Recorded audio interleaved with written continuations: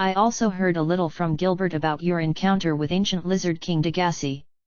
The ancient Lizard King was his magical pet back then. Degassi must have told you something, hasn't he? Gilgs asked. Nope, Degassi hardly discussed his previous affairs. All he told me was that I can find out the truth from the skeletal staff. However, at the moment, I have yet to completely grasp the secrets of the skeletal staff. Therefore, for the time being, I'm unclear as to what actually happened 5,000 years ago.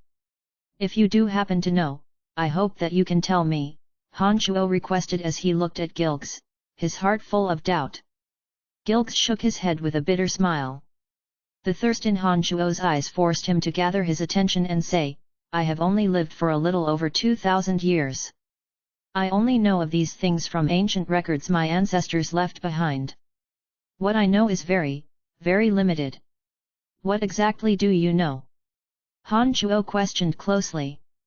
Under Han Shuo's gaze, Gilgs contemplated for a while and said, 5,000 years ago, there was a great war that involved every powerhouse on Profound Continent. It was extremely intense and a great disaster. There seemed to even be experts from other planes of existence involved. The side with which the owner of the skeletal staff and us dark dragons stood likely lost in that great war. Some of the main leaders on our side escaped while some weren't as lucky. Our side suffered heavy damage. It is said that a few formidable races on our side were forever wiped out from Profound Continent. We dark dragons consider ourselves lucky. Although we've been holed up in the second layer of the underground world ever since, at least we weren't exterminated. I have no idea about the situation of other races, but we dark dragons have, under the instructions of the original owner of the skeletal staff, remained in the second layer of the underground world all this time. Firstly, it was to take shelter from the pursuit of the victors, and secondly, we had to stand guard at the path that connects to the third layer. When the owner of the skeletal staff gave us this command, he also told us that 5,000 years from then, some mighty enemy would no doubt come down here. He said that as long as we could survive this calamity, provided that we had hold fast for 5,000 years, we can at long last leave the underground world, and we would no longer need to defend it. That was all that I know. As to what really happened 5,000 years ago, why we suffered such a crushing defeat, who the enemy was, what lay in the third layer, I'm clueless. Han Shuo fell into a deep contemplation.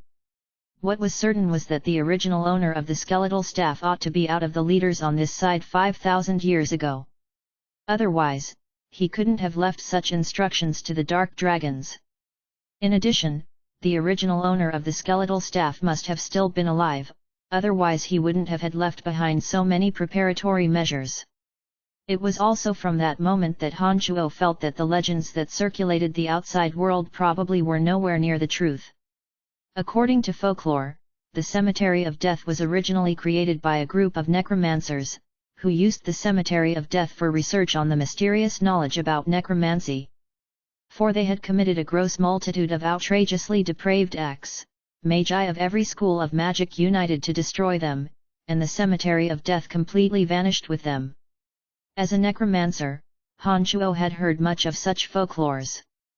But when extrapolating based on the events in these folk stories, he concluded that they were set less than a millennium before. Now when he heard Gilgs mention matters from 5,000 years ago, Han Shuo was almost certain that the Cemetery of Death ought to have existed for a longer period. Suddenly, Han Shuo recalled that Gilgs had been alive for over 2,000 years, and so he pestered, "You have lived for more than 2,000 years. Are you aware of the existence of the Cemetery of Death, and the legends about that place?" "Of course. I haven't been completely ignorant of all the events of the outside world for the past 2 millennia. When it comes to certain major events, I still know a thing or two." Gilgs nodded, and soon continued, "Which legends do you mean, exactly?" Han Shuo was delighted in his heart. He hastily depicted all the way through every legend the human world perpetuated pertaining to the Cemetery of Death. Then, with his bright eyes on Gilgs, he asked, "Are such the facts?" Shaking his head, Gilgs replied, Thousands of years ago there was indeed a group of necromancers that gathered at the cemetery of death. They produced a lot of wicked necromancy magic in their research, also true. And in the end they were hunted to death by every magus of every country, that is also correct. However, they surely did not build the cemetery of death.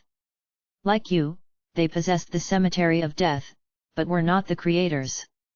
Although I don't have any conclusive evidence, I've always believed that the cemetery of death was constructed by the original owner of the skeletal staff. And just like our dark dragon race's constant defense of the tunnel 5,000 years, for the original owner of the skeletal staff to have built the cemetery of death, there must be some profound meaning to it.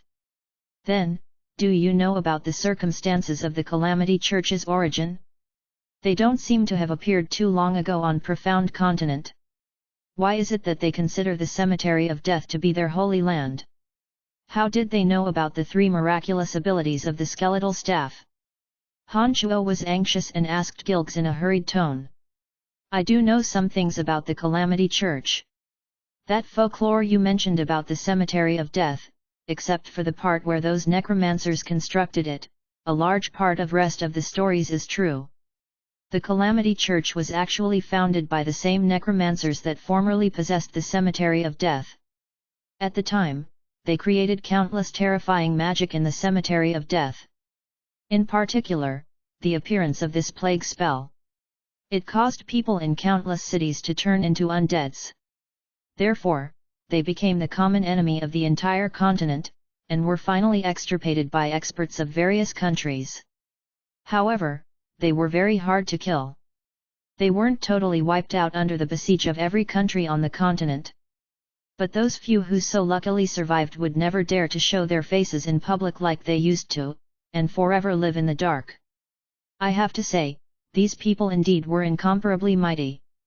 Even with the combined effort of the entire continent to destroy them, they weren't completely eradicated. Those who survived even grew stronger and stronger, while their knowledge in the field of necromancy became more and more refined. They even began to recruit various wicked experts of the Profound Continent.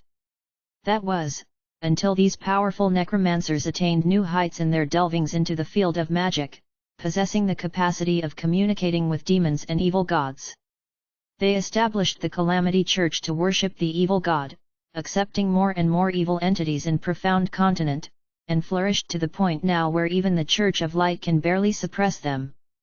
The Cemetery of Death is their birthplace, and also the place where the first generation of high-level Calamity Church members researched necromancy magic. For them to take the Cemetery of Death as their sacred ground, it's a matter of course. Gilgs explained continuously as he looked at Han Chuo. So that's how it is. With Gilg's narration, Han Chuo finally understood what the Cemetery of Death had to do with the Calamity Church. As it turned out, the Cemetery of Death was basically the laboratory of the evil necromancers that founded the Calamity Church. The founders of the Calamity Church would do research on producing that wicked magic in there. No wonder Wolf always said that Han Chuo was one of theirs. Chapter 471, Taking in a Scourge. GDK 471, Taking in a Scourge. Please continue reading on, Ox. Val. M. Then, do you know why the Cemetery of Death and the skeletal staff disappeared altogether? With Gilgs's explanations, Han Chuo easily figured out the rest of the stories. Now the only thing that Han Chuo couldn't understand was how the skeletal staff could be lost from the hands of Calamity Church. I haven't a clue either. Ever since the encirclement and extirpation campaign against the ancient necromancers started, the Cemetery of Death disappeared along with them. Even later when the Calamity Church was founded, the Cemetery of Death had never once reappeared. But now, with you obtaining the skeletal staff, gaining the ability to freely enter and exit, after thousands of years, did the Cemetery of Death once more emerge? Patriarch of Dark Dragons Gilgs shook his head. He didn't seem very clear about what happened behind the scenes. Han Chuo then continued to inquire a certain matter about Calamity Church and Cemetery of Death. But this time, Gilgs couldn't seem to answer those questions either. That was all he knew. Oh right, Do you all still want to stay here? When Han Shuo could no longer get any more useful information from Gilgs, he planned of leaving. We still need to discuss a few things. Furthermore, we want to bury our children's bodies. When this topic was raised, Gilgs again appeared very sorrowful. Master, I also need to bury my father. From today onwards, as long as I, Gilbert, am alive, I vow to wipe the shine of ice off the face of the continent. Gilbert said with a staunch look. He seemed to have taken the shine of ice as his arch-nemesis. Han Shuo creased his brows. He, on the contrary, was eager to leave as soon as possible. After all, there were still plenty of things to deal with in the world above ground. However, he couldn't be sure if those from the shine of ice would be returning. If by any chance, they did come back and he wasn't there, then the dark dragons would never be able to escape a tragedy. After thinking for a moment, Han Shuo said, "Settle everything you need to here. After that, everyone leaves this place." Han Shuo summoned the Earth Elite Zombie and a bunch of zombie warriors. After issuing a command to the Earth Elite Zombie, Han Shuo said to Gilbert, "Let them help you. Start by burying your father's corpse. I will wait here with you for a few days. Then, when it's all over and done with, you will carry the cage and we shall all leave." "Thank you, Master," Gilbert replied. Hence, Han Shuo temporarily stayed at this great canyon. With the instruction of Gilbert's grandpa, Gilbert buried the dead bodies in accordance with the rites of the Dark Dragon race. The Dark Dragons in the cage then discussed the paths they wished to take in the future. Han Shuo also remained there but kept some distance away from Gilbert and the others, assiduously researching the mysteries of the 3 necromancy boundaries that he obtained the last time. After Han Shuo successfully released the boundary of weakness, he easily picked up the knack of deploying the boundary of fear. In the short span of 2 days, he could proficiently release the boundary of fear. The boundary of weakness and boundary of fear were virtually the same, therefore Han Shuo did need to spend much time to master the latter. But regarding the boundary of aging, he was rather perplexed. In the following 3 days, Han Shuo constantly bore into the method of releasing the boundary of aging. Although he attempted many times, not once could he form the boundary of aging. After 5 days, with the assistance of Earth Elite Zombie, all the dead dark dragons had been properly buried. In those 5 days, Gilbert finally brought order to his chaotic frame of mind. His grandfather Gilgs also decided to leave temporarily, as to open up the cage and so that they would be safe if those of the Shrine of Ice were to return. Perhaps it was because the dark dragons weighed as much as humans when they transformed into human form, or maybe it was the unique structure of the cage, but Dark Dragon Gilbert alone could carry that huge cage on his shoulder, totally disproportionate to his own size. Following behind Han Shuo, they went back to the first layer through the same path that they came from. Before arriving at the first layer, Han Shuo suddenly felt some aura fluctuations of several weak presences from the entrance above them. This set Han Shuo on edge. However, those presences couldn't possibly pose any threat to Han Shuo, so he wasn't too worried. When Han Shuo and Dark Dragon Gilbert walked out through the tunnel, he finally realized who was actually guarding the cave mouth. The 5 mature, sophisticated-looking female dark elves that once had an orgy with Han Shuo brought a group of dark elves to wait at the exit. Standing gracefully among them, Xiaolan smiled as soon as she saw Han Shuo. In a most licentious tone, she exclaimed, "Hey! It really was you! What a rare occasion to have you here! Why didn't you visit our tribe? Is it that you despise us dark elves?" Ever since Han Shuo killed Adele, the 5 became her successor as the new leaders of the Dark Elves. Initially, Han Shuo had maintained contact with the underground world. But later, after Trunks gained control of the Valley of Sunshine, Trunks' men began to gradually trade certain things with the Dark Elves. The underground world is abundant with certain crystals and unusual ores. There were even some uncommon treasures that couldn't be found above ground. Being the transaction point between a few countries, in the Valley of Sunshine, goods for the function of enjoyment and pleasure could surely be found in excess. Incidentally, the Dark Elves was a race that constantly seeked the pleasures of life. Hence, during those few years, Trunks had gained more gold coins trading with the underground world than he ever could as a mercenary. How did you know I was here? Han Shuo asked, puzzled with creased brows as he looked at this dark elf. Haha, ever since you entered the underground world, you have been constantly rushing all along the way. Therefore, plenty of Batmen and goblins have spotted the two of you. Those filthy things now exchange food with us for any information about strangers that pass through. Right after you entered the tunnel to the second layer, I was already informed of your whereabouts. Xialan explained. Shortly after, she giggled lovably and said, although these years you rarely come down to the underground world, without your help, we wouldn't have been able to obtain so many rare playthings from Trunks. Since you have now came to the underground world, we as the hosts must show our hospitality. So that explains it. Han Chuo laughed. He then politely said, I truly appreciate it, but this time I'm rather busy and don't have much time. Next time I visit the underground world again, I will definitely pay you all a visit.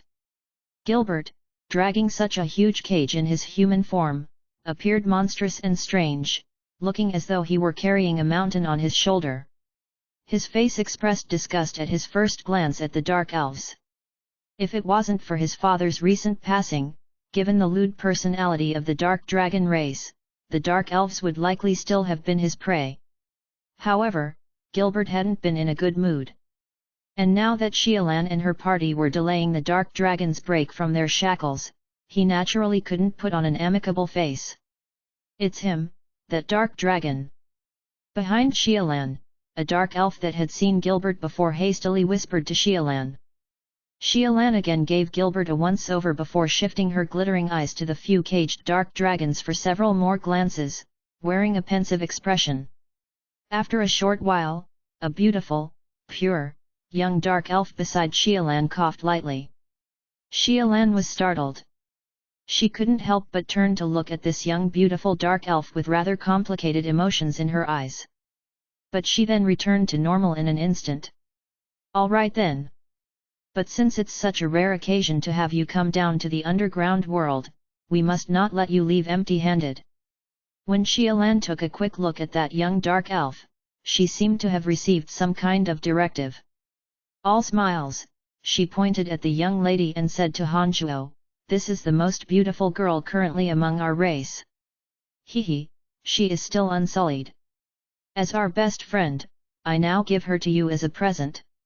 However you wish to treat her, as servant or slave, it's all up to you, but you must accept this gift.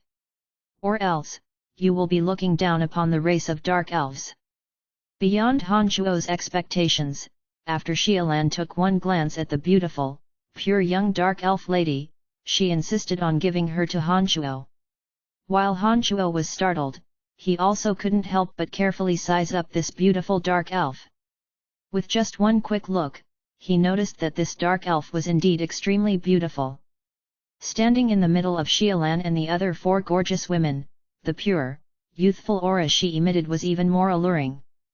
Not alike the ordinary Dark Elves, there seemed to be some kind of very clean aura coming off from her body, indicating that she genuinely had not been tainted by the lascivious culture of the Dark Elves. When she looked timidly at Han Shuo, she gave people a lovely, pitiful feeling for her.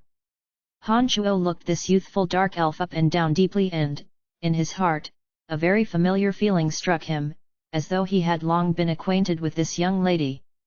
It was a wonderful feeling. Han Shuo thought carefully for a moment. He was certain that he had never met this young lady during the many times he entered and exited the underground world. He was absolutely puzzled. Could there be such a thing as familiarity at first sight? Han Shuo thought to himself. He couldn't help but continue sizing up this lady even more oddly. You must accept. If you don't, you're looking down upon us Dark Elves. There was no telling what Xialan's problem was, absolutely insisting on handing this young lady to Han Shuo. It was as though if Han Shuo wouldn't receive this girl, he would thenceforth be treated as an enemy to her race. Okay. You, Come with me. If the worst came to worst, there would just be one more servant in the city lord's mansion in Brettle City. Furthermore, it was not worthwhile to cause Trunks trouble for such a matter, and so he plainly agreed. With that, Xiaolan and the others no longer obstructed Han Shuo but talked cheerfully and wittily with him, seeing him all the way to the exit. Chapter 472, In the Know. GDK 472, In the Know. Please continue reading on, Ox. Val. M. In the underground world, the Dark Elves reigned supreme. But once they emerged to the surface of the profound continent, they became prey for humans. The beauty of the female elves, and the expertise of the male elves with enchanted weapons, made for a great temptation to humans. On the profound continent, never was there a shortage of hunters that specialized in capturing elves, especially female elves, which the nobility loved. This beautiful dark elf named Crowley actually remained a virgin among the dark elves that had an innate tendency to be wanton, which greatly aroused Han Shuo's interests. As soon as they left the underground world, Han Shuo asked, Crowley, why is it that Xiaolan and the others wanted to give you as a present to me? Did they threaten you? Crowley was terrified, and dropped to her knees for Han Shuo, saying, Master, you are a benefactor of the Dark Elves. It is my honor to be able to serve you. Han Shuo gestured with his hand, and did not continue asking. However, throughout the journey, he nevertheless held doubts in his heart. He always felt as though he was already acquainted with Crowley. Yet, after long, careful thinking, he was still certain that he had never met her before. Brian, I'd like to have a few words with you alone. After walking out from the underground world, the Patriarch of Dark Dragons Guild suddenly spoke. Han Shuo stared blankly for a short while before nodding. He then said to Crowley, Leave us for a moment. Crowley shot a glance at Gilgs, then respectfully replied, Yes, and distanced herself from the rest. After Crowley left to a long ways away, Gilbert put down the cage that imprisoned his grandfather. After shooting a glance into the distance at Crowley, Gilgs creased his brows and said, Brian, I feel that there's something wrong with this dark elf. I sense some kind of familiar smell coming from her body. When Gilgs said so, Han Shuo jolted, and cried in surprise, You felt that too? I don't know why, but I noticed that while we were in the tunnel earlier, this dark elf repeatedly sized me up surreptitiously. It felt as though she wanted to harm me, Gilgs said in a low voice with his brows still furrowed. Soon after, he appeared rather embarrassed and admitted, but perhaps it's because I've gotten old, overly sensitive. Han Shuo, however, didn't feel this way. The older one got, the more particulars one would notice, possessing insights that young people usually did not. With regards to this Crowley, Han Shuo himself had felt that something was wrong with her to begin with. And now with Gilg's warning, he was on the alert. Gazing at the slender, elegant, lovely dark elf standing afar, Han Shuo couldn't help but carefully release his consciousness to slowly sense the aura on Crowley. There was indeed the absence of that lewd taste that female dark elves were usually tainted with. However, when Han Shuo really sensed with his consciousness, he nonetheless felt that Crowley truly was somewhat atypical. It was precisely because her aura was so vastly different from that of an ordinary dark elf that Han Shuo felt suspicious. If he were to shut his eyes, merely based on his other senses, Han Shuo would never consider her as a dark elf. As Han Shuo slowly observed Crowley with his consciousness, Dark Dragon's Patriarch Gilgs mumbled to himself, It's rather baffling actually. Although I have lived many years in the underground world, I haven't made much contact with dark elves. It was only that Adele who we imprisoned that spent a relatively long time with us. Why is it that from this young dark elf, I sense a familiar taste? Grandpa, you must have gotten that wrong. I also knew of that Adele. She had a promiscuous taste to her. You could immediately tell that she was a slut with just one glance. But this Crowley, however, feels pure and clean. If it were not for her dark elf appearances, I would have taken her for a forest elf, Dark Dragon Gilbert butted in. Han Chuo was startled. His eyes shone as he gazed deeply at Crowley standing a distance away. He put on a thoughtful expression. All right, let's stop discussing this. Han Chuo suddenly interrupted, and waved towards Crowley who was quietly standing far away. When Crowley came over, he said smilingly, we have some business to take care of and it's not suitable for you to come along. Here, take this coat of arms, and walk to Brettle City. With this, nothing will happen to you while you are in Lancelot Empire. Master, but I don't know the way. What if someone captures me in the dark forest? Crowley looked timidly at Han Chuo, seemingly losing her head out of fear. From here, just head north all the way. After 2 days you will reach Valley of Sunshine. Should any problem arise, take my coat of arms to Trunks and tell him you are my servant. You are a dark elf, so you don't need to worry about your life even if you are captured. With this badge, my friends will let you go, and my enemies will keep you alive to extort me. In short, you won't die. Be at ease. Han Chuo reassured her. After Han Chuo was bestowed the title of Marquis, he naturally received a complete set of emblems that represented his identity as a nobility. This coat of arms, which had a beautiful escutcheon on it, was an identity mark exclusively for Han Chuo. It even contained a magical imprint, which no ordinary person could forge. And of course, those with the capacity to forge wouldn't do such things senselessly. Crowley anxiously looked towards Han Chuo.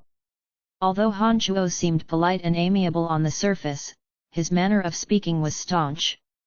She knew that as a mere servant, she was in no position to discuss terms whatsoever.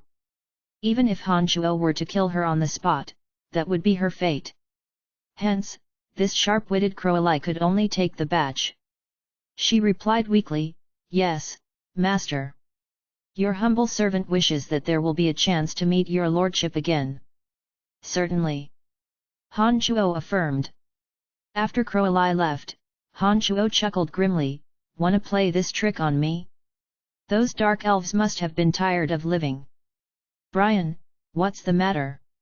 The Patriarch of Dark Dragons Gilgs could tell that something was up from the start, and by now he could not resist asking. On Crowley, I sensed the aura of those dark elves who worship the evil goddess Rose. Back then, I nearly got killed in a sneak attack, which I believe was the work of that so-called spider goddess Rose. It seems that this Crowley is yet another attempt to attack me, Han Chuo explained to Gilgs gloomily. Gilgs was very shocked at Han Chuo's bitter experience, but did not question any further about it. He knew that if Han Chuo did not speak of certain things, it wouldn't be appropriate for him to ask about them. Let's go. Han Chuo instructed Gilbert and headed for the Cemetery of Death. But in the end, after carefully weighing in his heart, Han Chuo did not bring the dark dragons to the Cemetery of Death. Although Han Chuo believed in Gilgs the Patriarch of Dark Dragons, there wasn't just one dark dragon inside the cage. Han Chuo could not be sure that none of them, at any point in the future, would divulge the location of the Cemetery of Death.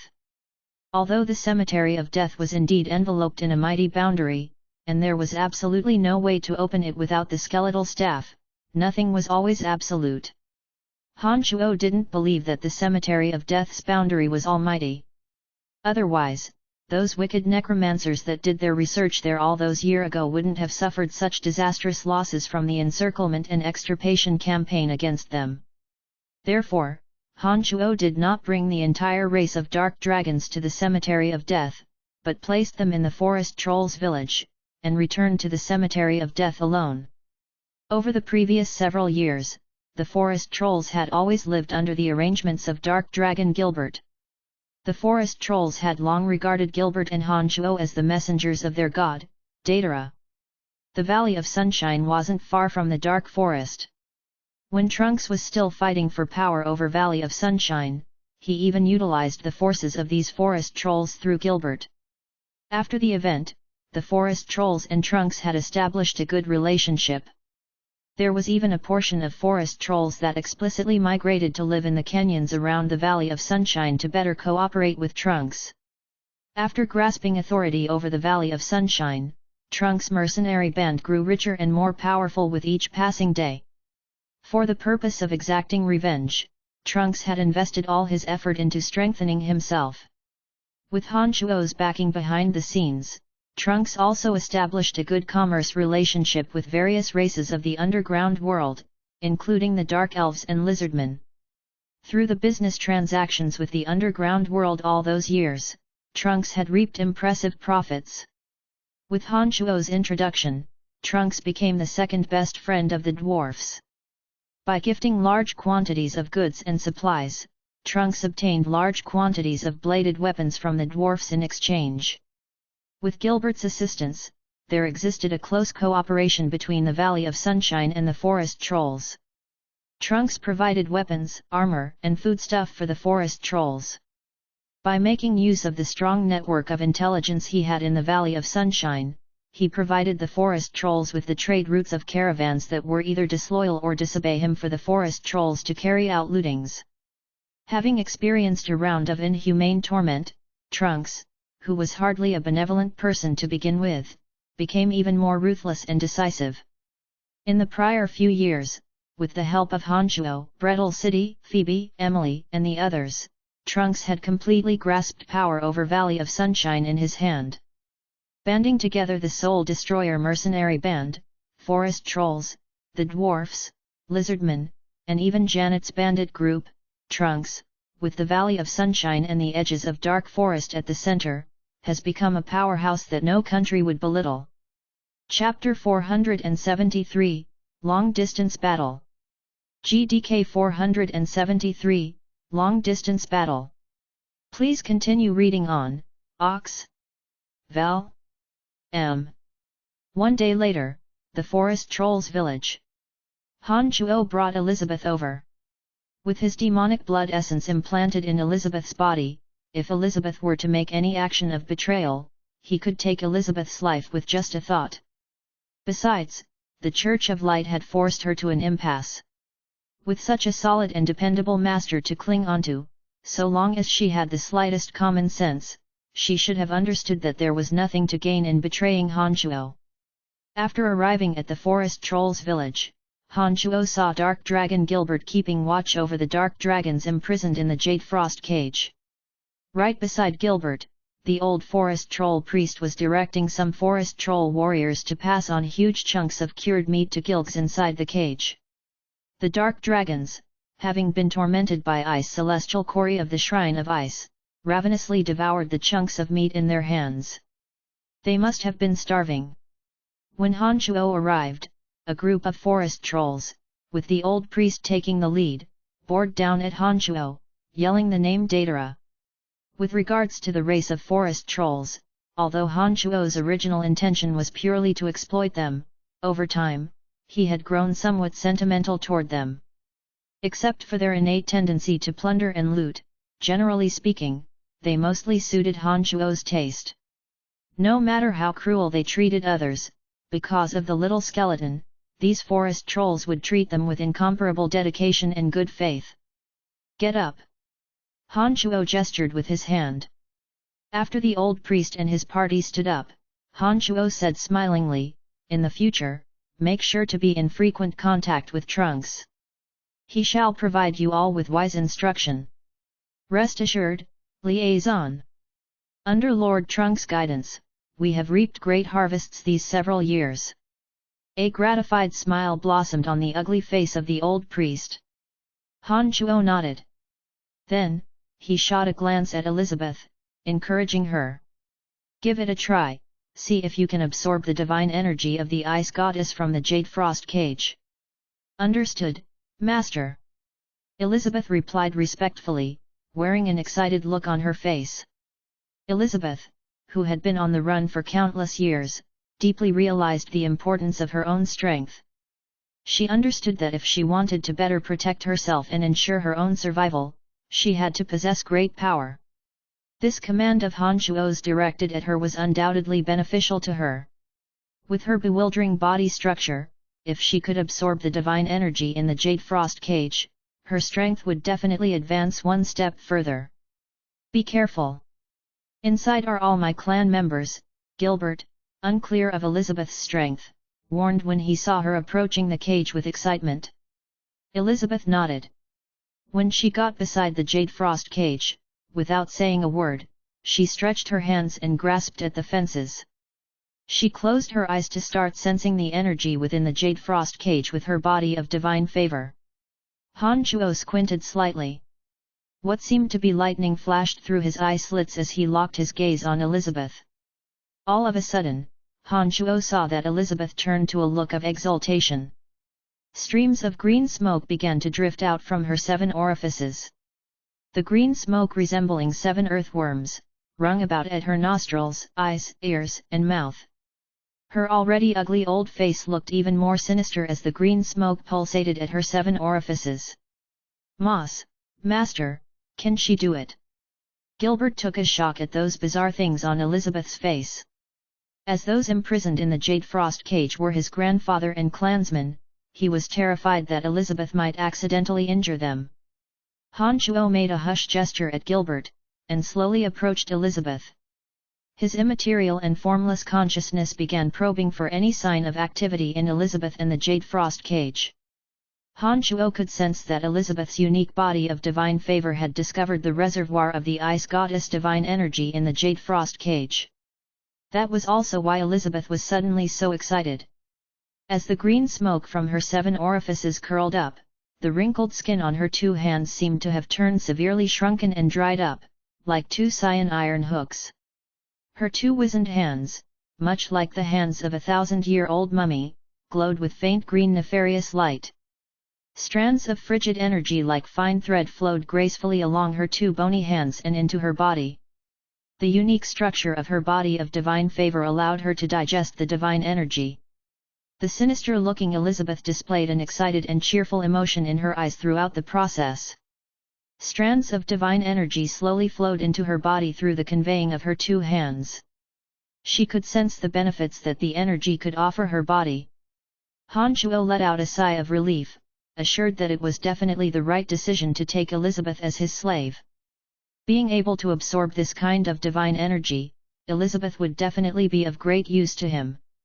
While sensing the flowing streams of divine energy, Han Chuo mulled over if he should take away some of the energy she digested for himself after she was done absorbing it. The frigid aura that constantly lingered around the jade frost cage was disappearing bit by bit along with Elizabeth's actions. Gilbert, who had been observing from the side, obviously also felt the changes to the jade frost cage and was pleasantly surprised. His mood turned much better. Now when he once more looked at Elizabeth, that sinister face seemed much more pleasing to the eyes. Just as Han Chuo and Gilbert both sighed in relief, Elizabeth's face suddenly turned frightened and her body shivered. Intense frosty aura permeated the air. Elizabeth tried to take out her 2 hands, grabbing at jade frost cage with all her strength, but, as though her hands were attached to the cage with superglue, she couldn't part with the cage no matter how hard she tried. At the same time, the columns of the jade frost cage suddenly overflowed with bone-chilling white smoke. The temperature in the surroundings began to plummet all the way down. The originally warm village of the forest trolls had seemingly fallen into a world of ice and snow. Starting at an unknown time, under the caress of chilly cold wind, the entire village of the forest trolls was shrouded in snowflakes. The forest trolls immediately trembled in the cold.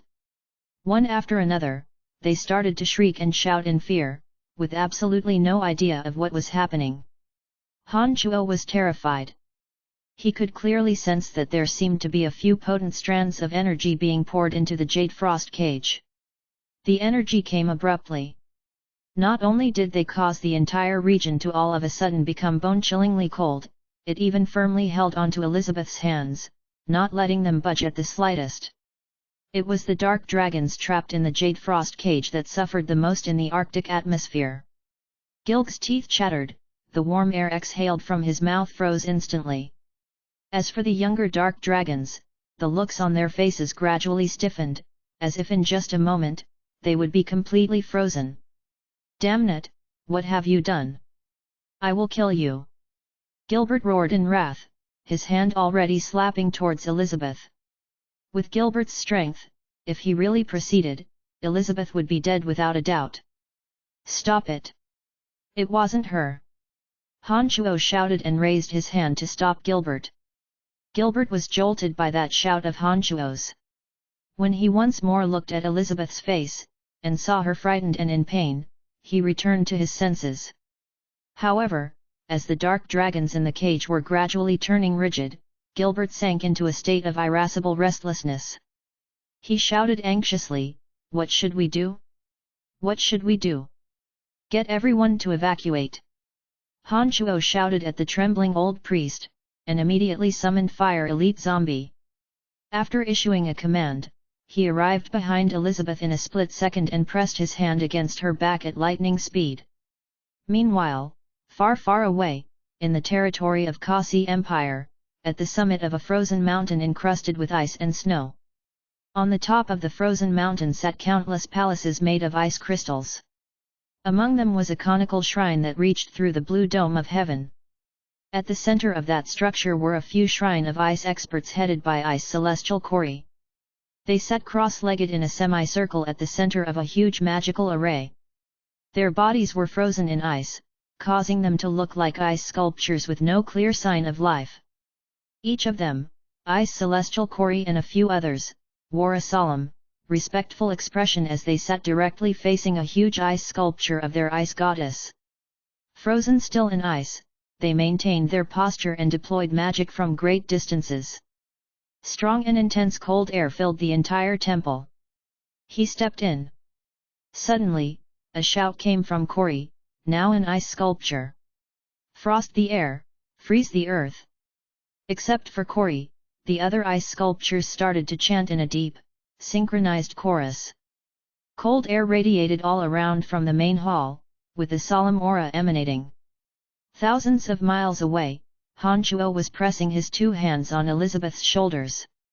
Demonic yuan surged in from her shoulders to her hands, mixing together with the bone-chilling cold. Clouds of flames blossomed from the fire lotus held in Fire Elite Zombie's hand and wafted far and near. After the blazes flew out from the fire lotus, the interaction between the blazing hot temperatures and the wintry cold air produced thick white vapor that suddenly covered this world of ice and snow. After the fire lotus was brought out and the clouds of flames fluttered about, the temperature in the entire village finally halted its rapid fall. The forest trolls, whose movements were slowed down by the coldness, gradually grew somewhat faster in their escape. The entire family of dark dragons, whose bodies just froze in the Jade Frost cage, with the help of the flames from Fire Elite Zombie's Fire Lotus, the ice rapidly melted into water. Only then did the chattering noise of Gilg's teeth continue to sound. With Han Chuo's two hands pressed on Elizabeth's shoulders, demonic yuan rapidly surged into her palm. Han Chuo deployed the mystical glacial spell fire to the fullest, producing a scorching temperature in order to help her withstand the assault of cold air coming from the columns. Through the cold air erupting at Elizabeth's palm, Han Chuo sensed the divine energy activated by Ice Celestial Kori. He could be absolutely certain that the sudden changes happening to the Jade Frost cage must have had something to do with Ice Celestial Kori. Han Chuo also understood that this Jade Frost cage, blessed by the Ice Goddess, must have had some sort of fantastical ability that allowed direct linkage to Ice Celestial Kori and the others. It seems that this time Han Chuo had fallen into Kori's ruse. Perhaps, the reason Kori so rapidly departed the Dark Dragon's Canyon, unconcerned with the disappearance of the Jade Frost cage, was that he had planned to scheme against Han Chuo with it all along. While he cursed at Kori's viciousness and ruthlessness in his heart, a steady flow of demonic yuan in his body wildly transformed into scorching red-hot flames by means of the mystical glacial spell fire, helping Elizabeth to resist the assail of the cold air coming from the Jade Frost cage at all costs. It wasn't that Han Chuo cared if Elizabeth lived or died. It's just that even if Elizabeth died at this moment, the frigid aura in the Jade Frost cage would not disappear. In addition, having Elizabeth standing in between was definitely safer than having Han Chuo himself be in direct contact with the cage to contain the cold air. Cold, so cold. Elizabeth could finally speak despite her chattering chompers after Han Chuo poured in his demonic yuan. "Hang in there!" Han Chuo groaned coldly. He cast away all distracting thoughts and strenuously persisted with furrowed brows. Under the effects of the rapidly plummeting temperatures, certain older and younger forest trolls, before the flames from Fire Elite Zombie could warm them up, froze to death in the bone-chilling cold. The entire village of forest trolls were shrouded in fear. With the old priest roaring, every forest troll still alive fled in panic towards the outside of the village. The Fire Elite Zombie was still tirelessly releasing blazes with the fire lotus in his hand, strenuously persevering just like Han Chuo was. Although Gilbert's duty was the least tedious, he was also the most terrified and restless of them all. Standing beside the Fire Elite Zombie, although Gilbert was shivering in the cold, he still managed to hang on. Looking at the gloomy faces of his clansmen trapped in the Jade Frost cage, Gilbert understood that once Fire Elite Zombie and Han Chuo could no longer hang on, his people would face the fate of being frozen to death. This made Gilbert very anxious, but unfortunately there was nothing that he could do to help. All he could do was to firmly observe the Jade Frost cage by the side, and hate the Shrine of Ice with a burning passion. "Father, it won't do if we stay like this." Suddenly, the Fire Elite Zombie transmitted. The cold air coming from the Jade Frost cage grew more and more vigorous. Han Chuo also gradually felt he was losing strength, and realized that the Fire Elite Zombie was right. Just as Han Chuo was clueless as to what to do, the Fire Elite Zombie continued, "Father, let's take the battle to my birthplace, then I will have a way to deal with this." The place of extreme fire.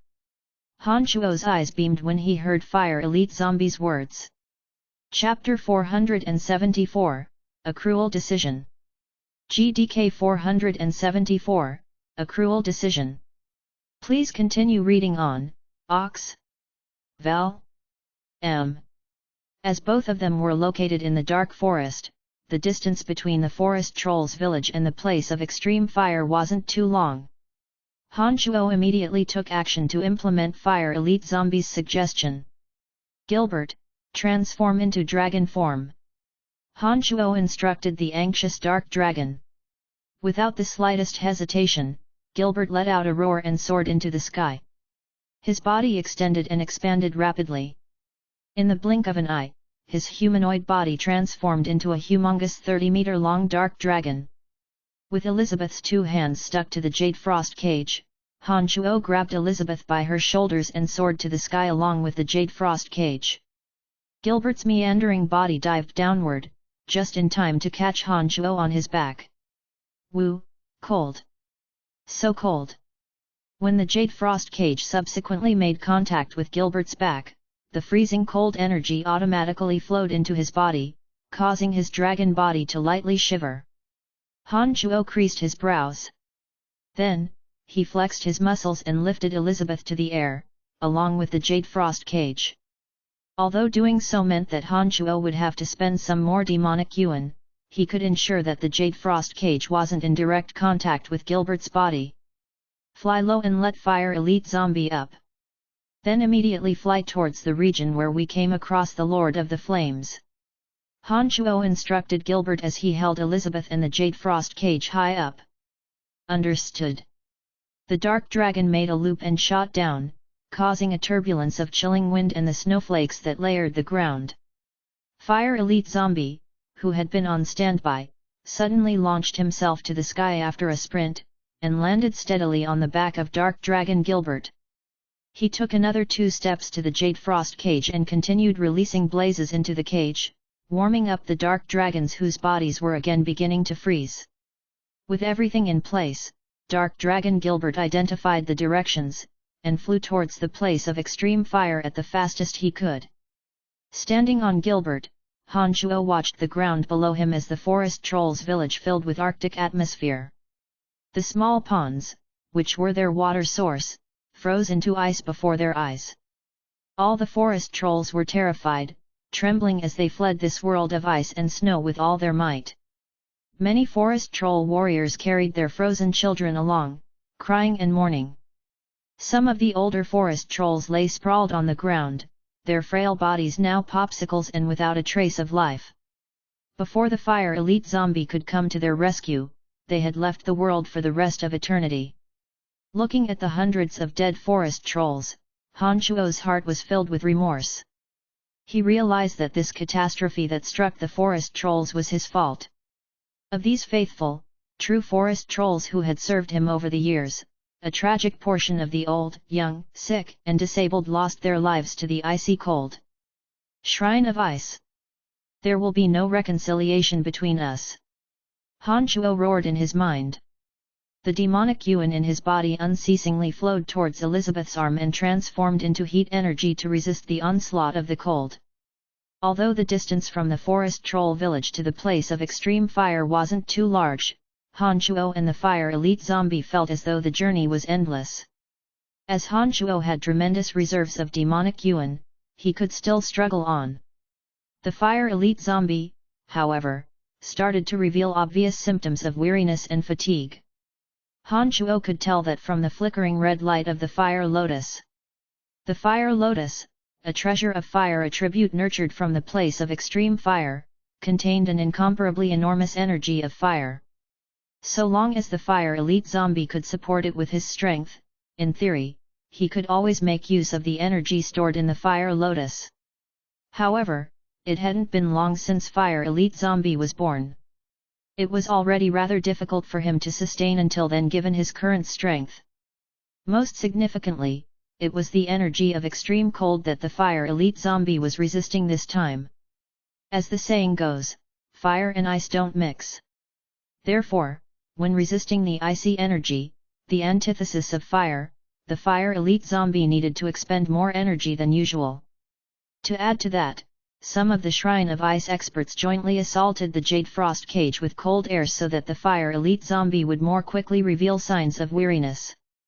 Thousands of miles away in the Shrine of Ice. Meanwhile, a group of Shrine of Ice experts led by Ice Celestial Corey appeared calm and unruffled. Corey the Ice Celestial, in particular, even revealed a cold smile as though victory was within grasp. He seemed absolutely contented with his operation this time. Humph! Merely a puny city lord. How dare he came head to head with us Shrine of Ice? Corey sneered in his heart while frozen in ice. He had already found out of Han Shuo's identity. Soon afterwards, with extreme confidence, he said, "In just a short while, we will freeze them all to death. Everyone keep it up. Rest assured Lord Corey. With our cooperation, they are certainly doomed," said a sacred grade magus. Lord Corey is truly insightful. This time, that Brian won't be able to escape the calamity. When he dies in ice sculpture, I'm certain the Church of Light will be very grateful for our assistance. Another sacred grade magus also found free time to speak and took the opportunity to praise Ice Celestial Corey. "We don't want Church of Light's gratitude. Humph, we Shrine of Ice shall be the #1 religion on the continent. By killing this Brian, who they couldn't do anything about, we can incidentally prove them so," Corey proclaimed. Lord Corey is right. We Shrine of Ice, as the messenger for the Ice Goddess on Profound Continent, should not be forever pressed under the Church of Light, the magus immediately corrected his previous remark. "All right. Let us push harder, and freeze them all to death in one spurt of energy," Corey softly shouted and did not continue to give more superfluous words. The other few who did not talk simultaneously responded in agreement. Soon after, cold air pervaded their bodies. Strands of exceedingly cold aura passed through a mysterious magical array, which were then transmitted to the dark forest thousands of miles away. "Father, I can't hang on much longer," Fire Elite Zombie, who had been continuously sending out flames from the Fire Lotus, suddenly transmitted to Han Shuo. Han Shuo could feel the sudden surge of cold air emanating from the Jade Frost cage. He also felt that it was becoming harder to resist as he ceaselessly infused demonic yuan to Elizabeth's 2 hands. At that moment, the flames in the Fire Lotus were no longer bright and radiant. With the yuan energy of fire in Fire Elite Zombie being consumed bit by bit, over time, it was drained to the brink of complete exhaustion. Elizabeth's 2 hands turned purple in the cold. Her body of divine favor couldn't withstand the assault of such an enormous amount of cold energy.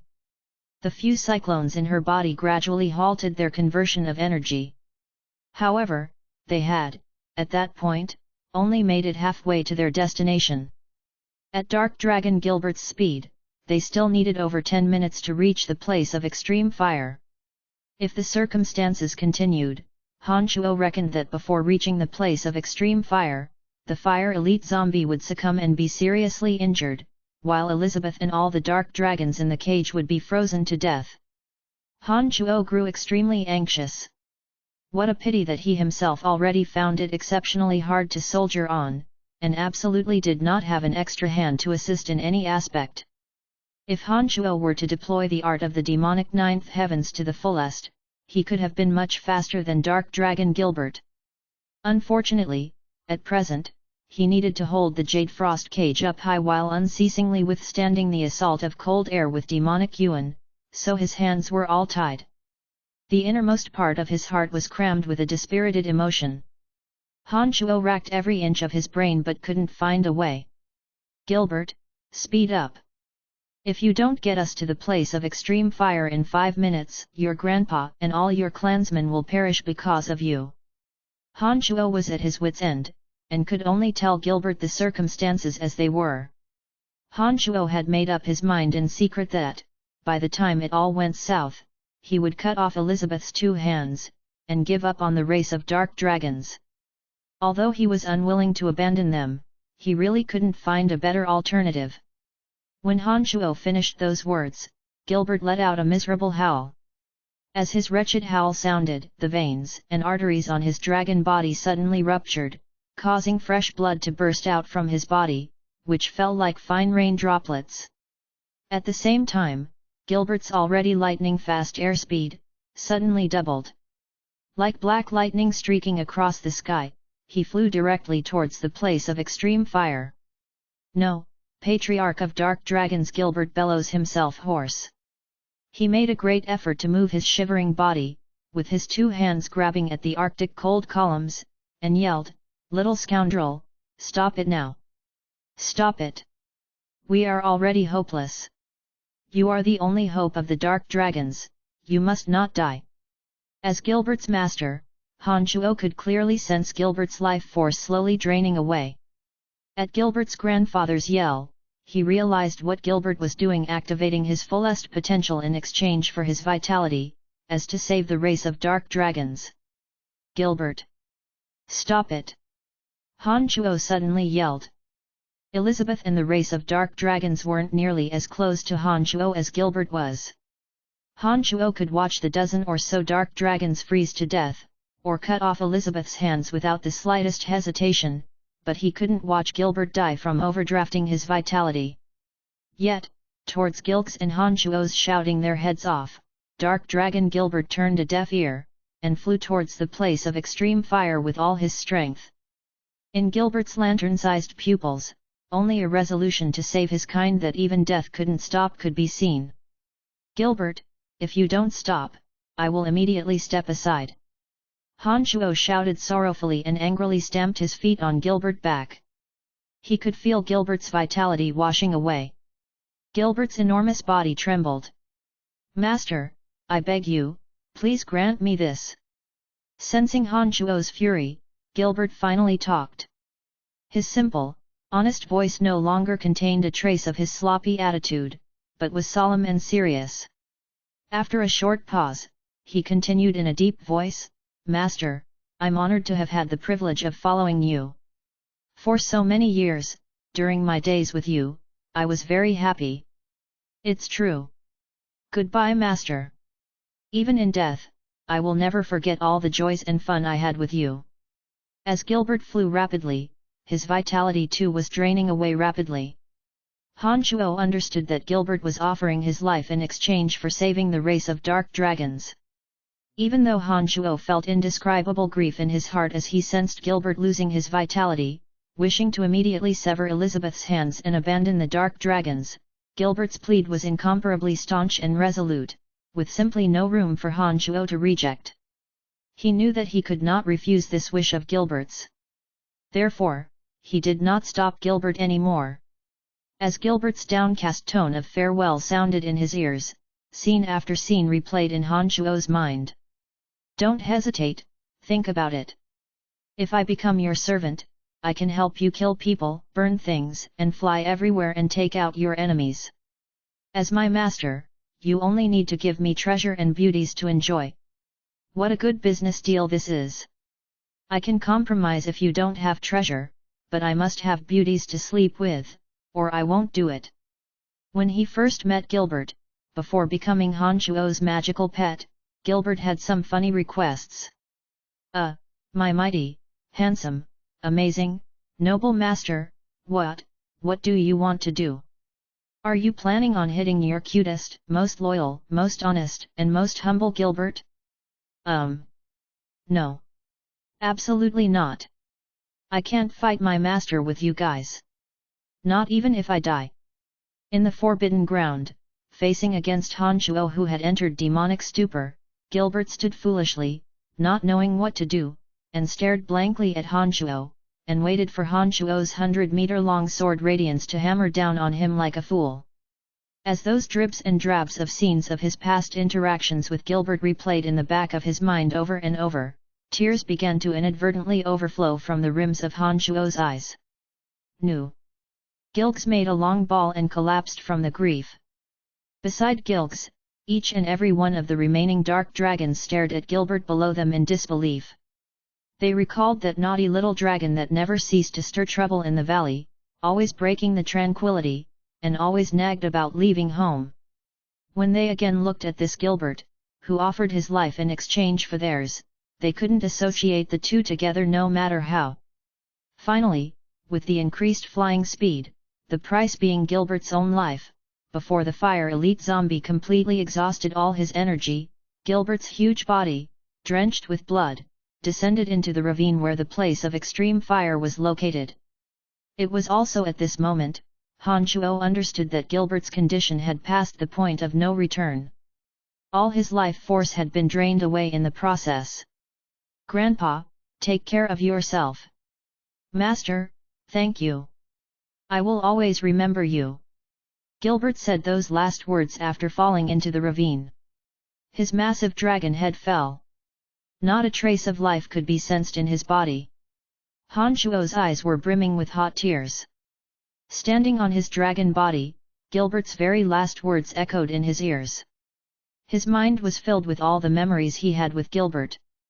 Father, keep his soul.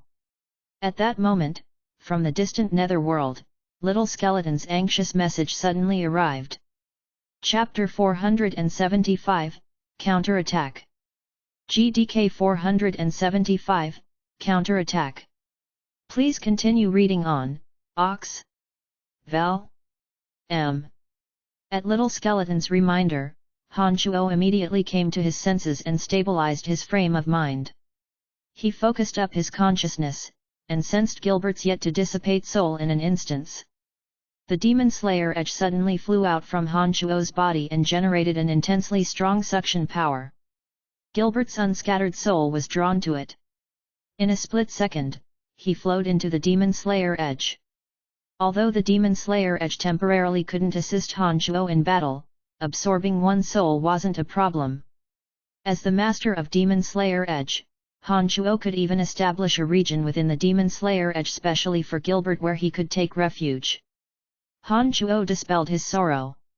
He suddenly recalled that the demonic arts and necromancy magic, his forte, were sinister arts the righteous despised. Whether it was demonic arts or necromancy magic, they provided the practitioner with extreme proficiency towards souls. Han Shuo only thought to himself for the shortest moment before realizing that, regardless of whether he utilized demonic arts or necromancy magic, by making use of Gilbert's mighty soul, he could rebuild his physical body and have him revived. As long as Gilbert's soul remained, he wasn't completely gone. With that in mind, the grief which Gilbert brought to Han Shuo weakened a great deal. After the Demon Slayer edge returned into Han Shuo's body, Han Shuo took one look at Fire Elite Zombie and found Fire Elite Zombie almost at the point of complete exhaustion. He immediately knew that he could not hesitate a moment longer. The cold air in the jade frost cage was as chilling as usual. At the moment, the demonic yuan that once filled Han Shuo's body from top to toe was drained to his knees. Yet, the energy being unleashed from the jade frost cage still seemed infinite and everlasting. This left Han Shuo with the realization that the opponent had definitely surpassed them in terms of endurance. Move! Han Shuo shouted and descended straight towards a narrow slit in the lava fall. Before Han Shuo made it near the lava chink, the whole ravine suddenly started to tremble. Blazing high temperatures soared ever higher and higher. Fierce magma shot out like geysers. All of a sudden, a strong feeling of longing filled the entire ravine, like a grief-stricken mother bitterly awaiting her long-lost child's return and finally finding him at the doorsteps. She knows I'm back, Fire Elite Zombie was pleasantly surprised and transmitted to Han Shuo. He too seemed overjoyed. Han Shuo finally arrived at the gap in the lava fall. He deployed a protection shield enveloping Elizabeth and the cage, and descended further down. While climbing down, as the refiner of the Fire Elite Zombie, Han Shuo could clearly feel that Fire Elite Zombie was communicating with the Lord of the Flames down below. Upon arriving in this region, along with the climbing temperatures, the exhausted Fire Elite Zombie started to restore bit by bit. Fierce blazes violently roared all around them. Fiery bubbles popped up from the place of extreme fire. Terrifyingly high temperatures filled the area surrounding them. Suddenly, a thunderous roar came from the place of extreme fire.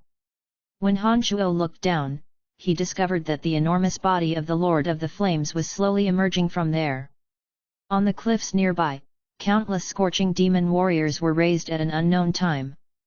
Their eyes trailed Han Shuo and his party, who were gradually descending.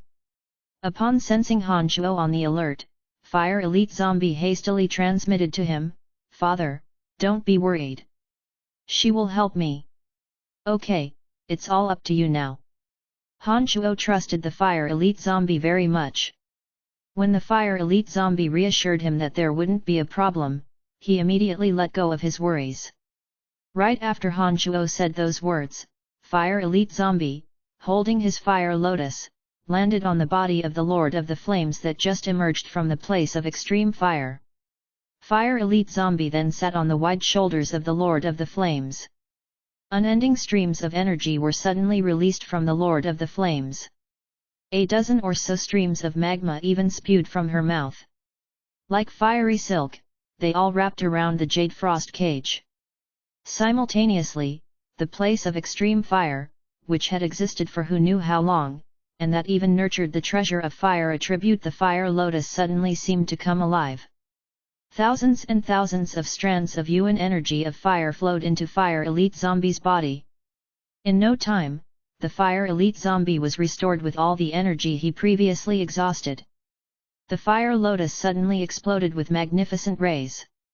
Under the manipulation of Fire Elite Zombie, it mobilized the enormous yuan energy of fire in the place of extreme fire, sending out small clouds of flames that fluttered their way onto the jade frost cage. Han Shuo immediately felt the pressure on him greatly reduce. After such actions by Fire Elite Zombie and the Lord of the Flames, the piercing cold of the jade frost cage was all being used to resist the onslaught of the flames. Han Shuo no longer needed to continue resisting with excessive use of his demonic arts. Even Elizabeth and the dark dragons, whose bodies were almost frozen stiff, recovered in the heat of the place of extreme fire. Thousands of miles away at the Shrine of Ice. Not good. There's an intense energy of fire pouring into it. What's going on? That sacred grade Magus that had been licking Ice Celestial Kori's ass, suddenly made a huge change in expression and cried out in surprise. The previously calm, unruffled faces of the experts of the Shrine of Ice were replaced with solemn expressions. Each and every one of them casted their gazes on Ice Celestial Kori, their leader. Even Ice Celestial Kori took a shock. Through some kind of mysterious connection, he also felt the changes to the jade frost cage located in the dark forest. That energy which deepened all of a sudden revealed itself to be the most scorching energy of flames. As far as the Shrine of Ice was concerned, such fiery energy was what they most loathed, and also the most thorny energy to handle. The sudden surge of this incomparably mighty energy completely disrupted Ice Celestial Kori's calmness. Under the attentive gazes of his subordinates, Kori pressingly turned over in his mind to come up with a countermeasure while trying to determine the source of the fiery energy that suddenly appeared. After quite a while, Kori spoke again, "It must be them making a comeback at death's door. As long as we go all out to withstand this wave of attack, they won't have any more energy to resist. Lord Kori, if this turns out not to be their final push before they die, and we exert all our strength to resist this wave of attack, if, and this is completely hypothetical, by any chance, their strength exceeds ours combined, it would be very difficult for us to retreat by then." Another sacred magus of the Shrine of Ice suddenly weighed in. After letting out a cold groan, Ice Celestial Kori said, "There are no mistakes in my judgment. Even if another entity steps in, with so many experts from our Shrine of Ice cooperating, how many in the whole of Profound Continent can withstand us? Be at ease. This time I will be exerting all my strength, and undoubtedly will freeze them all to death in one go." Seeing that Ice Celestial Kori was somewhat displeased, the others did not raise any more objections. Kori's ego was infamous in the Shrine of Ice. He was a man who would never listen to others' opinions. Once he made his decision, all that one could do was wholeheartedly execute his plans with no questions asked about whether his decision was right or wrong. Under Kori's command, the strongest few of the Shrine of Ice, using the mysterious magical array, began to release the divine energy from their bodies with all their strengths, intending to get rid of Hanchuo and the others located far in the place of extreme fire once and for all through the Jade Frost Cage blessed by Ice Goddess. Back at the Dark Forest, in the place of extreme fire. "Master, what do we do? What should I do?" Elizabeth, who could finally talk, shouted frenetically. "Maintain this state and hush. This time it won't be us that will have headache," Hanchuo insisted before ceasing to respond to Elizabeth. The inexhaustible Yuan energy of fire in the place of extreme fire, through the two existences of Fire Elite Zombie and the Lord of the Flames, poured onto the Jade Frost Cage. Scorching heat filled the entire region. The Patriarch of Dark Dragons, Gilgs, finally awoke from his fainting due to the roasting heat. "Foolish little one, where is Gilbert, that silly thing? Where is my grandson?" After Gilgs woke up, he anxiously looked everywhere for Gilbert. "Patriarch, Gilbert is... He's dead," a dark dragon sighed sorrowfully with teary eyes. "Ah!" As grief attacked into his heart, Gilgs let out a mournful bawl. At this moment, the party from the distant Shrine of Ice launched a ferocious counterattack. Cold, frosty air increased threefolds and overflowed from the columns of the Jade Frost Cage and made contact with the high temperatures of the place of extreme fire, which, in an instant, produced thick smoke that covered Gilgs and the others. The extreme frigidity, like water in a collapsed dam, violently gushed towards Elizabeth's body through her two hands. Hanchuo was startled, and hastily concentrated all his attention, wildly sending his remaining demonic yuan into Elizabeth's two hands. "Argh! That hurts!" Elizabeth let out an agonizing shriek that sounded like a pig being slaughtered. Red, white, and green lights radiated from her two hands. In a moment, it would be frigid cold, in another, it would be scorching hot.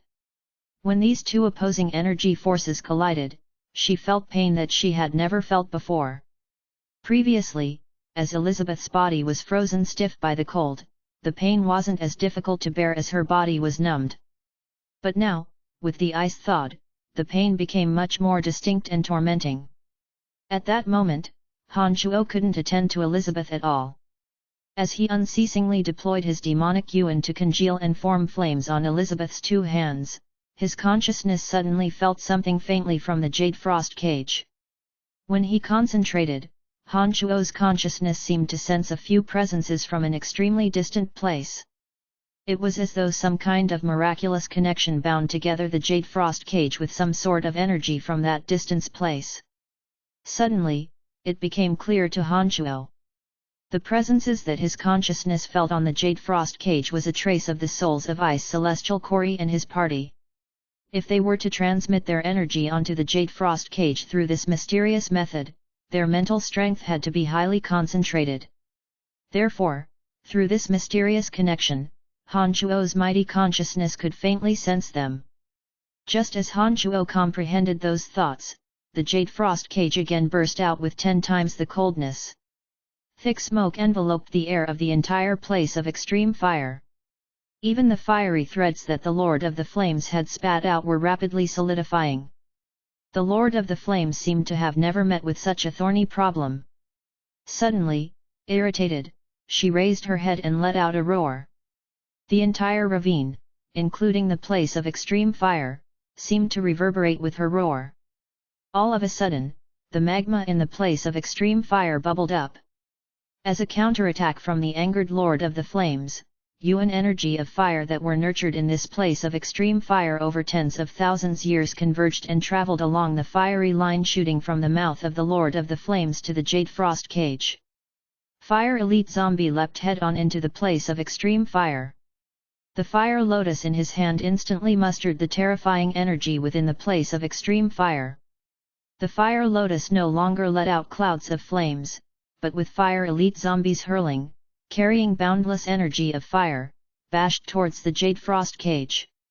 "Father, be careful," Fire Elite Zombies' message arrived subsequently. Han Chuo understood that the battle had now come to its most critical moment. He gathered all his attention. Even his mighty consciousness, which had been meticulously hiding from the six-horned soul race tribal king, with no misgivings whatsoever, fully unfolded to firmly lock onto the souls attached to the Jade Frost cage.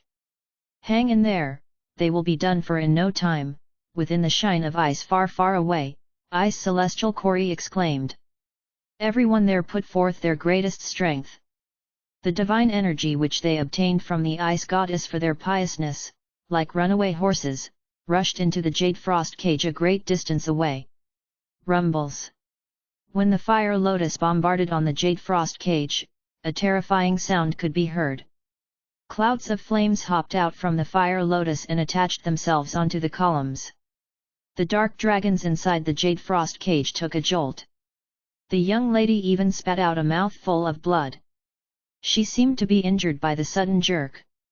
When the Lord of the Flames unleashed all her strength, the fiery threads attached to Jade Frost cage gushed forth with seemingly inexhaustible energy. Even more white smoke spread in every direction. "They're too powerful. Lord Kori, I can't resist any more," the sacred magus who had been praising Kori shouted, frightened. With Fire Elite Zombie and Lord of the Flames cooperating to harness the energy that had been in the place of extreme fire for millions and millions of years, they utterly crushed all those of the Shrine of Ice. The Jade Frost cage began to gradually melt under the scorching heat. Through Elizabeth's 2 hands, Han Chuo was able to see that Ice Celestial Kori and his party were incapable of enduring any longer. Han Chuo's consciousness even felt that the few presences that had shrouded the Jade Frost cage all along were fading away by the second. It was at this moment that Han Chuo, who had been waiting for the right moment, suddenly made a move. While they were all frantically resisting the counterattack of the flames, all of Han Chuo's mental strength, his consciousness included, pounded at that few souls like sharp sword. PFFF. The group of experts in the Shrine of Ice, including Ice Celestial Kori, oozed streams of blood from their mouths. They felt as though their souls were hacked into pieces and sustained heavy damages. With that, they no longer had any energy to resist. The Jade Frost cage shattered with a loud crash. Thereafter, not a trace of frigid energy could be sensed at this place of extreme fire. Elizabeth's 2 hands were freed. Han Chuo arrested her fall without hassle. The entire race of dark dragons were just set free from their incarceration. Although they had yet to fully recover, they were still able to hover in mid-air with minimal effort. Not one fell into the place of extreme fire beneath them. Thousands of miles away at the Shrine of Ice, Kori and the others, who were still frozen like ice sculptures, exploded from the ice and shot out. Ice Celestial Kori's body even flung into a distance, dripping with fresh blood all over. The Shrine of Ice, enveloped in Arctic cold all year long, was suddenly assaulted with a puff of warm air. This lofty, majestic shrine constructed out of ice crystals was being reduced to a lifeless body of water. Disciples who were practicing martial arts and water magic in the shine of ice suddenly perceived high temperatures which they instinctively loathed and feared. Great frowns marred their faces as they tried to look for the source of the heat in alarm. Soon, they discovered that the largest shrine that housed the sculpture of their ice goddess for them to consecrate was also slowly thawing. Such a thing had never taken place for the last millenniums. This phenomenon, to those in the shine of ice, was seen as more threatening than even demons ascending from the gates of hell. They were panic-stricken and terrified with no clue of what happened. Could it be that the ice goddess had abandoned them? While the shrine of ice fell into tumult it had never seen for thousands of years, Han Shuo let out a sigh of relief. But he soon took a shock, gazing at the Lord of the Flames in the place of extreme fire underneath him with an unimaginable expression. All he saw was that the gargantuan Lord of the Flames, whose body was cast with magma, iron, and stones, was undergoing a shocking transformation. Chunk after chunk of stone as red as branding iron eroded from it in the thunderous roar of the Lord of the Flames. An insurmountable amount of energy was erupting from her body. Gradually, as the titanic body of the Lord of the Flames swayed, her body grew in size. The lava from all over the place of extreme fire flooded into her like river rapids, seemingly supplying her with tremendous amounts of energy nourished by the place of extreme fire whence the beginning of time. Right before Han Shuo's eyes, the Lord of the Flames first grew wildly huge, her body almost filled the place of extreme fire. But after a while, the rocks on her body were shaken out rapidly. While lava watered down, her body then started to shrink bit by bit. Han Shuo looked towards the Lord of the Flames without blinking. He sensed that as her body became smaller, the energy inside her grew even more powerful. Soon after, strands of fiery rays burst out from her body. She was like a miniature sun, radiating light so glaring that one would be convinced their eyelids were transparent. Ha ha ha, I have finally evolved. Finally evolved. With Han Shuo watching attentively, the Lord of the Flames, dazzling with red light, released a belly laugh. Gradually, the red light faded, revealing a plump middle-aged woman with red skin before Han Shuo. Chapter 476, Not Born by Me and You. GDK 476, Not Born by Me and You. Please continue reading on, Ox. Val. M. Looking at that plump woman dancing and gesticulating for her joy, Han Shuo was momentarily dazed. In his eyes, no matter how he tried, he couldn't find a way to associate this ordinary-looking, rotund, middle-aged woman with thoroughly rosy skin, with that tremendously bulky Lord of the Flames. But having witnessed the whole transformational process with his very own eyes, Han Shuo knew that this woman was indeed the Lord of the Flames. Most often than not, super-ranked magical beasts had the capability to transform into human forms. For mighty races like the dragons, they would already possess such transformation ability at just rank 1.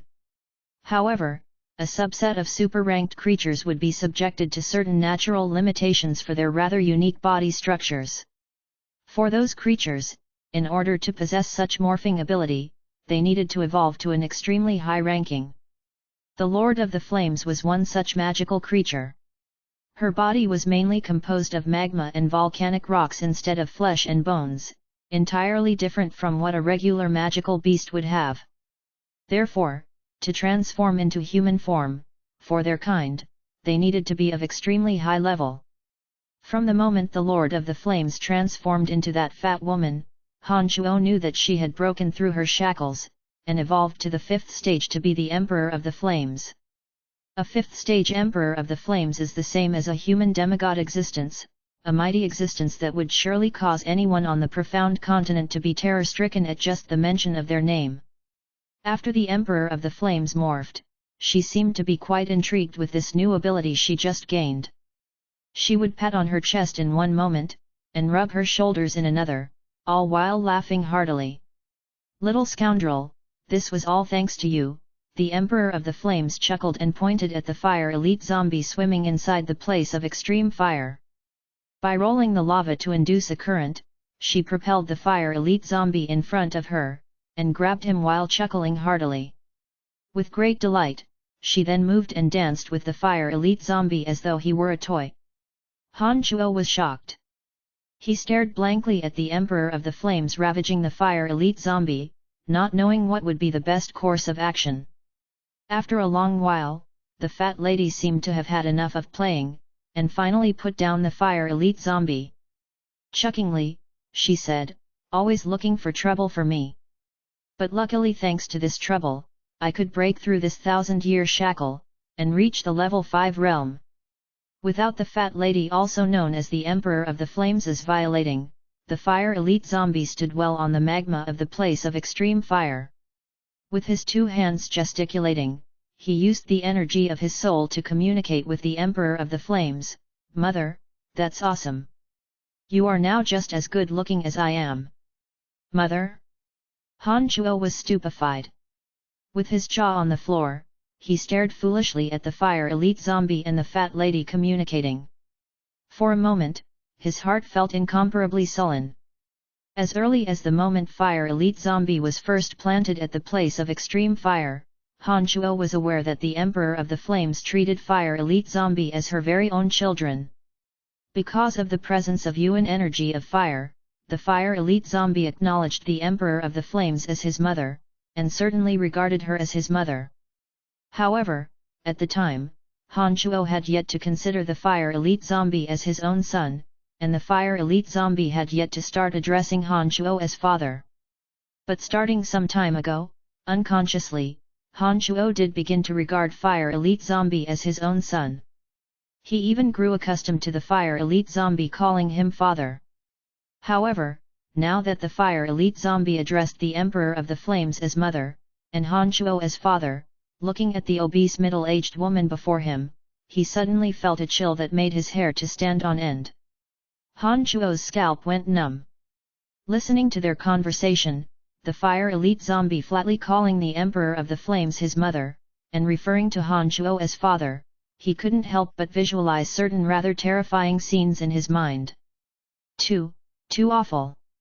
Han Chuo seemed to have thought of something, his expression turned incredibly ugly.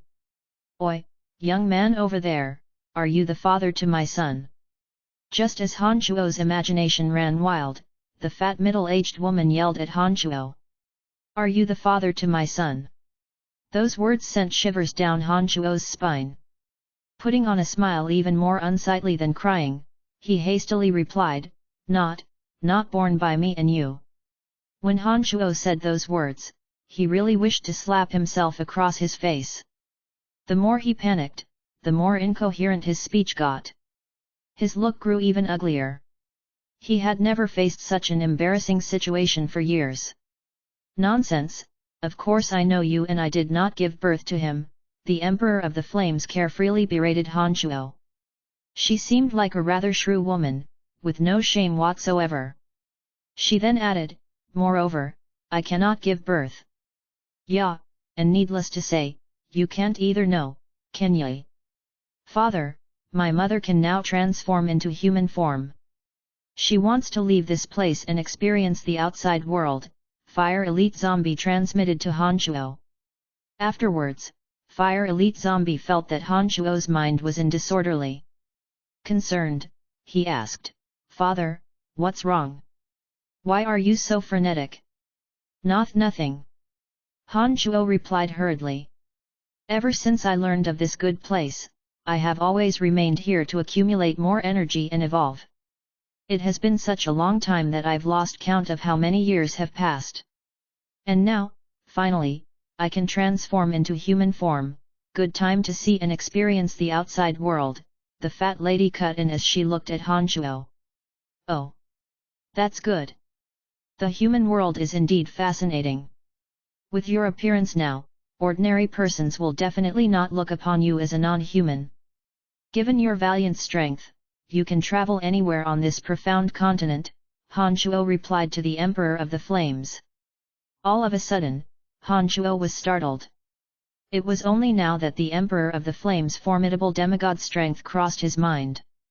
Notwithstanding the chills he got from Fire Elite zombies addressing them as father and mother, this Emperor of the Flames of demigod strength would not turn against him owing to Fire Elite zombie. If he could make use of Emperor of the Flames' strength to assist himself, this would undoubtedly be an invaluable boost to him. Thus, right after he spoke those words, and before the Emperor of the Flames could respond, Han Shuo hastily invited her, "I'm familiar with the human world. Why not come over and visit our Lancelot Empire, and observe the differences between the world of mankind and the world of magical beasts?" "Ah sure, I don't have any specific destination anyway. I was planning to wander around and go wherever that takes me," the fat lady straightforwardly agreed to Han Shuo's proposal, much to Han Shuo's surprise. After thinking for a moment, she grabbed the Fire Elite zombie before saying to Han Shuo, "Let's go up first." "Oh, okay," Han Shuo replied. He then turned his gaze to the dark dragons, who were also dumbstruck staring at the Emperor of the Flames below them, and said, "Let's go. Get to the top of the ravine first. We'll discuss everything later." "Brian, is Gilbert, is that naughty little one, is he dead?" Gilgs, Patriarch of Dark Dragons, recovered his energy little by little after escaping from the cage. At level 4 of the evolutionary ladder, he could completely adapt to the high temperature over there without the slightest discomfort. However, from his face, it was obvious that he was in deep pain, pain that seemingly could never be uncaught. When Gilbert was mentioned, Han Shuo couldn't help but again feel sorrow in his heart. But in contrast to before, as he had found means to resolve this, the sadness was no longer as intense.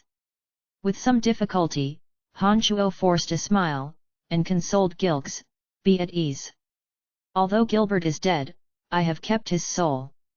Give me some time, and I shall have him reborn and again stand before you." After a short pause, with cold sparks flashing in his eyes, in a deep voice he added, "Plus, Gilbert's sacrifice will not be in vain. I will make the Shrine of Ice pay 100 times for what they've done." "Arie, really? You can resurrect Gilbert?" the Patriarch of Dark Dragons said with a slightly trembling voice as he looked at Han Shuo in disbelief. Han Shuo nodded. Right when he intended to give him a complete guarantee, he had a second thought. It did not matter if he used demonic arts or necromancy magic, the resurrected Gilbert would never truly be the same as the one who had just perished. At his realization, he felt once again deeply saddened. He sighed, "I can pledge that Gilbert will revive. However, there will be some changes to his new body." Gilgs was no ordinary being. He understood exactly what Han Shuo meant. He sighed and replied, "As long as he can be resurrected, nothing else matters. Let's go, let's go. For someone of several thousand years old, you are as long-winded as a woman." While Han Shuo and Gilgs continued to sigh with sorrow, the Emperor of the Flames couldn't help but hasten them. She had never yet taken a tour of the continent with the identity of a human. Now that she had finally evolved with great difficulty to the 5th stage, the Emperor grade, she became rather impatient. Without any more words, Han Shuo nodded at Gilgs before flying out through the opening in the lava fall. One by one, they all evacuated. Upon arriving at the ravine, Han Shuo gazed at the crowd of non-human living creatures. For a moment, he couldn't figure out where to put them. "We wish to avenge Gilbert. From today onwards, the Shrine of Ice will be the sworn enemy of us dark dragons." A robust yet boorish-looking dark dragon immediately let out a bellow of rage when he saw Gilbert's corpse on the ravine, bathing in his own blood. During the thrilling great battle in the valley, magma from the place of extreme fire violently shot about everywhere, causing yet another volcanic eruption in the small ravine. Among them, the magma, enriched with a huge amount of Yuan energy of fire, submerged Gilbert's dead body. Gilbert's once lifeless carcass, after boiling in the magma, was now reduced to a pitiful mass, his skin and flesh all vaporized. All that remained were a colossal skeleton, a magical beast crystal core, and 2 eyeballs. Looking at Gilbert's skeletal remains, even with the means to resurrect Gilbert, Han Shuo could not hold back his anger, and roared at the sky in burning fury, "That's right! We must take revenge!" At this moment, Dark Dragon Patriarch Gilgs flew to Gilbert's remains and very carefully collected Gilbert's crystal core and his 2 eyes, stowing them away like treasure. After that furious cry, Han Shuo summoned the Earth Elite Zombie. Using the Earth Elite Zombie's gift, Dark Dragon Gilbert's colossal skeletal remains were buried deep underground so that someday in the future, it could be used to reconstruct Gilbert's physical body. "I want to go the human society," the Emperor of the Flames said resolutely as she looked at Han Shuo. When Han Shuo was just about to agree, his consciousness suddenly felt an endless hatred coming from Tarag Canyon. He took a shock in his heart and immediately came to his senses. When he completely released his consciousness to deal with the Shrine of Ice earlier, the 6-horned tribal king of the Soul race had discovered his trails. Feeling apprehensive, Han Shuo quickly concealed his consciousness. Abruptly, an idea crossed Han Shuo's mind and his eyes glittered. After a short while, the corners of Han Shuo's lips curved and revealed a most sinister grin. He found a way to deal with the Shrine of Ice. "Oi, you, young man, didn't you say you would bring me to the human world?" the fat lady again hastened Han Shuo without the slightest scruple. "Elizabeth!" Han Shuo lightly yelled. "Yes, master, any commands?" Elizabeth's body had now recovered. After suffering a bout of unforgettable pain, Elizabeth's body was now abundant with divine energy that came from Ice Celestial Kori and the others. The divine energy, without Kori and the others interfering, could be slowly absorbed by Elizabeth's body of divine favor. As the saying goes, what doesn't kill you makes you stronger. This time, not only did the fat woman evolve from Lord of the Flames to become the Emperor of the Flames, Elizabeth obtained a lot of gains as well. Once her body completely absorbed the divine energy, Elizabeth's strength was sure to be enhanced one step further. Show her around the Lancelot Empire. If she gets bored, just bring her to Brettle City. Do you understand? Han Shuo instructed Elizabeth with his eyes squinted. Elizabeth understood Han Shuo's wishes. She respectfully nodded and replied, "Rest assured, master. I will make her enjoy herself to the fullest." All right, let's go," the fat woman said impatiently, wanting to depart and take Fire Elite Zombie along. "Hold on." When Han Shuo saw that the Emperor of the Flames was grabbing to Fire Elite Zombie's hand and not letting go, he hastily shouted, "He cannot leave with you." "Why not? This is my kid, why can't he leave with me?" The fat lady was somewhat displeased and groaned with her eyes glaring at Han Shuo. "He is also my kid." Han Shuo hurriedly answered. Gilgs included, the entire race of dark dragons, and Elizabeth, all had a strange look on their faces after Han Shuo said those words. After another shudder, Han Shuo forced a smile and said, "It's better if he follows me." That manner of expression sounded just the same as a divorced couple fighting over custody rights of their children. The Emperor of the Flames was angered. Just as she was about to say something, the Fire Elite Zombie tugged on the corner of her clothes, and communicated with her telepathically. The emotion on her face was indefinite, but turned relieved after a short while. She glared at Han Shuo and said, "Take good care of our kid for me." She then immediately grabbed Elizabeth up and flew away from the dark forest. Han Shuo was speechless. Chapter 477, Six-Horned Tribal King's Abnormality. GDK 477, Six-Horned Tribal King's Abnormality. Please continue reading on, Ox. Val. M. The Emperor of the Flames left immediately, leaving behind Han Shuo who was speechlessly looking at Fire Elite Zombie. In his heart, Han Shuo was astounded, not knowing what Fire Elite Zombie told the Emperor of the Flames.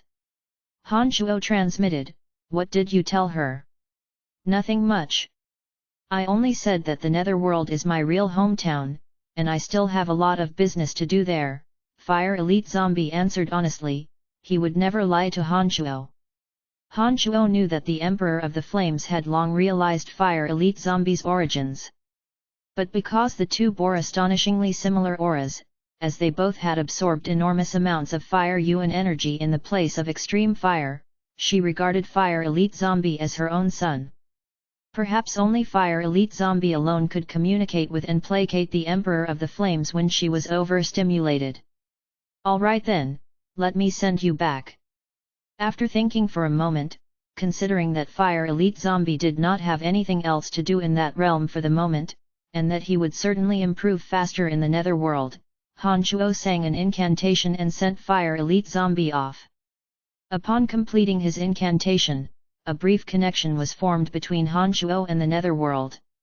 Han Shuo sensed a message from Little Skeleton from the region where the Fire Elite Zombie landed his feet. From the message he transmitted, Han Shuo understood that Little Skeleton was currently still fusing with the Origin Crystal of Death. This process seemed to have persisted for a really long time. The reason Little Skeleton previously transmitted a reminder to Han Shuo all of a sudden was because Little Skeleton could feel his boundless sadness. Therefore, he took a pause to remind Han Shuo. Han Shuo replied to Little Skeleton, telling him that he could be at ease while he continued fusing with the energy. After that, he took a deep breath and turned his sight to the crowd of dark dragons. He said in a deep voice, "What do you all plan to do next? After we recover our strength, we dark dragons must exact revenge for our clansmen," Gilgs asserted. He seemed to have made a firm resolution to take retribution on the Shrine of Ice for Gilbert. However, even though Ice Celestial Cory and the others in the Shrine of Ice suffered serious injuries, merely with the race of Dark Dragon now, to contend against the Shrine of Ice would be like riding for a fall. At first, Han Shuo wanted to impart a few words of advice, but upon reconsideration that his words might bring down their spirits, Han Shuo only stammered before shutting his mouth. But the old and experienced Gilgs understood Han Shuo's concerns from Han Shuo's expression of wanting to say something and hesitating. In a deep voice, he said, "Worry not, nothing will happen to us. Besides, this time it was because we did not take any precaution that we could suddenly be captured. We dark dragons, having lived so many years, will not allow some lowlives to bully us." When Han Shuo looked at Gilgs, he felt as though Gilgs still had a few tricks up his sleeves. This dark dragon who had lived for countless years ought to have better insights and foresight than Han Shuo. Therefore, Han Shuo nodded and said, "Then you all be careful. I hope to be able to see Gilbert again," Gilgs said with his eyes looking deep into Han Shuo's. His tone carried some pathos and a bit of pleading. "That day will come, don't worry." "Oh, right. This time those few from the Shrine of Ice received some rather heavy injuries. I believe that in this short period of time, those from the Shrine of Ice wouldn't dare visit your canyon," said Han Shuo. "Thank you, Brian. We, the race of dark dragons, will forever be your friend." Gilgs thanked him sincerely. "You're welcome. Goodbye." Han Shuo did not continue exchanging words of courtesy with Gilgs, but replied simply in a smile before deploying the art of the demonic ninth heavens and departed. In the snowland far north of Kasi Empire were unbroken chains of dove-white mountains. It is a world shrouded in harsh Arctic climate throughout the year. No matter which direction or how far one looked, they would only see the monotonous white color of snow. Located on the summits of these cloud-piercing mountains were glorious, serene shrines made of ice crystal piles. The frozen mountain in the center was particularly outstanding and towering. The headquarters of the Shrine of Ice was located at the summit of that mountain. The wind was bone-chilling. The sky was covered with ice and snow. In this white, icy world lived numerous disciples of the Shrine of Ice. Majority of them are of Kasi Empire nationality. They were here to offer their most sincere conviction to the Ice Goddess. For many years, the main peak located in the center of the mountain range had always been a restricted area. Except for during certain special festivals and for some followers of the Shrine of Ice of grandeur status, an average person would never be allowed to step foot into the main peak. However, in the past 2 days, an unimaginable major event occurred, forcing them to loosen up this rule. Numerous disciples on the surrounding mountain peaks ascended to the main peak. In fear and trepidation, they exerted the meager divine energy they had to re-solidify the largest shrine of ice on the main peak. Just 2 days prior, in this exact snowland that blew bone-chilling wind, situated on the main peak which had the lowest temperature in the region, this shrine of ice all of a sudden started melting. The few elders in the shrine of ice, and even Ice Celestial Kori, one of their highest-ranking leaders, all sustained injuries and had to recuperate. This grievous news spread throughout the entire religious organization like wildfire. Could it have been that the ice goddess was angered at their incompetence? Or perhaps demons were on the verge of invading the shrine of ice? Many of those disciples conjured to themselves as they were horrified of the changes happening to the shrine of ice, no idea of what was actually going on. Such a bewildering phenomenon, which had previously not once occurred for hundreds of thousands of years, caused an incalculable negative impact on the shrine of ice. Gradually, fear started to spread among those followers of the shrine of ice in the snowland. Even followers located in other regions learned of the tragic events at the headquarters of the shrine of ice. Far north of Kasi Empire, Icicle City. Icicle City was one of many cities around the snowland of the far north.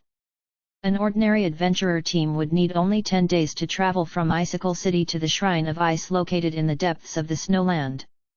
On this day, after a long and tiresome trek, Han Shuo finally arrived at Icicle City, and set to carry out his plan of retaliating against the shrine of ice. Han Shuo's plan was very simple. Just like how they dealt with the Church of Light, he would open up his consciousness, and draw the six-horned soul race tribal king to come and kill him. The only difference now was that Han Shuo could effortlessly conceal his consciousness. Therefore, when the six-horned tribal king came over, Han Shuo would need only to conceal his consciousness, and he would vanish from the senses of the six-horned tribal king. In addition, Han Shuo could be certain that in the shrine of ice, there were no godly existences like the saintess from the sacred mountain of the Church of Light. Otherwise, during the battle days before through the Jade Frost Cage, they would have all frozen to death long before they could get to the place of extreme fire. From the fact that Snow Celestial Tiana needed to escape to the Church of Light in order to take shelter from the six-horned soul race tribal king, Han Shuo reckoned that there were no characters in the Shrine of Ice who could rival the six-horned tribal king. Otherwise, Tiana would have returned straight to the Shrine of Ice instead of going to the Church of Light.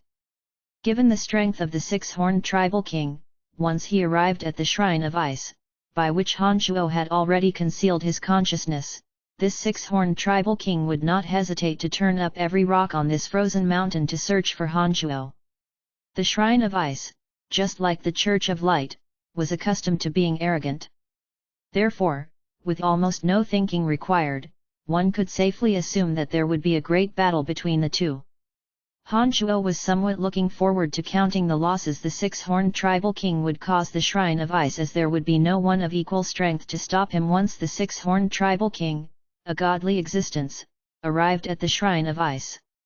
Han Shuo fully let go of his consciousness. When the six-horned tribal king locked onto Han Shuo, he felt an unbounded, ice-cold intention to ruthlessly kill him. However, outside of Han Shuo's expectations, the six-horned tribal king seemed not to have taken any immediate action. Han Shuo was somewhat amazed. He stayed an entire morning in Icicle City, but did not sense the six-horned tribal king approaching. This indicated that the six-horned tribal king still remained at Tarag Canyon as before. This obviously ruined Han Shuo's scheme. Han Shuo spewed execrations in his heart. His consciousness could still sense the boundless desire to murder him coming from the distant Tarag Canyon. However, the six-horned tribal king's inaction left Han Shuo's plan insurmountable. The last time Han Shuo escaped from Tarag Canyon, the six-horned soul race tribal king brought along 4 of his generals, and ascended to the top of the sacred mountain of the Church of Light almost immediately, exhibiting a ferocious demeanor of killing anyone who stood in his way. Who knew that after just such a short time had passed, when the six-horned tribal king sensed Han Shuo's presence, he would actually do nothing. This somewhat baffled Han Shuo. Could it be that the soul race had changed its temperament? Han Shuo immediately rejected that possibility as soon as it arose. From the first time Han Shuo met this race, he understood their heartless nature from their cold, pitiless eyes.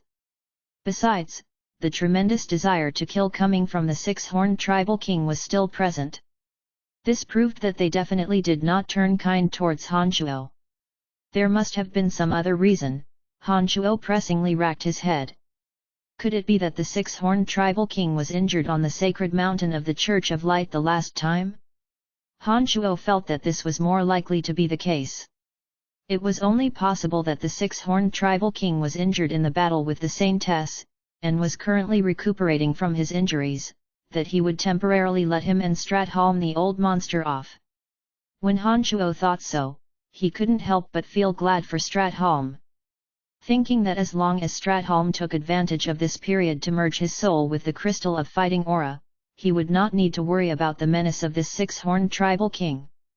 Since the six-horned tribal king wasn't coming for the time being, Han Shuo had no choice but to devise another plan. Seeing that the snowy mountain was almost within reach, Han Shuo prepared to check out the headquarters of the Shrine of Ice. Without the presence of any godly expert, Han Shuo believed that he could freely enter and exit the Shrine of Ice, not at all concerned about his own safety. After he made up his mind, Han Shuo immediately set out on his own towards the snowland where the Shrine of Ice was located. Wishing that the six-horned tribal king would come looking for him, Han Shuo completely unleashed his consciousness. Not a grain of sand within a huge perimeter in his surrounding could escape his surveillance. He had an unimpeded journey all the way to the Shrine of Ice. Chapter 478, A Strange Sight. GDK 478, A Strange Sight. Please continue reading on, Ox. Val. M. This was a world of ice and snow. The coldest place on profound continent was right here. All along the way, cold wind whizzed. Snow covered every nook and cranny. It was a vast expanse of whiteness as far as the eyes could see. Trees, stones, rivers, all were encrusted in a layer of ice. It was as though the world had lost its color.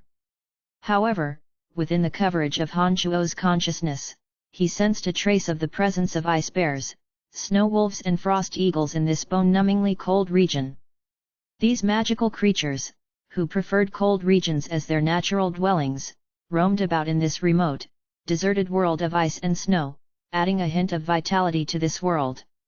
Of the numerous mountain summits, Han Shuo had one specific target. His heart was as cold as ice, stern to massacre as he flew at lightning speed. The most formidable characters in the Shrine of Ice were the duo of Ice Celestial Kori and Snow Celestial Tiana. The two were the true backbones of the Shrine of Ice. Of the two, Snow Celestial Tiana once schemed against Han Shuo on the sacred mountain, with Han Shuo nearly being captured alive by the Church of Light. On the other hand, there was Ice Celestial Kori. Not only did he abuse the entire race of Dark Dragon, his actions even resulted in Gilbert's death. On top of that, the Shrine of Ice and the Church of Light were the best allies. Han Shuo couldn't find any reason not to retaliate against them. Before he got close to the frozen mountain in the center, Han Shuo slowed down his flying speed. While his consciousness was still fully unfolded, he concealed the presence coming from his body. Carefully observing each and every movement on the main peak, he sought a way to intrude without being detected. Gathering up his attention, Han Shuo's consciousness immediately sensed the existence of a frost and cold boundary all around the summit. The boundary enveloped the entire main peak of the mountain range with vigorously cold wind and ice. Within that cold wind and ice, Han Shuo sensed the presence of divine energy of the ice goddess. This discovery made Han Shuo even more cautious in his approach. He further slowed down his advance towards the Shrine of Ice on the main peak. In his heart, he rapidly turned over in his mind how to deal with the situation he was presented with. One after another, disciples of the Shrine of Ice entered and exited the frozen mountain. Yet, the huge boundary made no warning signals nor defensive responses. Han Shuo carefully examined for a moment, and found out that among these disciples that entered the main peak of the Shrine of Ice were in fact ones upon whom the Ice Goddess did not even bestow divine energy. However, their bodies were all ice cold without exception. Much lower than the normal human body temperature. With a mere once-over, Han Chuo figured out a solution. Hovering in the sky at a height hard to catch sight of with the naked eye, Han Chuo slowly adjusted his body temperature. He even deployed the mystical glacial spell fire to generate cold air in his body, at a finely controlled intensity. In a heartbeat, Han Chuo's body temperature plunged to match the disciples of the Shrine of Ice down below. On Profound Continent, there were existences with greater strength than Han Chuo. However, Han Chuo was convinced that no one else surpassed him in terms of the ability to exercise control over physical body. This self-confidence came from the demonic arts perverted forging of his physical body.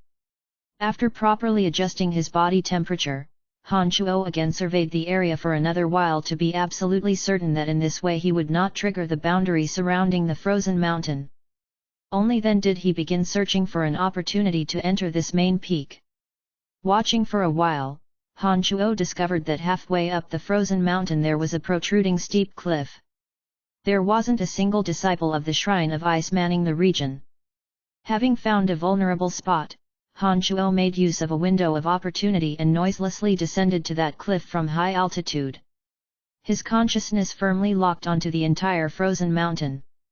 While meticulously concealing the presence on his body, he had long discovered Ice Celestial Kori's exact location in a conical building on the mountain top. At this point in time, Ice Celestial Kori ought to have still been in recovery period. Han Chuo could sense that his aura was smooth and steady, without any fluctuation of emotions. There was not a single person stationed around the conical building. As long as Han Chuo could stealthily get to that building and mount a sneak attack, Han Chuo was confident of succeeding. However, to reach that structure from the precipice where Han Chuo was, and not be detected by anyone midway, would be quite the impossible feat. This was because, on the entire frozen mountain, other than steep mountain roads, there were no trees nor rocks that could provide concealment.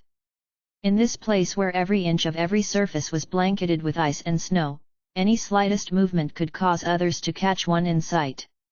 Moreover, from a magical tower on the apex of the mountain, Han Chuo sensed some kind of magical wave undulation similar that of Sky's Eye.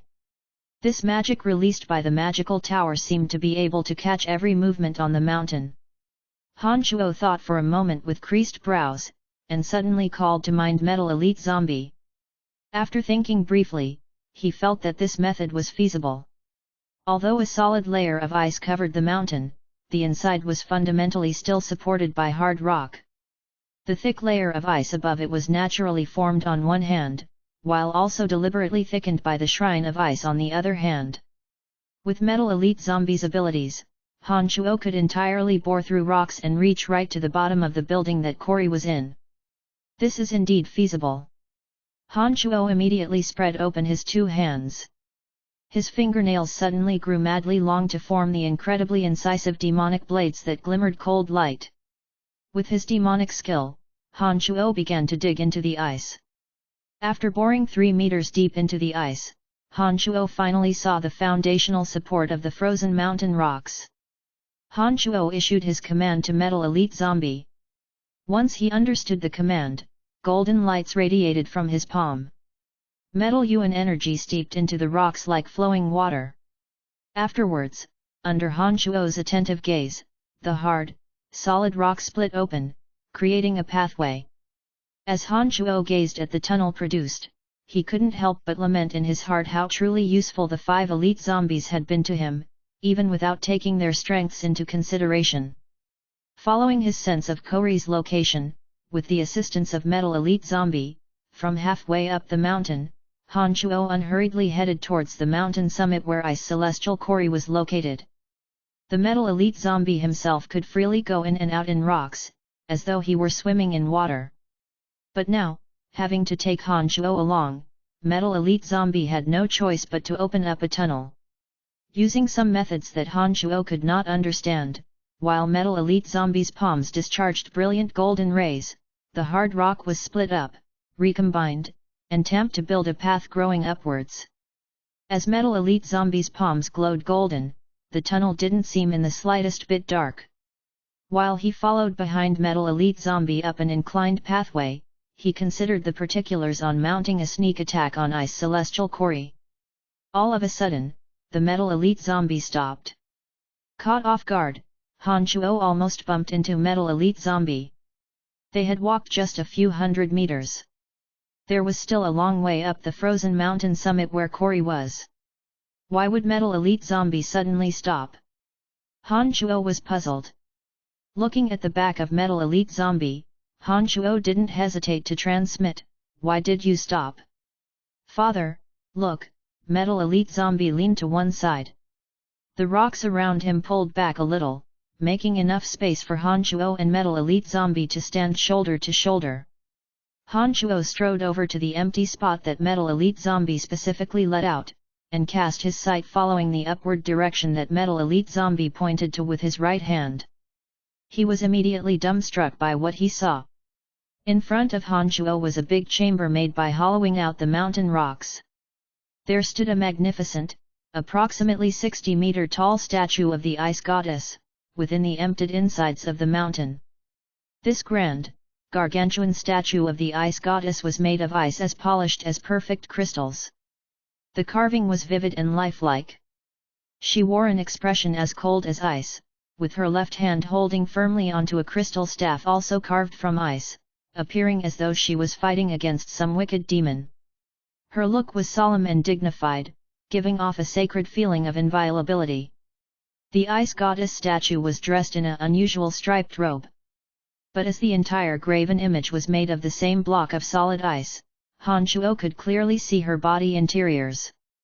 Inside the body of the carving, there were no internal organs, but a mixture of iced water and some peculiar substances was circulating within. It glistened like diamond as it slowly flowed through her body in some kind of strange pattern. However, in the lower abdomen of the statue of the Ice Goddess where the uterus should have been, stood a fully naked, beautiful young lady with jade-like skin. Her eyes were serenely shut, and emanated not an iota of the presence of life.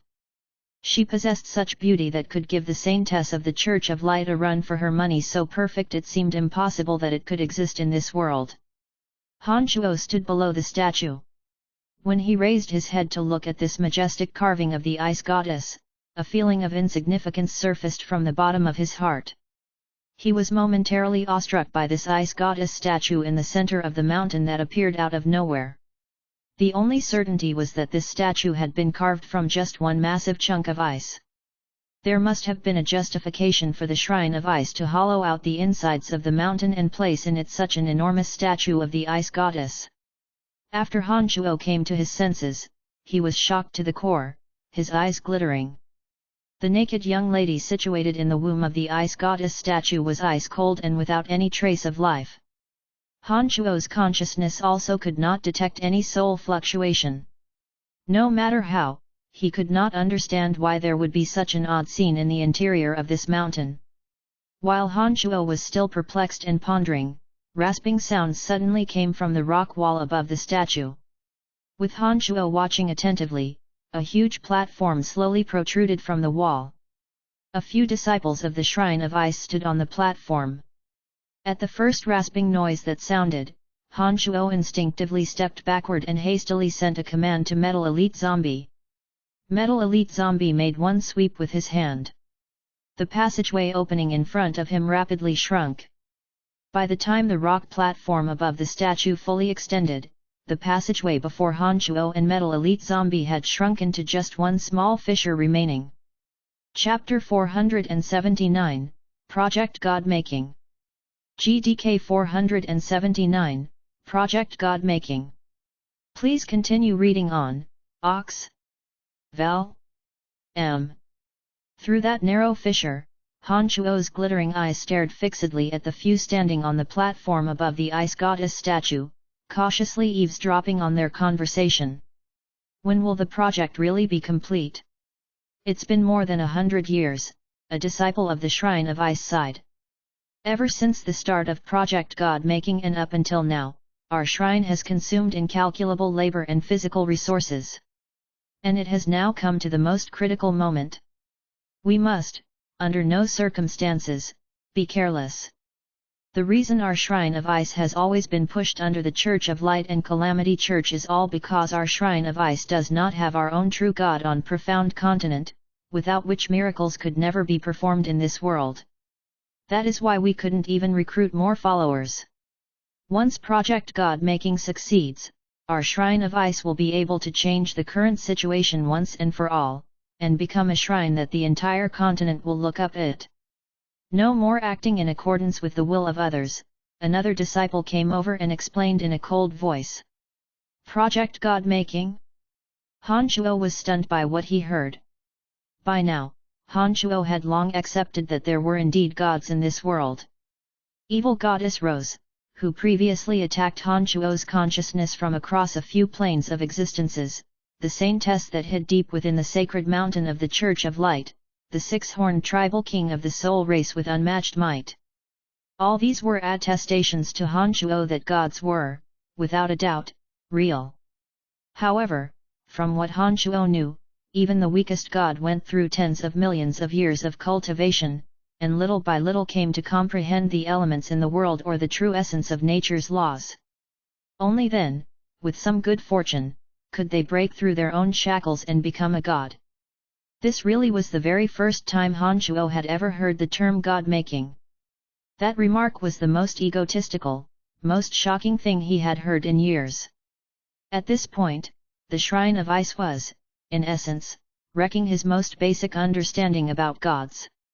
Was a god really something that could be manufactured? This project is already in its final stages. In due time, we will be able to complete this venture, achieving the magnificent feat of directly evolving a divinely favored into a god in the span of only hundreds of years. What a grandeur endeavor this is! During this period, we cannot afford any slip-up, one of the men said in a deep voice. His tone carried an inexplicable arrogance. A divinely favored? Han Shuo was again bewildered. After processing it for another while, he became fully convinced of the validity of this project. Those who possessed a body of divine favor had body structures that were different to that of an average person and usually had special abilities. They could possess extraordinary strength like Janet did, or be like Elizabeth who had the ability to absorb divine energy. There were also many of those divinely favored who could easily form connections with certain elements in the world. Once they began practicing in that line of magic, they would make astonishing, unimaginable progress. They could achieve what an ordinary person achieved, but in perhaps just a tenth or even a hundredth of the time. For what seemed an eternity, Han Shuo had been fascinated with those who possessed a body of divine favor, and baffled by the special abilities that their unique bodies bestowed on them. After listening to the conversation between the few people above him, Han Shuo arrived at a simple realization. Could it have been that those divinely favored were descendants of the gods? That's enough. Let's hurry up. Pour those energy crystals and leave, one of them was somewhat impatient and urged. After he finished his words, Han Shuo immediately started paying even closer attention to the platform above the statue. He saw that from their space rings, they took out crystal fragments containing intense water element, which they carefully held using magic, and then insert them into a small chink on the skull of the ice goddess statue. Once the crystal fragments containing water element fell into the statue, they rapidly dissolved with the iced water composite within. Through the mixture, threads of water element gradually flowed into the naked young lady located at the womb of the statue. In just a short amount of time, the men had deposited heaps energy crystals into the statue of the ice goddess. They carefully observed for a while, and after making sure that the ice goddess statue was operating nominally, they finally retracted the platform that split open from the wall, disappearing from Han Shuo's sight. After the few had left, Han Shuo immediately turned all his attention back to this ice goddess statue. Gazing at this gigantic statue which the Shrine of Ice squandered for 100 years to make, in his heart, he exclaimed in astonishment. That young lady with cold, jade-like skin located inside the ice goddess statue showed no perceivable presence of life. She was like a unique receptacle, accumulating enormous amounts of energy from the iced water mixture in her body. After pondering for a moment while staring at this ice goddess statue, Han Shuo made up his mind right away. He had to destroy this ice goddess statue, including what was within it that might produce a true god.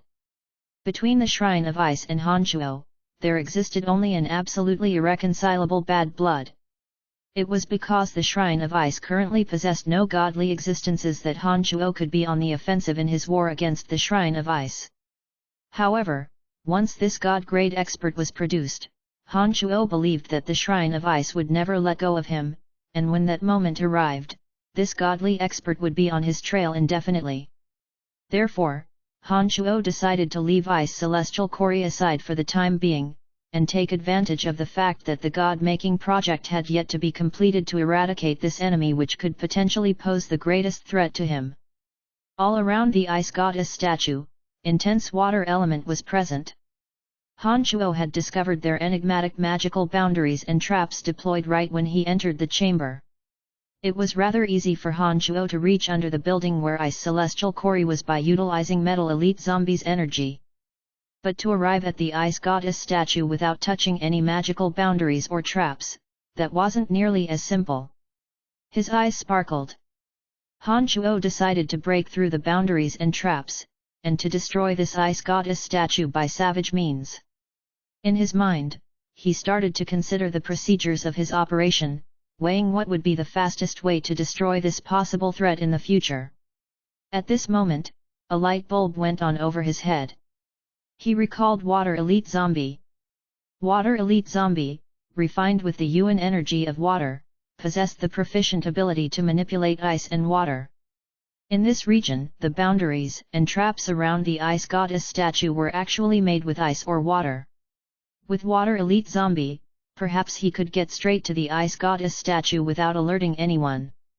When this idea floated into Han Shuo's mind, he immediately put it to action. After reciting an incantation, Water Elite Zombie appeared beside Han Shuo. Metal Elite Zombie took the initiative and stepped backwards, making space for Water Elite Zombie to stand shoulder to shoulder with Han Shuo. "Do you have any means of taking me to that goddess statue without alerting anyone?" Han Shuo transmitted.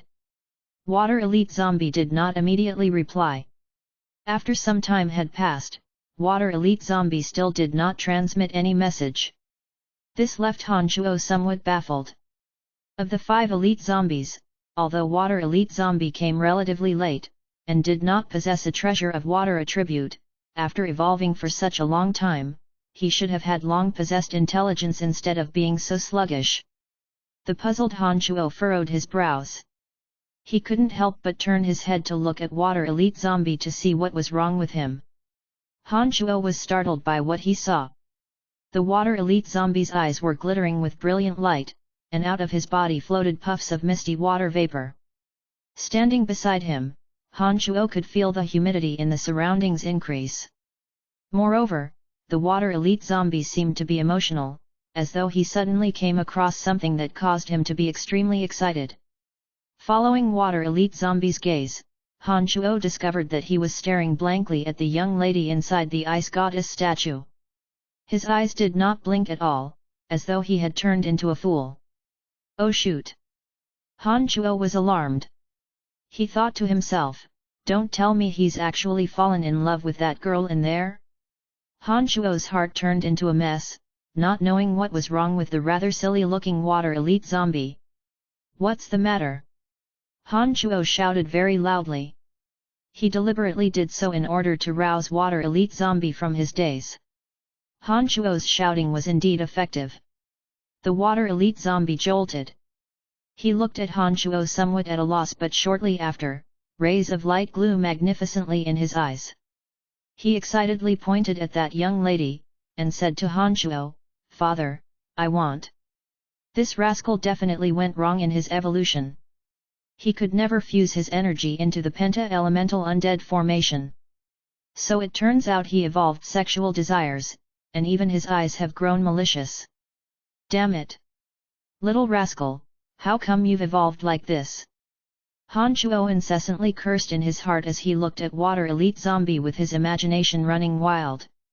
For a while, he didn't know what to do.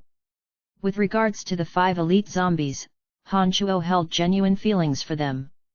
Although this request of Water Elite Zombie freaked Han Shuo out a little, looking at Water Elite Zombie's excitement and impulsive urge, he couldn't bear to reject. After stomping his feet, Han Shuo clenched his teeth and said, "Go ahead, you little rascal. Do as you wish. But by all means, you must not alert anyone else. Damn it, even your brothers who came out much earlier than you aren't as early maturing as you." After getting the nod of approval from Han Shuo, the Water Elite Zombie suddenly jumped with excitement. He directly passed through the water magic traps and boundaries, and landed at the feet of the Ice Goddess statue in a flash, all without triggering any boundaries or traps. While Han Shuo continued cursing in his heart, Water Elite Zombie fused himself into the Ice Goddess statue. From within her lower leg, following the iced water mixtures, Water Elite Zombie floated directly to where the young lady was, and excitedly embraced the lifeless young lady with perfect looks. Chapter 480, I Want. GDK 480, I Want. Please continue reading on, Ox. Val. M. Han Shuo couldn't bear to watch such a perfect-looking young girl being defiled by Water Elite Zombie just like that.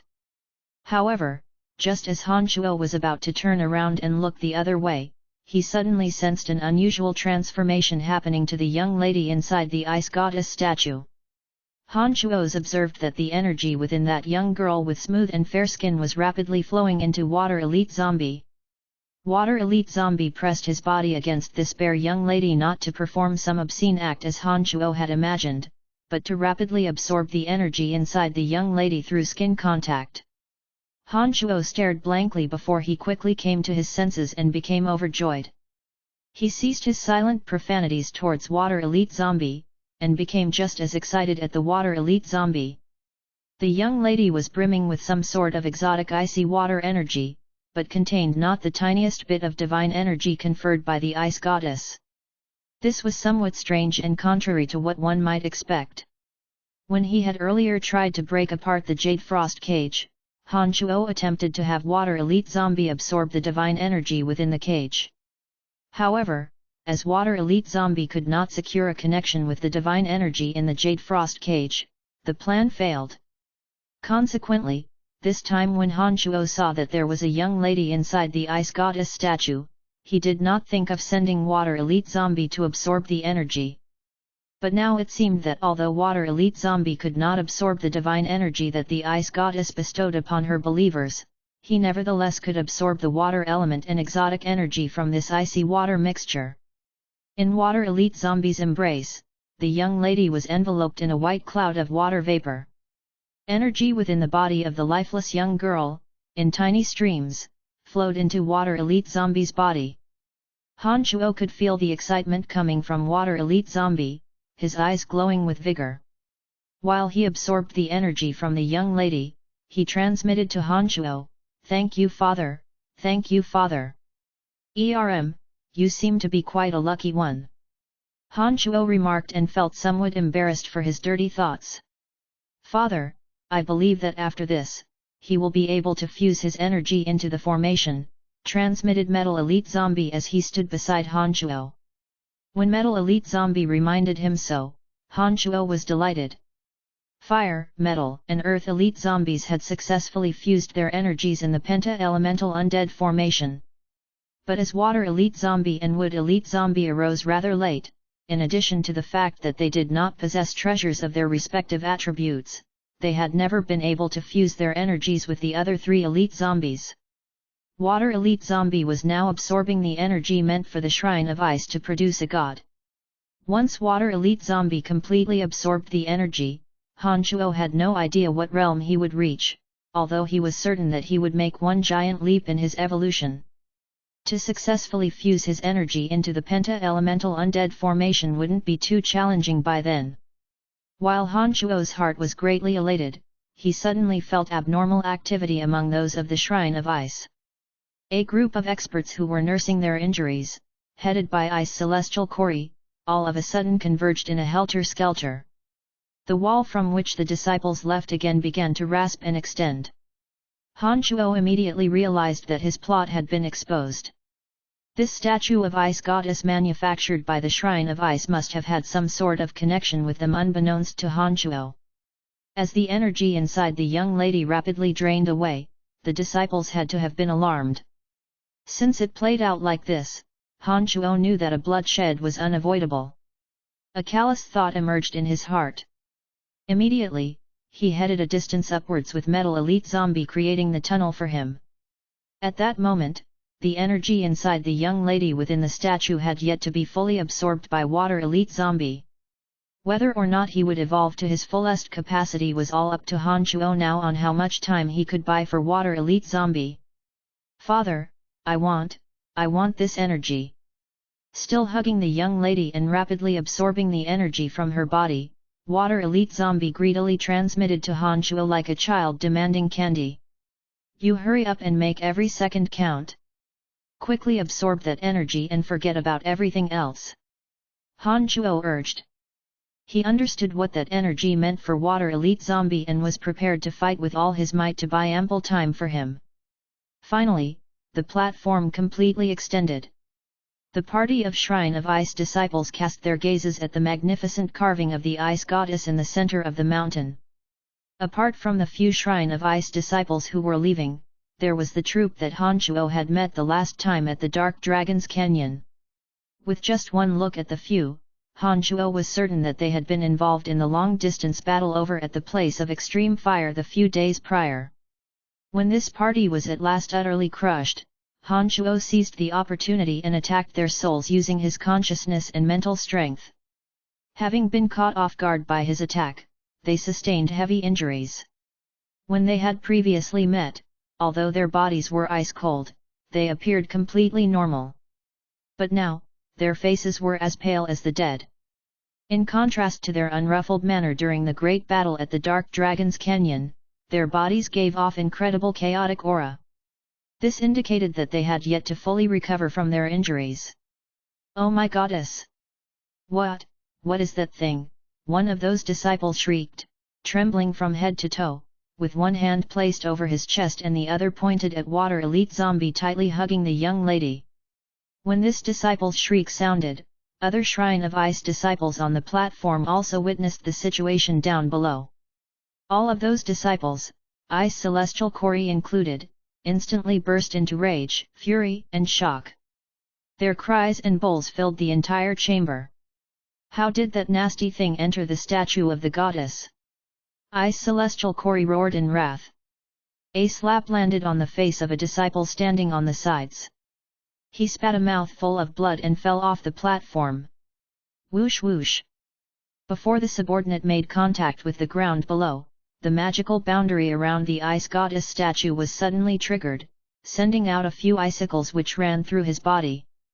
Before any blood could gush out from his wounds, his body was entirely frozen, and shattered into pieces when he fell on the ground. Lord Kori, please spare us. We really have no clue what happened.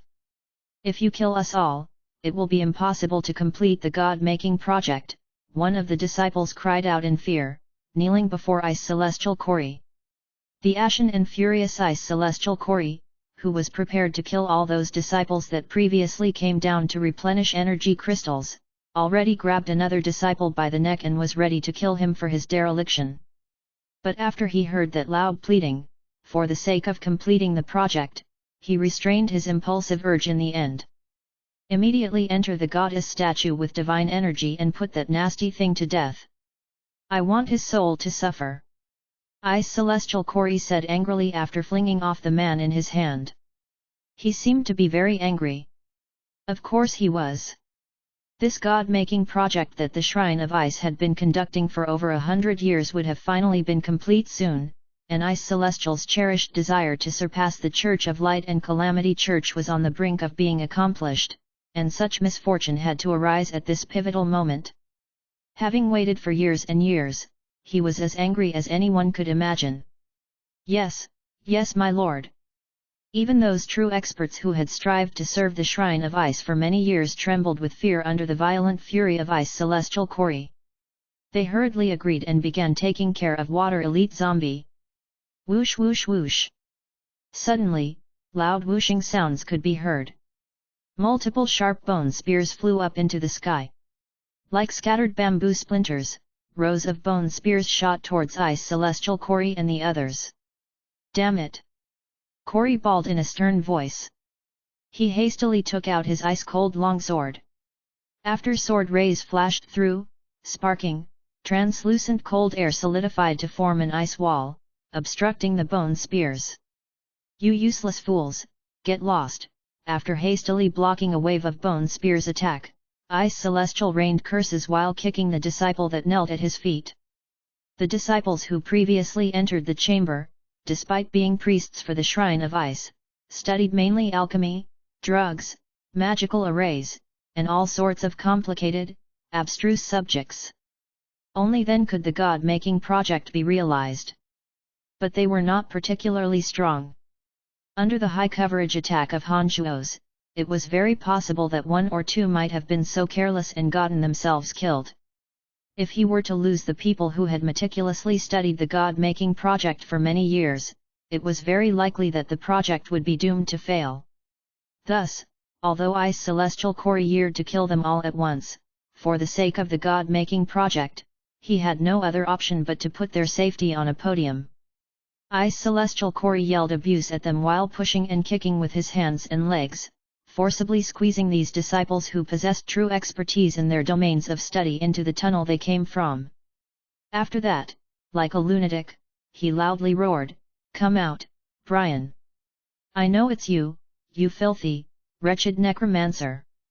Full of rage, Ice Celestial Kori's usually calm and unruffled mannerisms were, in this moment, nearly resembled Hanchuo in his demonic stupor, no different from a lunatic. Even his few subordinates around him were flabbergasted at his wildness. "Go after those few who are escaping. Kill them all." Hanchuo calmly transmitted an order to Metal Elite Zombie to kill all those researches. After that, in a calm and collected manner, he walked out through a tunnel that was split open. Chapter 481, Ad Hoc Approach. GDK 481, Ad Hoc Approach. Please continue reading on, Ox. Val. M. With the intention of buying more time for Water Elite Zombie, after leaving Metal Elite Zombie with instructions, Hanchuo emerged at an unhurried pace, and stood proudly next to the Ice Goddess statue. "It sure enough was you!" Ice Celestial Kori shrieked in great fury. The icy cold longsword in his hand pointed towards Hanchuo as he charged downwards. Frosty aura overflowed from the longsword in his hand. Shapeless and formless fighting aura spurred up the cold air. Sharp icicles that could split space itself came down from the air with deadly force. When Kori made a move, the few experts also whooshed behind him. Possessing strengths of sacred sword masters, those few were not to be belittled either. Their tremendous power firmly locked onto Hanchuo, causing the pressure on him to be multiplied. Another two remained motionless and stood tall on the platform at the top. Both wielded crystal staffs. As they rapidly chanted magical spells, the water element in this chamber, which was already rich and intense to its fullest, suddenly came alive. The entire region started to cool off. Multiple streams of hazy white cold air converged towards Hanchuo. Hanchuo realized that these people, headed by Ice Celestial Kori, intended to finish him in the shortest time possible, then put all their energy on Water Elite Zombie, who was wrecking inside the Ice Goddess statue. Even though they had sustained some injuries, they were certainly still a formidable force when making moves simultaneously. This chamber in the center of the mountain, operated for hundreds of years by the Shrine of Ice, was not only filled with intense element of water. Owing to project god-making, they had put up layers upon layers of magical boundaries and traps. To combat in such a region was extremely unfavorable to Hanchuo. Therefore, under no circumstances could he confront them directly. If they were to lead Hanchuo by the nose, not only would he not be able to stall for Water Elite Zombie, but escaping from this chamber would be a problem. Seeing that Ice Celestial Kori and his party were charging over, Han Shuo suddenly pulled back into the tunnel he walked out from. The rocky wall that was split open was well coordinated with Han Shuo. As Ice Celestial swooped down, the opening rapidly healed and restored to its smooth surface. It was so well performed that even Ice Celestial Kori doubted if the Han Shuo he saw was just an illusion. Damn it! What's going on? Kori furiously shouted. Abra! Watch out! A sacred sword master who was rapidly flying downwards behind Kori was overcome with fear by the warning from those above him, and looked in all directions at a complete loss. Suddenly, this sacred sword master called Abra felt a frightening change to the wall beside him. Crack! Halfway down his fall, the rocky wall beside him suddenly shattered. From the opening, a fierce-looking ghostly face ferociously rushed out, biting at him. Abra froze his downward fall. Golden rays erupted from his chilling crystal sword. In a split second, hundreds of golden lights bombarded the ghoulish face attacking him. Under Abra's attentive watch, that sinister ghostly face was riddled with holes by the bombardment of golden lights. He let out a sigh of relief in his heart, but remained very cautious and stared fixedly at. Having honed his martial skills to such a stage, he was not the kind to let his guard down during combat. It was no easy task becoming a sacred knight, and Abra was evidently not an exception. With battle experiences aplenty, he had grown accustomed to staying alert and responsive and not underestimating any enemy. It was precisely such qualities that saved his life. Watching with all his attention, he saw that the malevolent ghostly face, although riddled with holes from the bombardment of his golden fighting aura, had yet to disappear. Even the speed at which it came biting at him did not slow down one bit, still charging at him with a loud hiss. Abra's expression turned frightened. His body, which was frozen still in midair, rapidly moved backwards all of a sudden. His chilling crystal sword was brandished in a criss-cross motion across his chest. Within the golden fighting aura, frosty cold divine energy was subsequently released. The divine energy conferred by the ice goddess interweaved with his fighting aura, forming layer upon layer of defensive shield. The sinister ghostly face advanced another 3 meters, but in the end dissipated into smoke and vanished. At this moment, after the ghostly face melted into thin air, an iron fist slowly enlarged in front of Abra. The unstoppable demeanor it carried caused him to be overwhelmed with shock. Whoosh whoosh whoosh! One after another, the shine of ice experts above and below Abra brandished their swords, sending icicles and cold winds towards Han Shuo, who had revealed himself. Letting out a cold grunt, Han Shuo's right fist pounding towards Abra remained unwavering. Demonic light burst out from his left hand wielding the demonic blades. Without even looking, the demonic lights accurately pulverized any icicle shooting towards him. However, several streams of cold air randomly drifted about under the cover of the shattered icicles and suddenly attached onto Han Shuo's body. Once the streams of cold air deployed by sacred magi by congealing the enormous amount of water element found within the chamber latched onto Han Shuo, bone-chilling coldness seeped into his consciousness and physical body in an instant. Han Shuo's body suddenly turned stiff with his lightning speed abruptly slowed down. However, Abra still could not evade in time. Dong! Han Shuo's fist came pounding right in the center of the sword hilt of the icy crystal sword that Abra thrust out. Energy which seemingly could topple mountains and overturn seas rushed towards sacred sword master Abra. All the fighting aura he used to resist was washed away in a split second. Only the frosty divine energy that came from the ice goddess barely withstood this vigorous force, which was wildly wrecking within his body as though a sword was stirring within. A bleak, miserable howl, paired with a big mouthful of blood, forced their way out of Abra's mouth. He lost his balance. Just as he raised his head to look up at the sky, his body tilted to the back and started falling. He crashed against the rocky wall. Stop! Ice Celestial Kori screamed as he charged over from below. After the cold air currents entered his body, Han Shuo's speed continued to grow sluggish. But as Abra was very near to him, he still managed to land his attack. Paying no mind to Ice Celestial Kori's shouting and charging, Han Chuo's right hand turned from a fist to a flat and straight palm, ruthlessly smacking Abra's heart. Abra! Run! The two magi, who caught sight of the ordeal, again reminded him in a flurry. Perhaps only Abra himself could see that there was no escape for him. Seeing the palm slamming towards his chest as fast as lightning, he exerted all his strength for a counterattack. He thrusted his sword at Han Chuo's empty left hand, and clenched a fist with his left hand to throw at Han Chuo's palm that was slamming down. Pow! Like a peacock spreading its feathers, as Han Chuo's palm was about to make contact with Abra's punch, his fingernails dramatically grew to take the shape of demonic blades.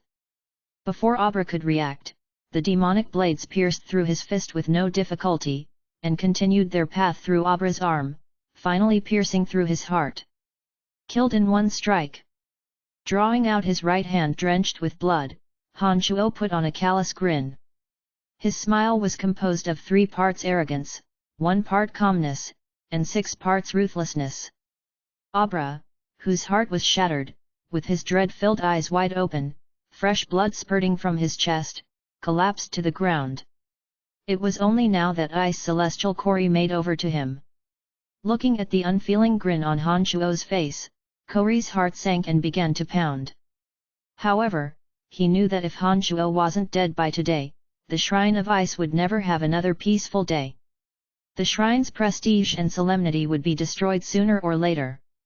Kill him. He must die. Ice Celestial Kori demanded. He would spare no effort in making Han Chuo remain there forever. Suddenly, Han Chuo, who had just killed Abra, smilingly turned to Kori. With full composure, he moved towards the wall that Abra had been leaning against. Under Kori's gaze, the stone wall again inconceivably opened to reveal a tunnel, and Han Chuo calmly receded back into it. Then, Han Chuo stood straight and tall in the tunnel inside the stone wall. Even as he directly faced Ice Celestial Kori, who was about to mow him down, the smile on his face was as callous as before. Ice Celestial Kori's injuries had yet to recover, his subordinates had yet to arrive at his side, and the 2 magi at the top were hardly prepared. The frightened Ice Celestial Kori suddenly slowed down his charging. Surprisingly, he dared not to directly confront Han Chuo. In just 2 seconds, popping noises sounded from Han Chuo's body, and all the cold air currents that intruded his body was forced out using demonic arts. Ha, coward! Those cold streams were still in my body. You had your chance to kill me. Han Chuo's body was no longer stiff. He grinned at Ice Celestial Kori and gave him a spiteful taunt. When Han Chuo finished those words, Ice Celestial Kori's assistants arrived in successions, and the 2 magi at the top were finally fully ready. Ice Celestial Kori's expression was ashen. Gnashing his teeth and shouting the word kill, he finally took the lead and charged at Han Chuo. It was exactly at this moment that Han Chuo took a step backward, and the wall in front of him again miraculously closed up. When Ice Celestial Kori closed the distance, all that was in front of him was a stone wall as smooth as a mirror, and Han Chuo was nowhere to be seen. Lord, my lord, it won't do if we stay this way. If we continue exhausting time like this, the energy in the Ice Goddess statue will all be gone. When Ice Celestial Kori was again angrily cursing Han Chuo, one of the disciples finally voiced out to warn him. Ice Celestial Kori suddenly felt enlightened as he recalled that within the statue of the Ice Goddess, that ugly creature was still hugging his test subject and sucking on its energy. Forget that filthy necromancer, finish that ugly thing first. Ice Celestial Kori was shivering as he commanded his subordinates around him. Ice Celestial Kori realized that he really had been driven mad by Han Chuo. It was only so that he would do something so unsensible. With his subordinates' reminder, Ice Celestial Kori was finally clear that he was being played by Han Chuo. As you wish, my lord. The disciples immediately put their hands to dealing with Water Elite Zombie, who was joyously absorbing energy inside the Ice Goddess statue. Chapter 482, What in the World Are You? GDK 482, What in the World Are You? Please continue reading on, Ox. Val? Just as Ice Celestial Kori and his party turned a blind eye to Hanchuo and instead turned their attentions to getting rid of Water Elite Zombie, Hanchuo, who had just hidden himself within the stone wall using Metal Elite Zombie's energy, suddenly shot out like a sharp sword. "Watch out!" This time it was Ice Celestial Kori that shouted. The two magi who had been staying on the platform above the ice goddess statue suddenly felt an intense air of bloodlust assaulting their noses. A nauseating mist of vaporized blood instantly enveloped Hanchuo. Knowing that Ice Celestial Kori finally saw the situation clearly after being reminded, Hanchuo realized that his evasive hit-and-run tactic had become useless. However, Hanchuo still wanted to buy more time for Water Elite Zombie to absorb the energy. He wanted to intercept them at this crucial moment, even if that meant the risk of sustaining injuries. Of the party, the two magi that stood motionless at the top were the weakest, and yet could pose the greatest threat to Hanchuo. Now that Hanchuo decided to confront them directly, the only target he could kill in the shortest amount of time was none other than these two magi. Therefore, Hanchuo carried not the slightest hesitation. He suddenly shot out from within the stone wall, and deliberately displayed an imposing demeanor so that Ice Celestial Kori would know what he planned to do, and that he had better temporarily give up on attacking Water Elite Zombie. However, this time, Ice Celestial Kori paid no heed to Hanchuo. After loudly shouting a reminder, he continued on charging towards the ice goddess statue. It looked as if he had actually sobered up from his insanity, and realized that having one godly existence is much more important than having two sacred magi. This went against Hanchuo's expectations. When the two magi hastily evacuated in fear, Hanchuo gave up on chasing after the two. His body, high up in the air, suddenly changed course. Carrying a cloud of blood formed by raging killing intent, he charged downwards at Ice Celestial Kori and the others. As matters stood, Hanchuo had no choice but to fight head-on. He could no longer play hit-and-run guerrilla tactics or hide behind the stone walls. When Kori raised his head and saw the blood cloud arriving from above, he immediately understood that it contained energy within it that could lay waste to all things. His look changed. The situation became clear to him at once. He suddenly brandished his sword at the blood cloud and shrieked, "Frost Nova!" As though it had long been premeditated, right after Ice Celestial Kori's shout of Frost Nova sounded, cold lights shone magnificently in the eyes of the four sacred sword masters beside him, and they brandished their swords to face the blood cloud's attack. Ice Celestial Kori's included, a total of 5 energies made of the mixture of fighting aura and divine energy granted by the ice goddess suddenly began converging at the blood cloud.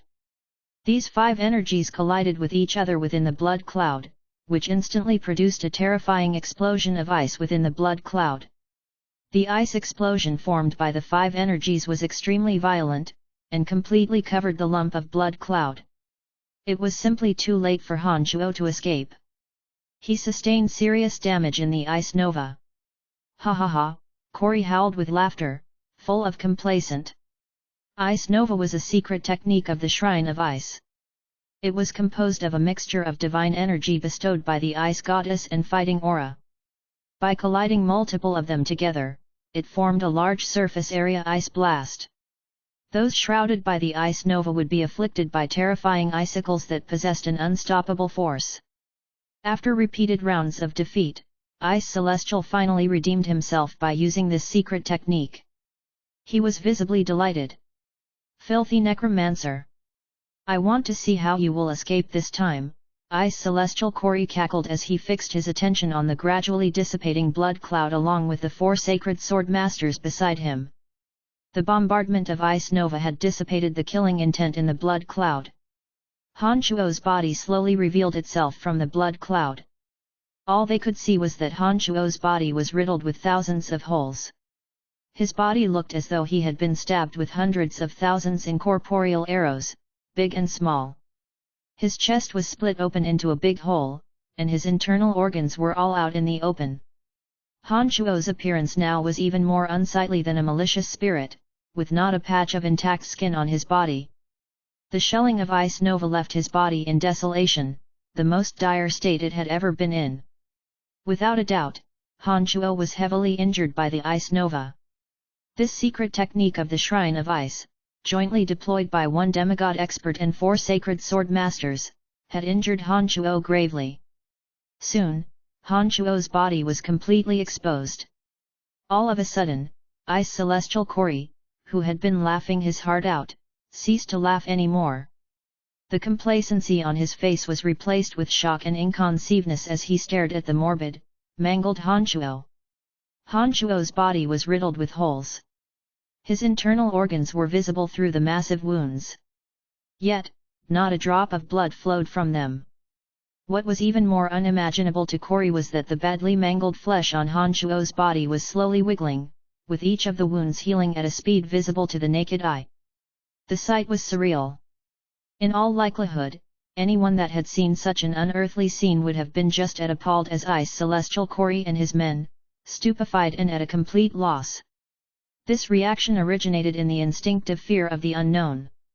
What in the world are you? Ice Celestial Kori, who had long subconsciously harbored an intense wariness towards Han Chuo, finally could not constrain the fear in his heart, and cried out, his voice trembling.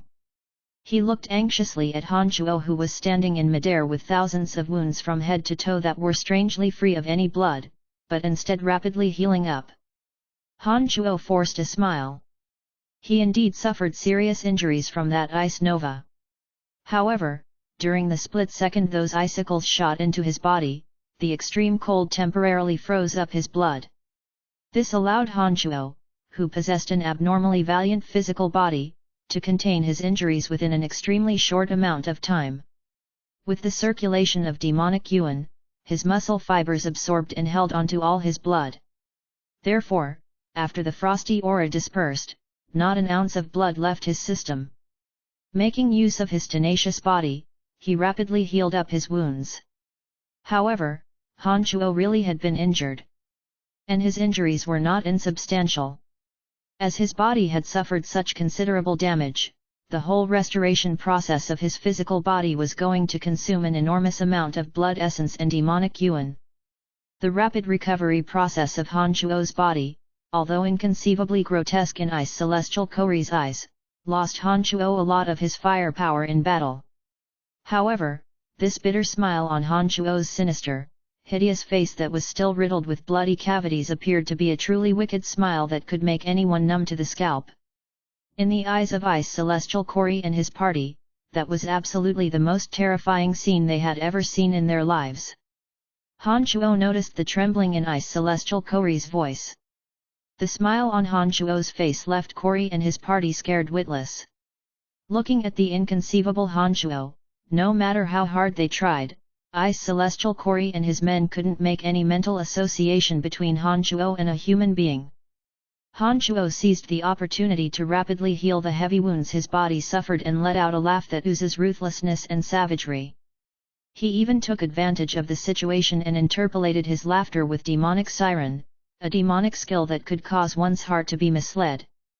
As expected, the already gutless Ice Celestial Kori, under the effect of Han Chuo's demonic siren, grew more and more terrified. When he again looked at Han Chuo's hideous appearance, Han Chuo seemingly transformed into a demonic existence of ancient times, which unintentionally took a hit from him, ripping apart his everyday disguise, and revealing his demonic noumenon. Which plane of existence did you come from? The Shrine of Ice is a religion of the Ice Goddess. What do you want? One of the 4 sacred sword masters suddenly cried out in fear, frantically taking a step backwards. This was partially due to the effect of the demonic siren, while on the other it was also because they truly dreaded Han Chuo. Who the hell are you? When he shouted, it seemed to serve as a reminder to the others, causing another sacred sword master to also cry out in fear. Ice Celestial Kori, looking at Han Chuo, who was still seriously injured, seemed to have come to a sudden realization. Thinking back on the brilliant skills of Han Chuo's that he had never seen before, he seriously thought that Han Chuo was not an existence originating from profound continent at all. With that, the fear in his heart flourished even more. His eyes already started flickering, rapidly considering his escape routes. We are the messengers of the Ice Goddess.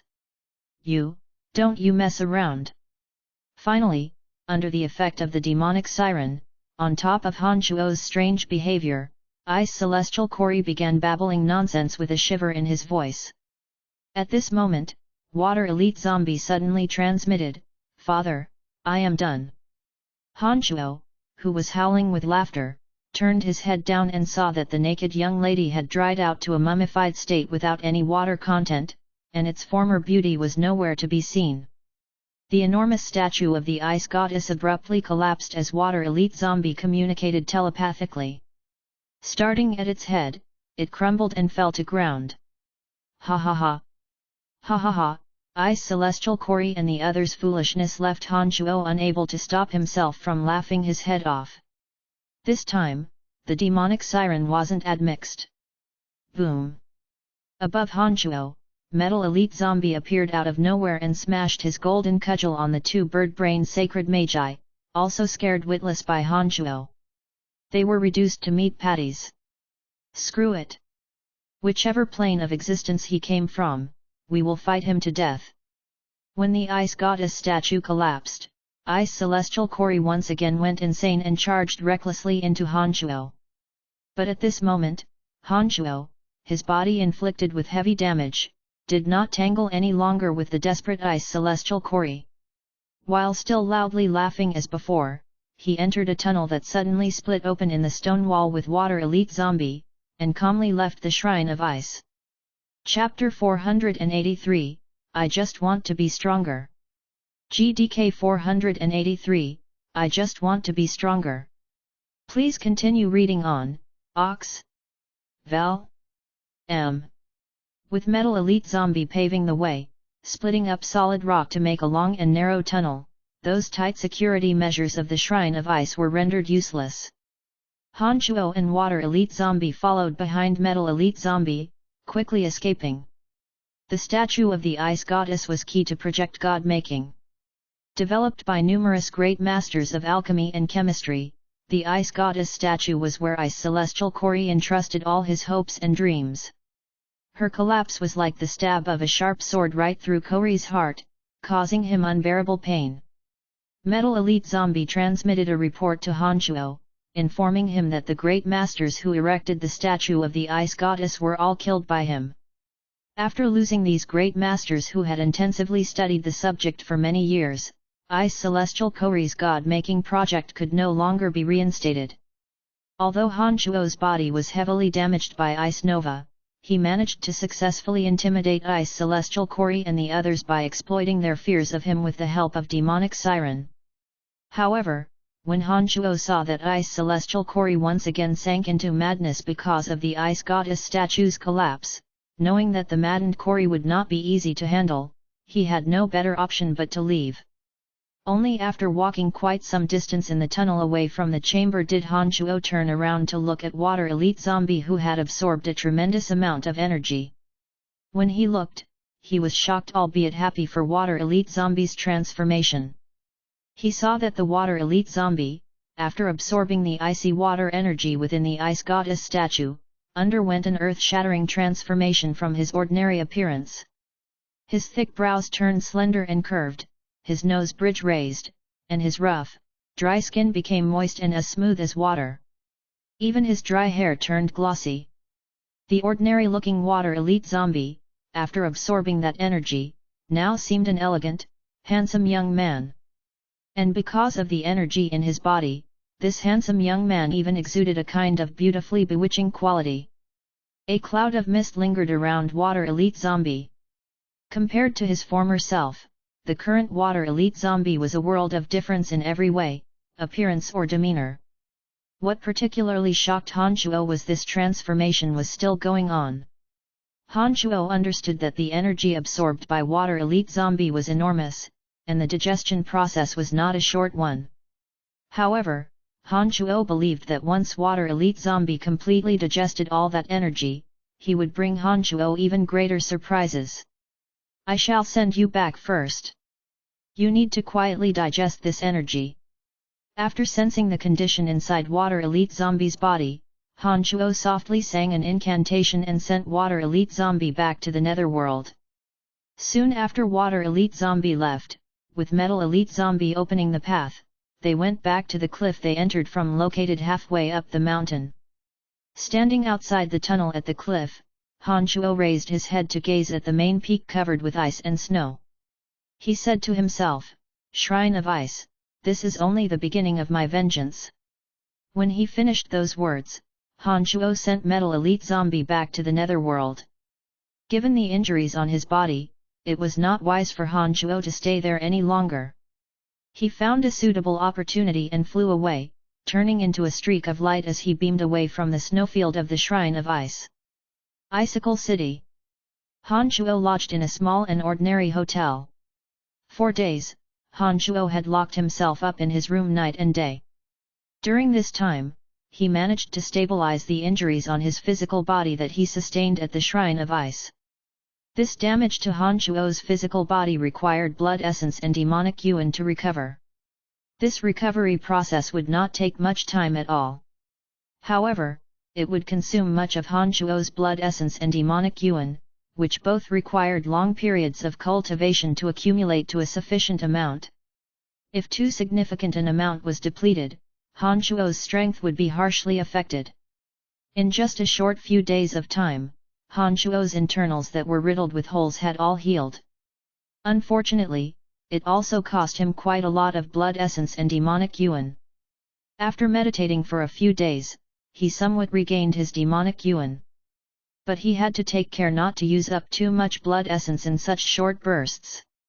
It was only when Han Chuo's own injuries were stabilized that he recalled how Gilbert's soul was yet inside the Demon Slayer Edge. The insides of the Demon Slayer Edge was remotely a good place to be in. Any soul that entered the Demon Slayer Edge would be corroded by it. Even though Han Chuo had specially vacated an area for Gilbert's soul, he still could not be kept inside for extended periods. Han Chuo made use of certain materials currently available in his space ring. After spending another couple of days, he refined a soul depository ring out of a translucent, shiny thumb ring. The main functionality of this soul depository ring was to store souls. In his room, he deployed a soundproofing magical boundary, and summoned a few wraiths to guard outside the door. Only then did he withdraw the Demon Slayer Edge. With the soul depository ring on his palm, Han Chuo slowly entered the Demon Slayer Edge with his consciousness.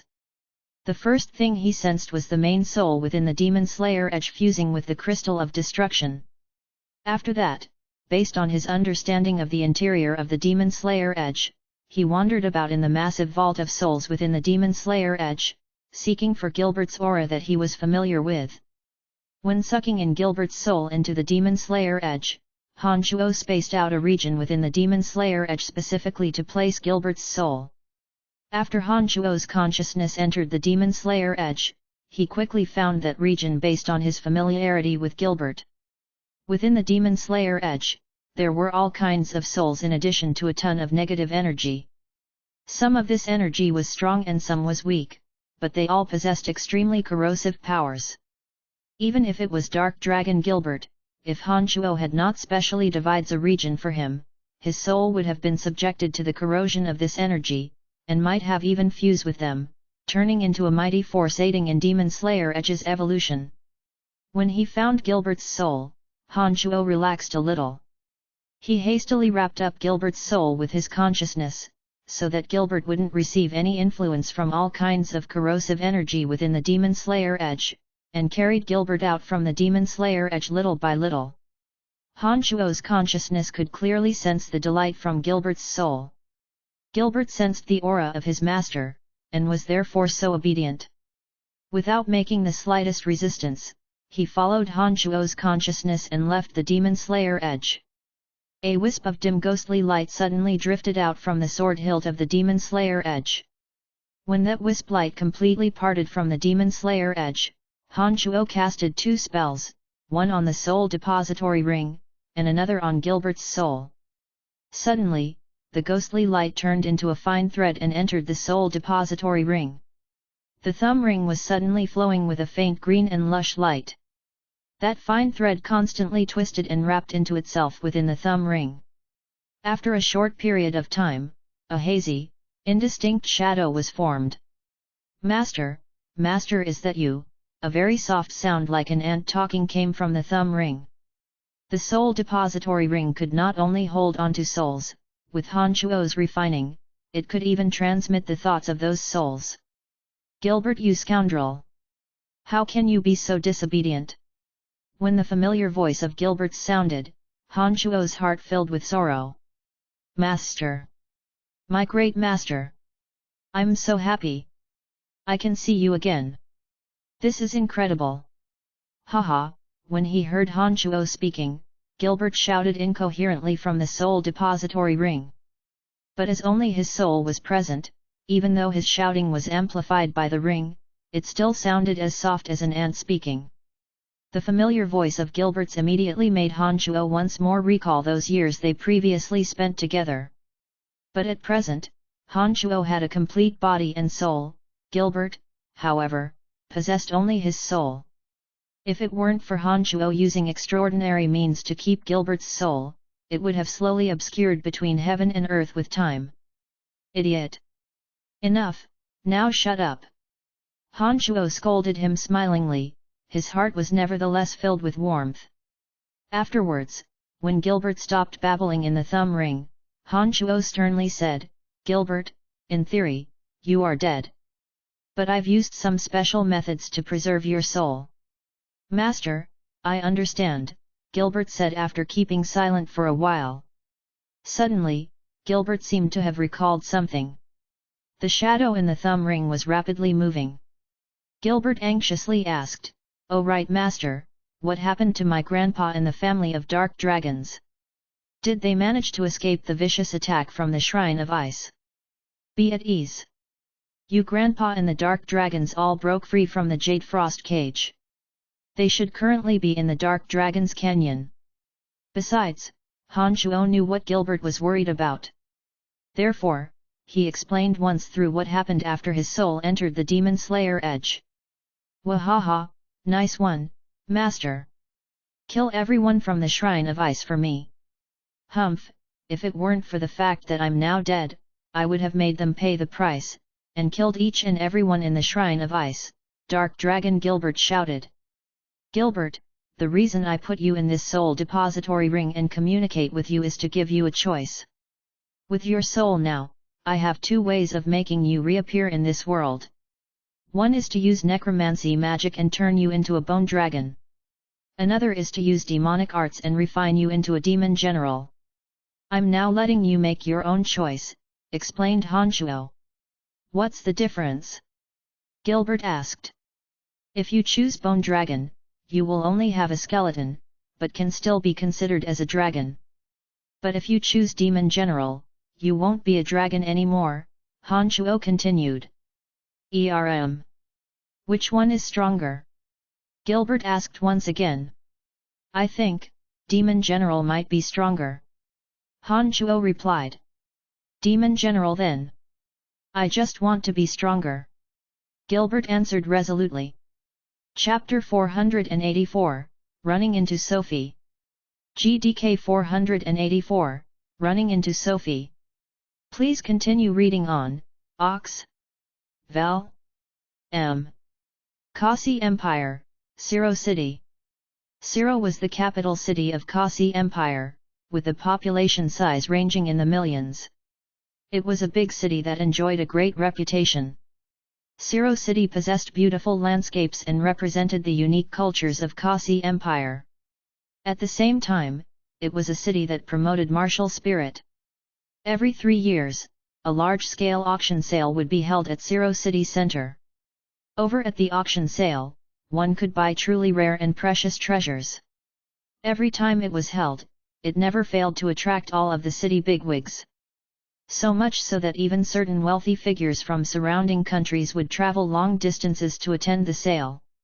During past auctions at Siro City, not only did all sorts of treasures frequently make appearances, even divine weapons showed up twice. Divine weapon Starry Sky, which was currently in Phoebe's possession after it was obtained from Salt, had previously appeared at such an auction. It was repeatedly resold before Selt managed to acquire it. This festival was a true spectacle. Other than just auction sales, there would also be all kinds of unusual items up for sale. Those who knew what was what could always be sure to walk away with whatever goods they desired.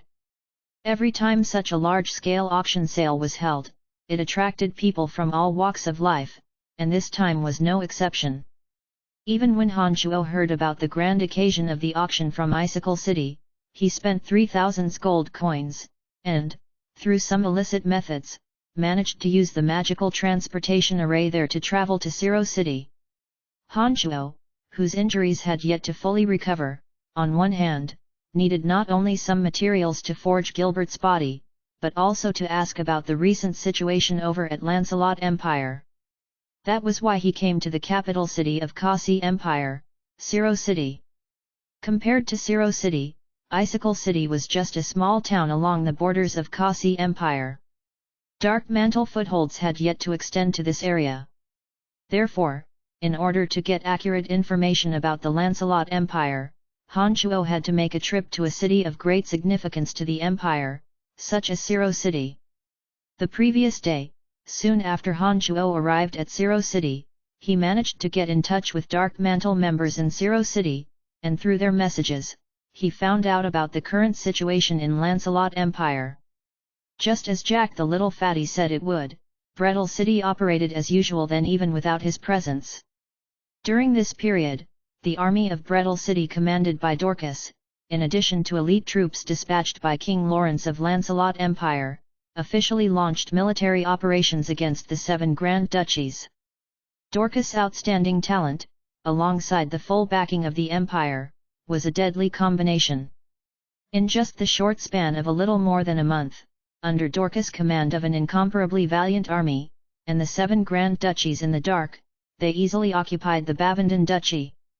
Then, with Bavenden Duchy as their military base, they successfully crushed the hastily united army of Bonton Duchy and Etmond Duchy.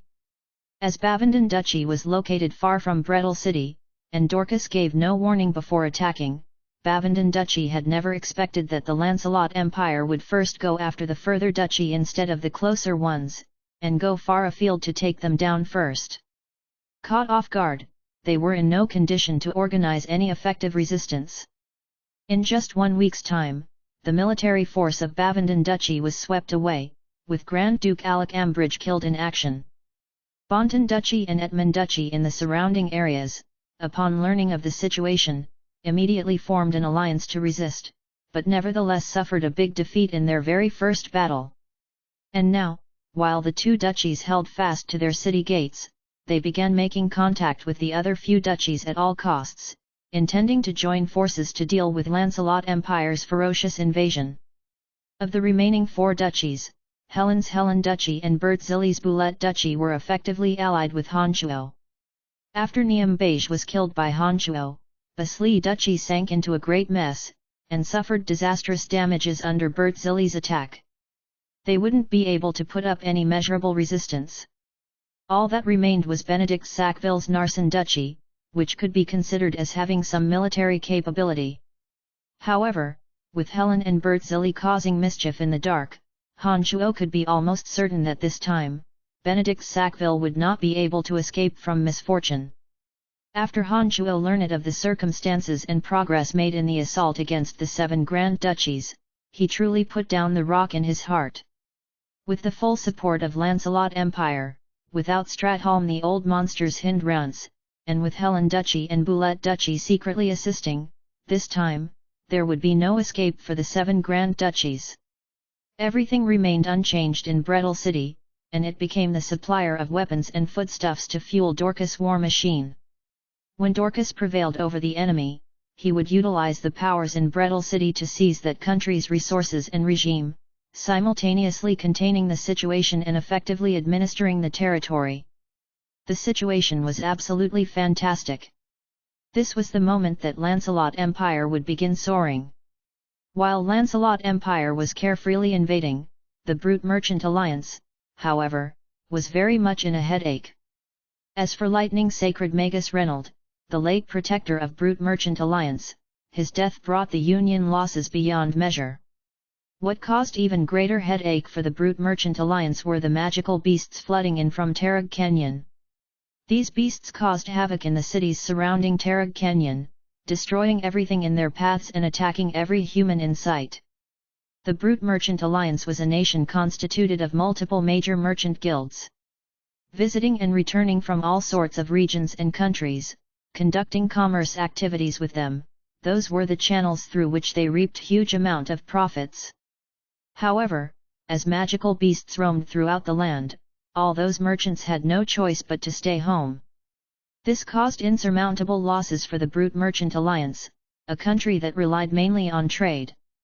Therefore, although the Brute Merchant Alliance was aware that the Lancelot Empire was infringing upon the 7 Grand Duchies like wildfire and enjoying the spoils of war to the fullest, due to domestic disorder, they were fully occupied and had no time to deal with other matters.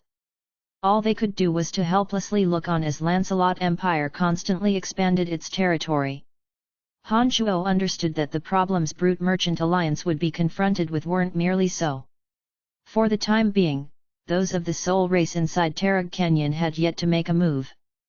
But this was likely because their 6-horned tribal king was injured during the battle with the Saintess of the Church of Light. Once this 6-horned tribal king recovered, the Brute Merchant Alliance would undoubtedly weep at least a few tears. Standing on a harmonious street, Han Shuo stopped contemplating and carried on examining vendors' booths for goods that fit his needs. It must be said that this so-called auction sale indeed owned a well-deserved reputation. Before the real auction sale had even started, among the various kinds of materials in the market, Han Shuo had procured 2 worthy items. Weeping wood. A close look at this wood revealed grain patterns that looked like tear stains.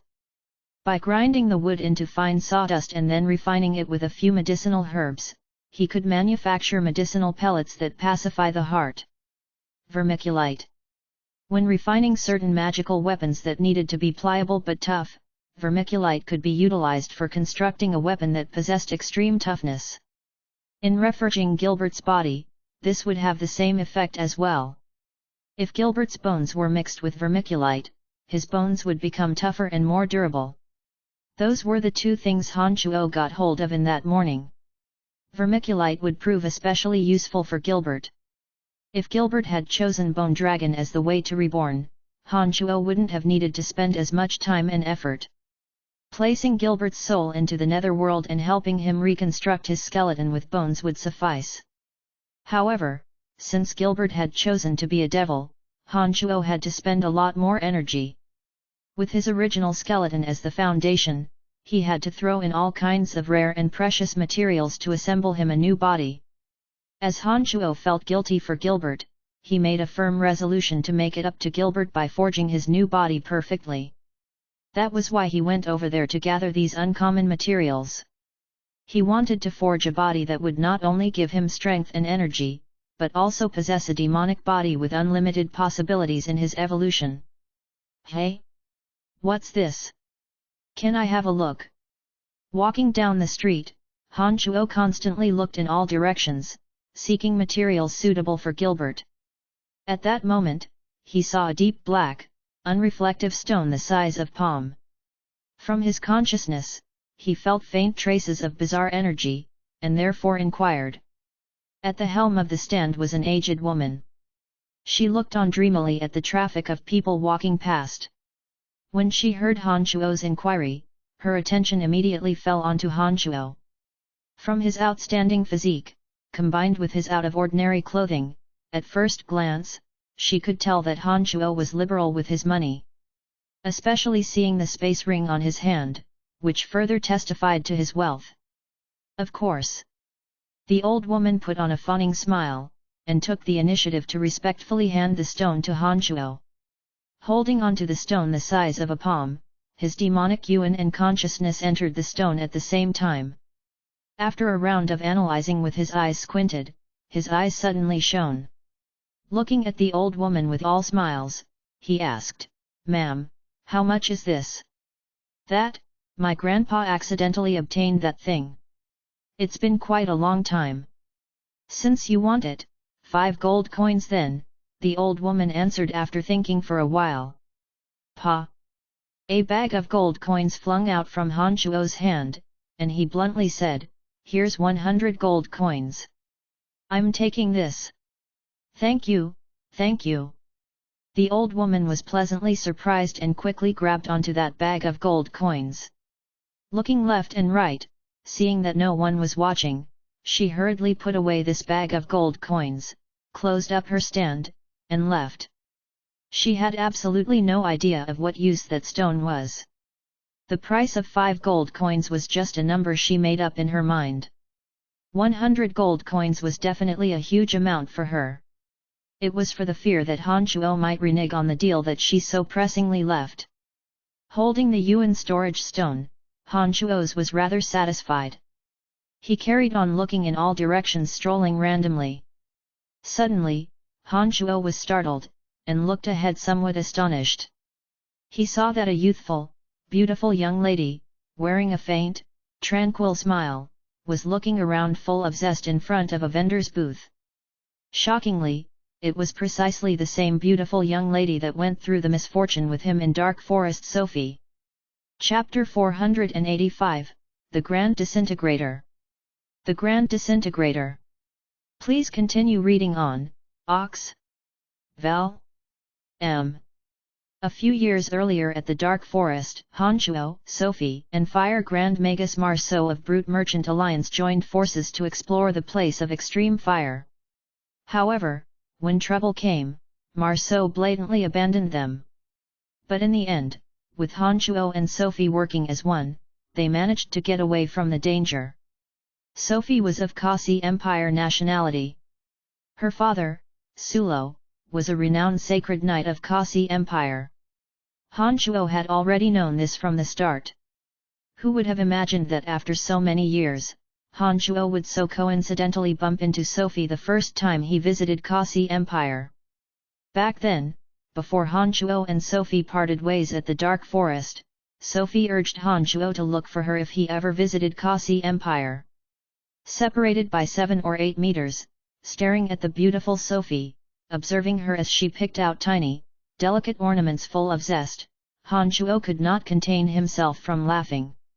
All along this seemingly endless street, all sorts of items were up for sale. There was no lack of genuinely priceless trinkets. Regardless, Sophie was not in the least interested in exquisite war machines, but lingered over at a booth selling small ornaments. It seemed that every woman had an innate desire to look beautiful. This sort of ornament that was garish and delicate but had no practical use whatsoever, unexpectedly, triggered tremendous temptation in Sophie. A few years had gone by in the blink of an eye. The already beautiful and moving Sophie, like a bud blooming into a flower, looked more beautiful than ever. Gazing at this beauty from a distance, Han Chuo did not advance forward to meet her although he desired to. Of this beautiful young lady, Han Chuo held a pretty good impression. Previously at the place of extreme fire, the Grand Fire Magus wanted to entrap Han Chuo, but was stopped by this kind-hearted lass. This time at Kasi Empire, the things Han Chuo had done at the Shrine of Ice would have made him a public enemy to the entire Kasi Empire. Once Han Chuo and Sophie intersected, it could very possibly spell trouble for Sophie. Although Sophie's father was a sacred knight of great influence on Kasi Empire, he was nowhere close when compared to the Shrine of Ice, whether in terms of strength or influence. Therefore, Han Chuo only looked at Sophie for a short while before he silently left. He deliberately took a detour to make some distance with Sophie before carrying on his shopping at this harmonious street, continuing to seek material suitable for refining Gilbert's body. That yuan storage stone that Han Chuo previously obtained from the old woman was very useful for demonic arts cultivators. As the name implies, the yuan storage stone could store yuan essence and demonic yuan. Among its uses was refining certain extraordinary magical weapons. It could improve a weapon's tolerance to demonic yuan, in addition to speeding up the circulation of demonic yuan inside the weapon. When reforging Gilbert's body, as long as this yuan storage stone completely integrated into the skeleton, it would be of great service to Gilbert in making rapid progress in the future. exchanged with merely 100 gold coins was simply a steal. It was precisely because in just one morning Han Shuo had obtained 3 different uncommon goods that he was rather looking forward to this auction sale at Kasi Empire. With exuberant energy, Han Shuo did not pause to rest at all. After evading Sophie, he continued looking for things that suited him. Possessing a consciousness with wonderful sensory power, on top of his discerning eyes, this time, Han Shuo really reaped a considerably plentiful harvest. In the afternoon, he successively obtained 7 or 8 exotic materials that could be mixed into the body and skeleton. It was not until dusk when the vendors began to close for the day that Han Shuo reluctantly left the area. Tomorrow, the auction sale would officially begin. Compared to goods sold at those booths, the auction sale that went on 3 days in a row were the real deal. The items exhibited at the auction sale were, every last one of them, precious treasures that had been authenticated. Some invaluable and unique treasures would also make appearances rather frequently. After returning to the small hotel where he currently stayed, Han Shuo closed the door, laid out a soundproofing and an early warning magical formation. He then took out the soul depository ring and began communicating with Gilbert's soul. Throughout the past several days, Han Shuo had become accustomed to talking nonsense with Gilbert. Inside the soul depository ring, Dark Dragon Gilbert was extremely bored. All day long he would worry if his new physical body would cause him to lose certain capabilities and appetite for males. Even with Han Shuo assuring him in every way possible, his concerns remained undiminished. Gilbert's physical body had been destroyed. But even with just his soul left, those vile practices of dark dragons nevertheless remained deeply rooted. It seemed that as long as his soul didn't perish, Dark Dragon Gilbert's nature was unlikely to change much. Don't worry, I will look for the rarest and most precious materials, with your original skeleton as the foundation, and a human body structure as the standard, reconstruct you a body to your satisfaction. This body will be even mightier than the body of dark dragons, and possesses unlimited possibilities in evolving. Those desires and sexual ability you so worried about will only get stronger, and you definitely will not turn into a court eunuch. Han Shuo got a headache from Gilbert's clamoring and had to again reassure him. That truly is fantastic. Luckily I did not choose Bone Dragon. A dragon with only bones but without that organ, that would rid me a lot of pleasure. Dark Dragon Gilbert was churning inside the soul depository ring as he shouted in excitement. All right. You better behave yourself. Thoroughly comprehend those memories I gave you.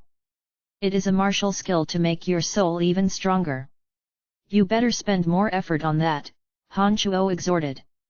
There were all kinds of secret martial techniques in the school of demonic arts. There were even secret techniques that specifically tempered one's soul.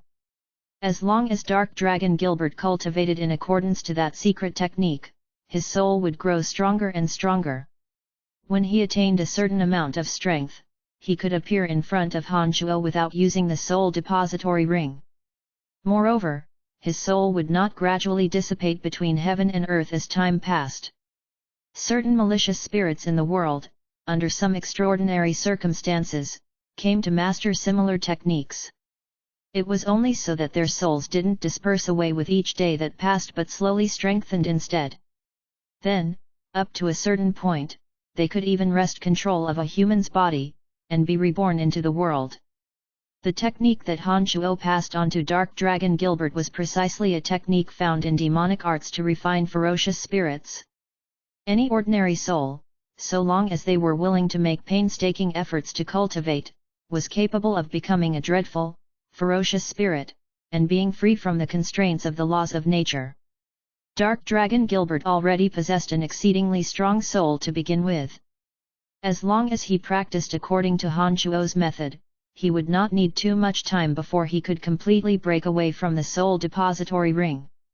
It would also continue to be extremely beneficial to him even after his soul had reattached to his reforged physical body. Master, how you know so much about this random stuff? I have never ever heard of such martial arts for cultivating the soul. How did you come to learn of these? After cultivating for a few days, Gilbert recognized just how effective the technique was as his soul grew more and more tenacious. In the beginning, after just few minutes of talking with Han Chuo, his soul would be drained of energy. But after cultivating this technique for a few days, he could persistently talk with Han Chuo for more than an hour.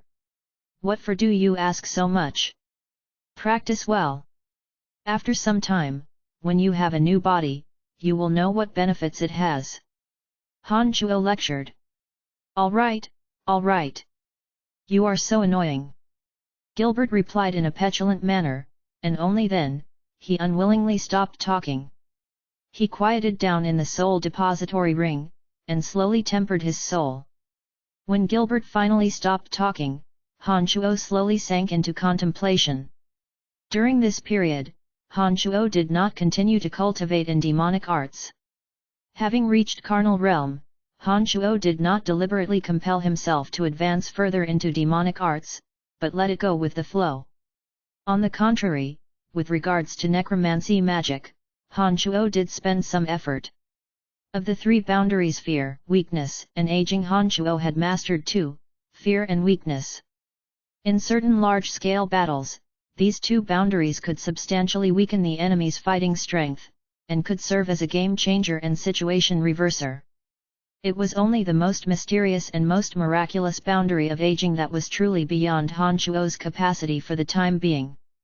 With no clue on how to set about and unable to grasp the solution, he did not continue on a wild goose chase, not squandering too much energy on studying this boundary. Rather, he spent time trying to master the last magic in the level of necromancy Grand Magus the Grand Disintegrator.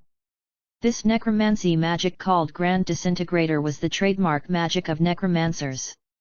It was also an extremely devastating magic. As the name implies, the Grand Disintegrator could disintegrate the enemy's body. Any expert on the receiving end would split up into pieces and die in no time. The only problem was that such terrifying magic was equally difficult to be executed. Even if successfully done, the Grand Disintegrator required a certain probability to unleash that kind of power. Even for necromancers exceedingly proficient in this magic, of 5 Grand Disintegrator spells released in a row, only one would be a success. For some necromancers who did not have a deep understanding of the essence of necromancy, their probabilities were even lower. Some would only pull off 1 in 10 shots. There were also variations to the destructive power released in the Grand Disintegrator. On the high end, the receiver could be instantly killed. On the lower end, it would only leave cuts on the opponent's body like sharp weapons being traced across. It was during the 2 previous days when Han Chuo was recuperating from his injuries that he truly figured out the magic, although he had yet to become extremely proficient in it. Now that Gilbert stopped being so wordy, Han Chuo continued on studying this trademark magic of necromancers, in addition to reckoning when he should experiment the spell on a living person. Unwittingly, yet another night had passed. Starting early in the morning, boisterous clamoring came from outside of the hotel. Today was the first day of the auction sale. Han Chuo stopped his studying early on and hurried to the scene, hoping to obtain an even greater harvest today. Chapter 486, Being Pursued. GDK 486, Being Pursued. Please continue reading on, Ox. Val. M. Han Chuo started the day by loitering about a dazzling lineup of booths selling all kinds of odds and ends. Luck seemed to be on his side. In just a short stroll, he had gotten his hands on 2 chunks of clay rocks. As the sun gradually rose high up above the sky, the nobles appeared more and more frequently along the street. They wore luxurious clothing and traveled on either tall horses or chariots. They did not stop over at the bustling street, but headed directly towards the auction place. All thanks to the appearance of these characters, the originally congested street was cleared an empty path by a large body of knights specifically dispatched by the city defense troops of Kasi Empire. On Profound Continent, the nobilities always got to enjoy certain privileges. Those who could gain entrance into the auction place were definitely very wealthy and highborn. Naturally, Kasi Empire would treat these characters with special care. Those commoners, abject swordsmen, struggling merchants, poverty-stricken mages, they could only stand on the two sides of the street. While looking on with envy at those with their heads high and chests puffed as they headed towards the auction place under the protection of knights, they spontaneously stepped aside to make a clear path, lest they be an obstruct and make a rod for their own back. One after another, sumptuous carriages passed by in the most pompous manner. There were even delicate drawings and coats of arms representing the passengers' identities on those carriages. There were all too many pedestrians on the street. And now, having to make way for these nobilities, pedestrians were shoulder to shoulder with each other. With that, the unavoidable bumping into each other further added to the already clamorous noises.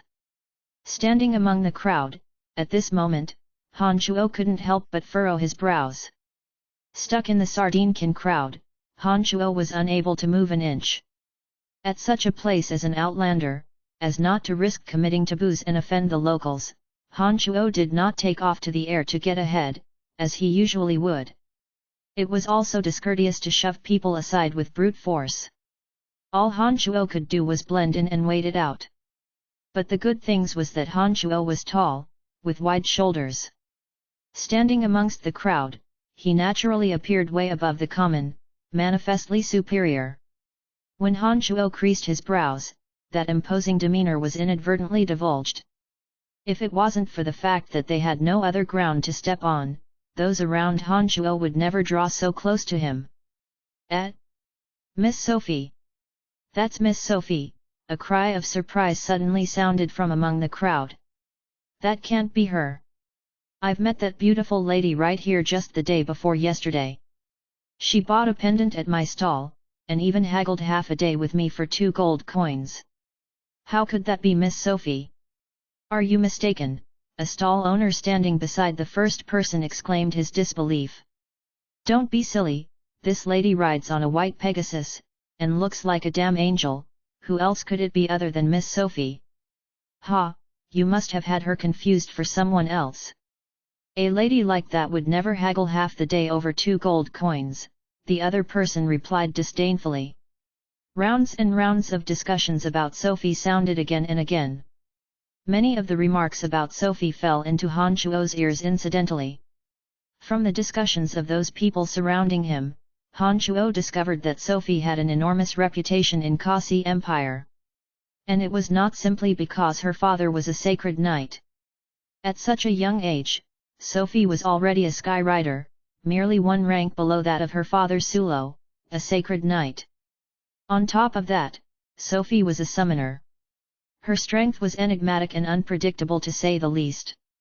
Other than being outstandingly gifted, what was most attractive about Sophie was her kind heart and amiable, approachable personality. There was no lack of hearsays about her helping those impoverished and in need. In the hearts of the people of Kasi Empire, the pure and honest Sophie was simply the ideal woman. Especially in the hearts of many young ones, Sophie was without doubt their goddess. Standing in the middle of all the clamor, Han Chuo passively received countless positive news about Sophie. Han Chuo, who already had a pretty good impression of Sophie in the first place, felt somewhat touched in his heart as he gazed afar at Sophie slowly moving forward on her spotlessly white Pegasus. Han Chuo had already seen Sophie yesterday along the congested street. Compared to her distanced style today, Han Chuo much preferred her amicable manner of yesterday. Riding on a Hercules, Sophie wore a faint smile on her face. However, when she recalled of the person inside the carriage beside her, she could not contain a sigh. Even thoughts grumbling about her father somehow crossed her mind. The curtain was lifted open from the inside of the carriage moving alongside Sophie, revealing a handsome young face. When this young man foolishly looked at Sophie, the fervent heat in his gaze was hardly concealed. Although he did not utter a word, any fool could make out the intense desire to possess from his eyes. Fifi, the reason I'm going to the auction sale this time, is to look for a treasure that fits you, the young man looking at Sophie with all smiles, leaning out from the carriage, said in the corniest manner. Sophie reluctantly put on a smile and replied, No, no need. You know, I'm not interested in those things. How will that do? My house of Pilon is of royal blood. Your father has already agreed to our marriage. As the wife of Brock, you shall be the most beautiful, most graceful, and most magnificent woman. There must be treasure adorned on you.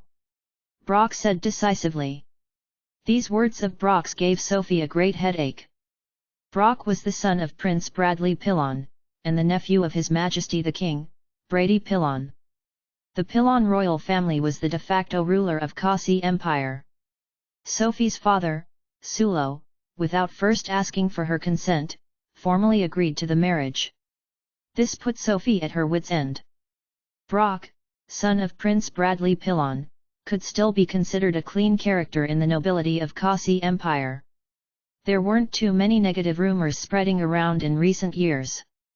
The eloquent Brock was a rising star in the political arena of Kasi Empire. By means of his Pilon royal family and its influences, he rose higher and higher in his career. He was truly on a roll in Kasi Empire. Sulo agreed to the marriage proposal. It did not matter if Sophie was willing or not. In this world where men made the rules, Sophie was already considered to be Brock's fiancée. Having been indoctrinated with etiquette since she was young, Sophie could not bring herself to display any behavior that would be deemed impolite in formal settings. Even this time, unable to defy her father's instruction, she reluctantly agreed to appear in public with Brock. Listening to Brock jabbering on and on about his unfettered imagination of their future, Sophie's heart sank deeper and deeper.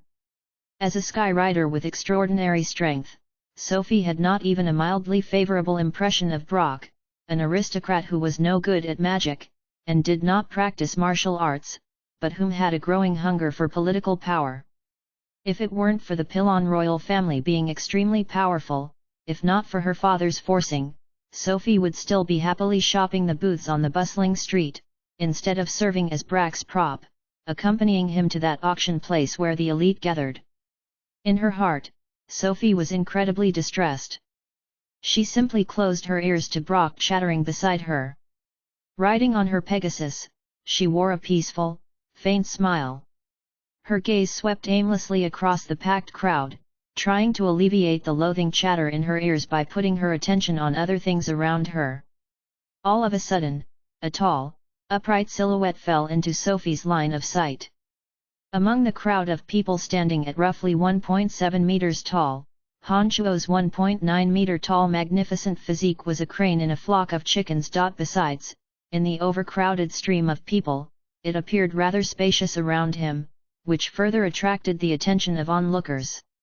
At first, Sophie only randomly shot a glance. From her point of view, she could only see Han Chuo's lateral side. However, the distinct outline of Han Chuo's half-face gave Sophie a familiar feeling.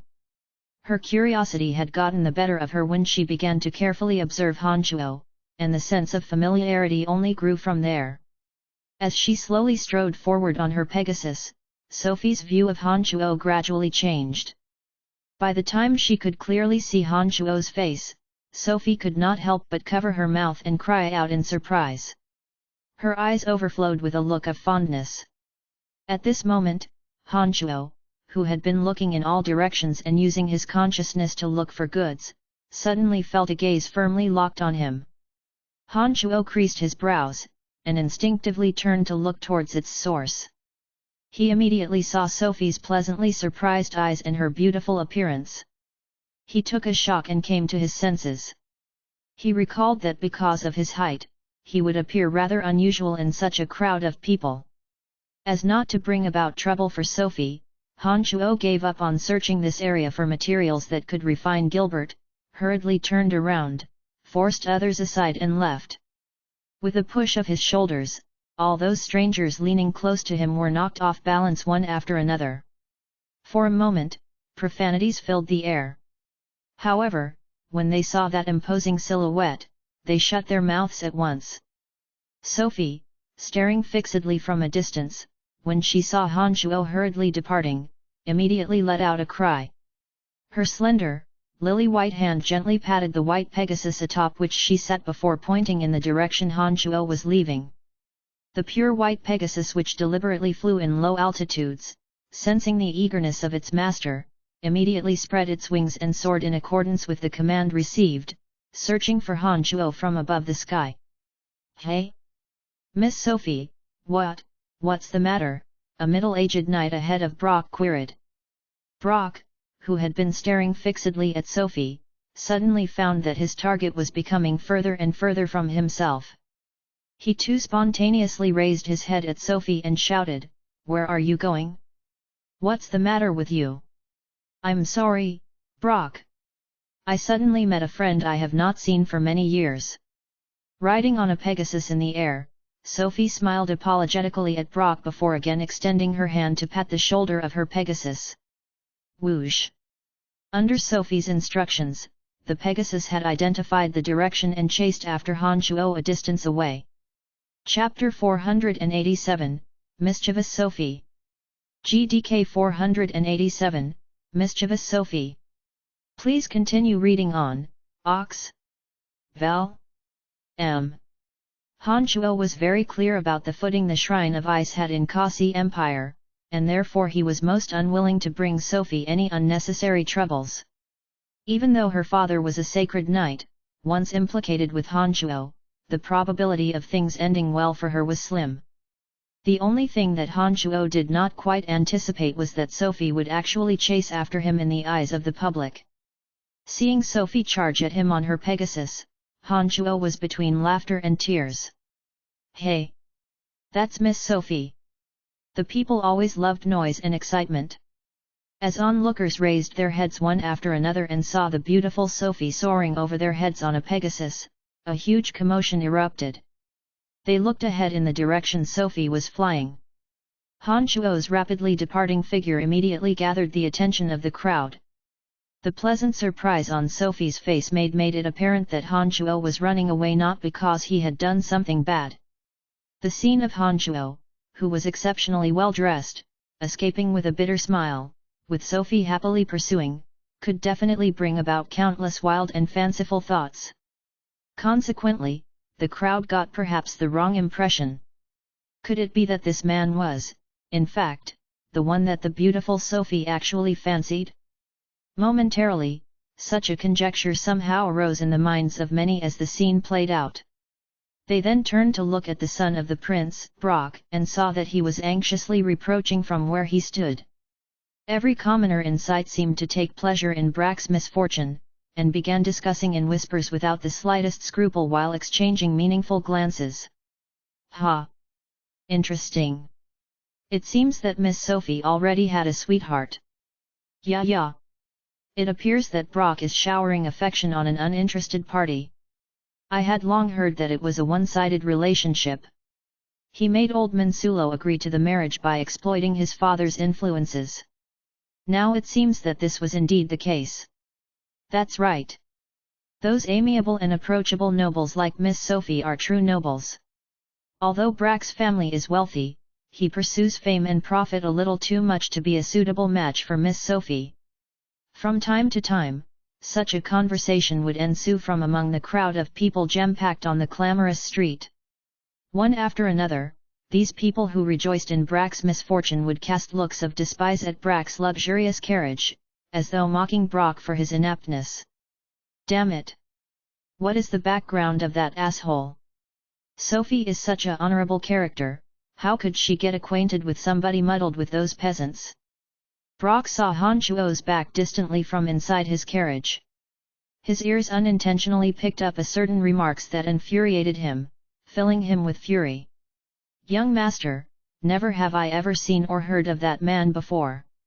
I believe that this was just an excuse Miss Sophie made up to keep away, young master. She wasn't willing to go to the auction sale with you and therefore did this on purpose," a knight beside the carriage said in a low voice. Suddenly, a cry of amazement sounded from afar. "Lift off!" He lifted off. "Damn, that's fast!" Brock was shocked and immediately gazed into the distance. He saw Han Chuo's outstanding body take off to the sky, leaving behind a streak of fine thread as he rapidly flew away. Behind Han Chuo, Sophie tightly pursued him on her spotlessly white Pegasus. Her silhouette transformed into a white dot, and finally faded away completely from sight. Now that was impressive. He must be a honorable magus. Perhaps even a grand magus. No wonder Miss Sophie would do such a thing. Ha, only such a young, outstandingly talented magus would be deserving of Miss Sophie. That's right. Definitely a talented but modest chap. Oh yes, he is definitely a amiable nobleman just like Miss Sophie. He even bought a rock from me just a moment ago. Ha, only such a character could match Miss Sophie.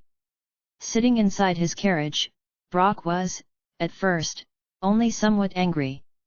But when Han Shuo streaked across the sky, Brock became truly furious.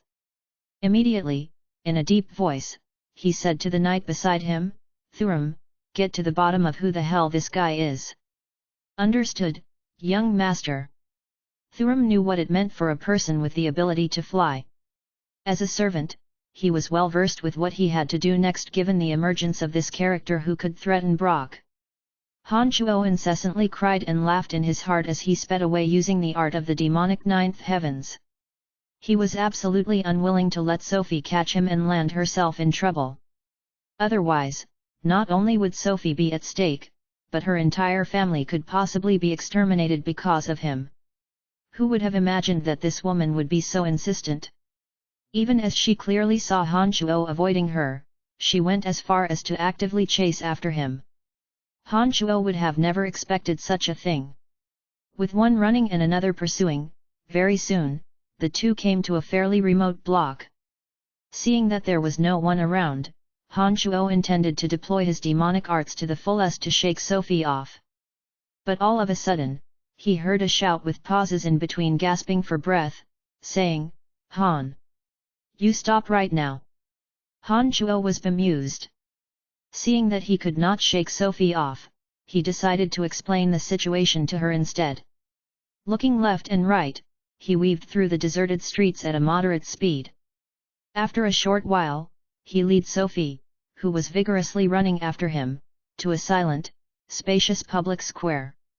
Han Shuo finally stopped, and stood still on a stone step in the square. He turned around to look at Sophie who had chased him all the way here, forced a smile and said, "It's been a while. Why are you avoiding me?" Sophie's Pegasus gently touched down. She looked at Han Shuo, confused. Her tone exuded a sense of grief. "I don't want to cause you any trouble. You have been living fine and well here in Kasi Empire. But if you were to be implicated with me, you and your family will suffer." For the fear that Sophie would persevere and continue her vigorous chasing, Han Shuo explained to her in a stern and deep voice. When Han Shuo said those words, there was no hiding Sophie's shock. The expression on her beautiful face immediately changed. After glancing around and seeing that no one else was around, she carefully asked in a very low voice, "Have you done something bad? Are you in trouble?" Nodding, Han Shuo open-heartedly admitted, "That's right. Something very bad. Tell me about it. My father is rather powerful in Kasi Empire. Maybe I can help you." Sophie was kind. She did not just want to stay and talk to Han Shuo, she wished to aid him however she could. "Forget about it. Not even your father can help me," Han Shuo flatly declined. Then, looking unflinchingly at Sophie, he continued, "I will stay in Kasi Empire for some days. You must not come in any form of contact with me.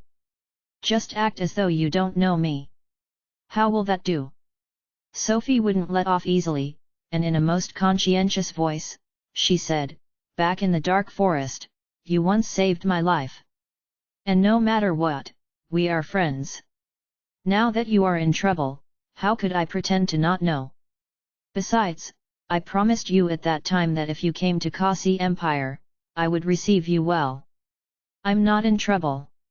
It is you that will be in trouble if you so insist," Han Shuo explained. The more Sophie acted this way, the more unwilling Han Shuo was to let her attract troubles. But well, who knew that this woman was really quite the stubborn one? Sophie replied to Han Shuo in a righteous tone, "What trouble could I get into? Calm down, nothing will ever happen to me. Haha. It's such a rare occasion to have you in Kasi Empire. Therefore, no matter what, I, as the host, must properly thank you for you saved my life. Lady, the one I offended is the Shrine of Ice. Do you think you can handle them? When Han Shuo saw that Sophie was being so persistent, for the lack of better option, he revealed the identity of his enemy, the Shrine of Ice. As expected, when the 3 words Shrine of Ice were uttered, Sophie gasped. She stared at Han Shuo in awe for a while, before gently and cautiously asking, Han, what's going on? Why would you offend the shrine? I know that you are a citizen of Lancelot Empire, but I don't know you particularly well. How did you get yourself into this? Listening to Sophie's words, Han Shuo realized that Sophie likely hadn't been informed of his actual identity. Back then during their encounter at the Dark Forest, Han Shuo called himself Brian Han without thinking the matter through. Sophie had never heard of this name and assumed that the name Han Shuo informed was a false name. She probably had yet to associate Han Shuo with that city lord of Brettle City in Lancelot Empire. As for how or why we became enemies, that's none of your concern. In any case, the Shrine of Ice will never let me off. So you better not be associated with me, Han Shuo replied. But as long as the shrine doesn't find you, there won't be an issue, won't there? Against Han Shuo's expectations, Sophie made a crafty smile and took out 2 round brownish fruits from her space ring. She handed one of them to Han Shuo and confidently explained, my friend gave me these. After kneading it for a while and applying it to your face, you can alter your appearance. No one will be able to make it out. As Sophie spoke, she demonstrated to Han Shuo. She slowly kneaded the round fruit between her hands until it formed a thick sticky substance. Then, she pointed at her own charming face before slowly applying the substance to her face and massaging her cheek and edges in front of Han Shuo. From the looks of things, this is certainly not the first time Sophie had done this. Without using any mirrors, but merely relying on her practiced hands, after just a short moment, her face underwent an enormous transformation. Sophie's fair skin turned wheat brown. Her cheeks and face contour transformed as well. From a beauty, she turned into a most ordinary-looking young lady. Even the skin on her neck and hands altered. Certain pharmacists possessed remarkable skills in formulating medicines. In fact, Han Shuo was also in possession of these drugs called polyfruit, previously gifted by Cecilia. This time at Kasi Empire, as Han Shuo was emphatically not afraid of his identity being revealed, he did not use the polyfruit. Ha! Magical, isn't it? You definitely can't recognize me now. Sophie proudly exclaimed after altering her appearance. Afterwards, she took out a small mirror and pointed it at Han Shuo.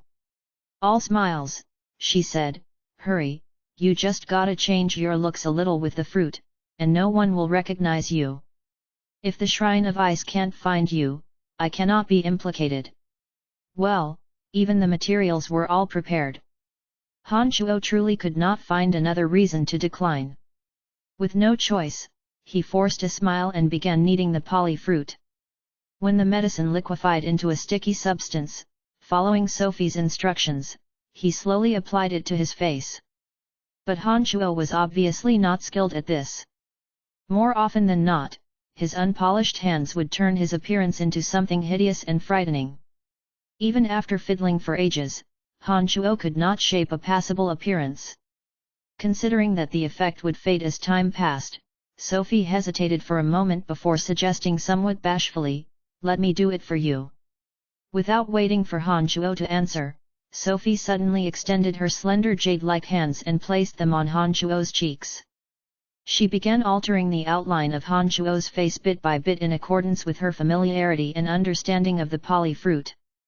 Although the skin color on Sophie's 2 hands had changed, they were still gentle and smooth as they rested on Han Shuo's cheeks. Especially when Sophie rubbed with her palms, which looked like 2 lovers flirting with each other, giving Han Shuo a kind of peculiar sensation. Sophie was evidently also somewhat embarrassed.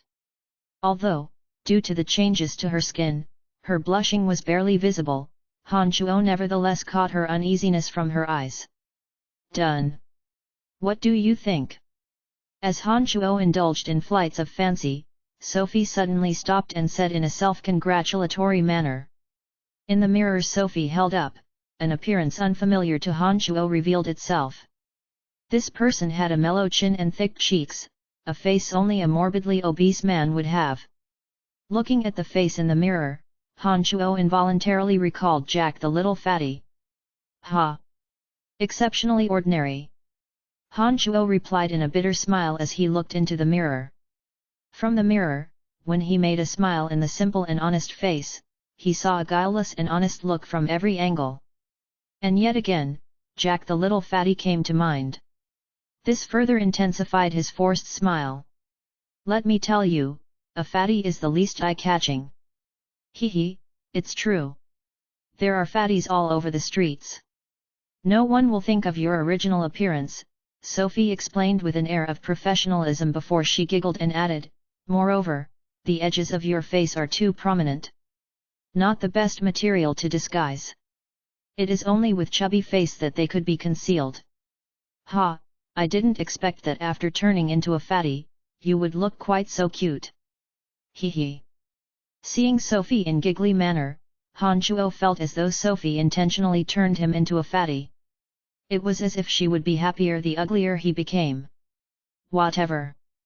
Do as you please, Han Chuo said helplessly, not knowing whether to laugh or cry.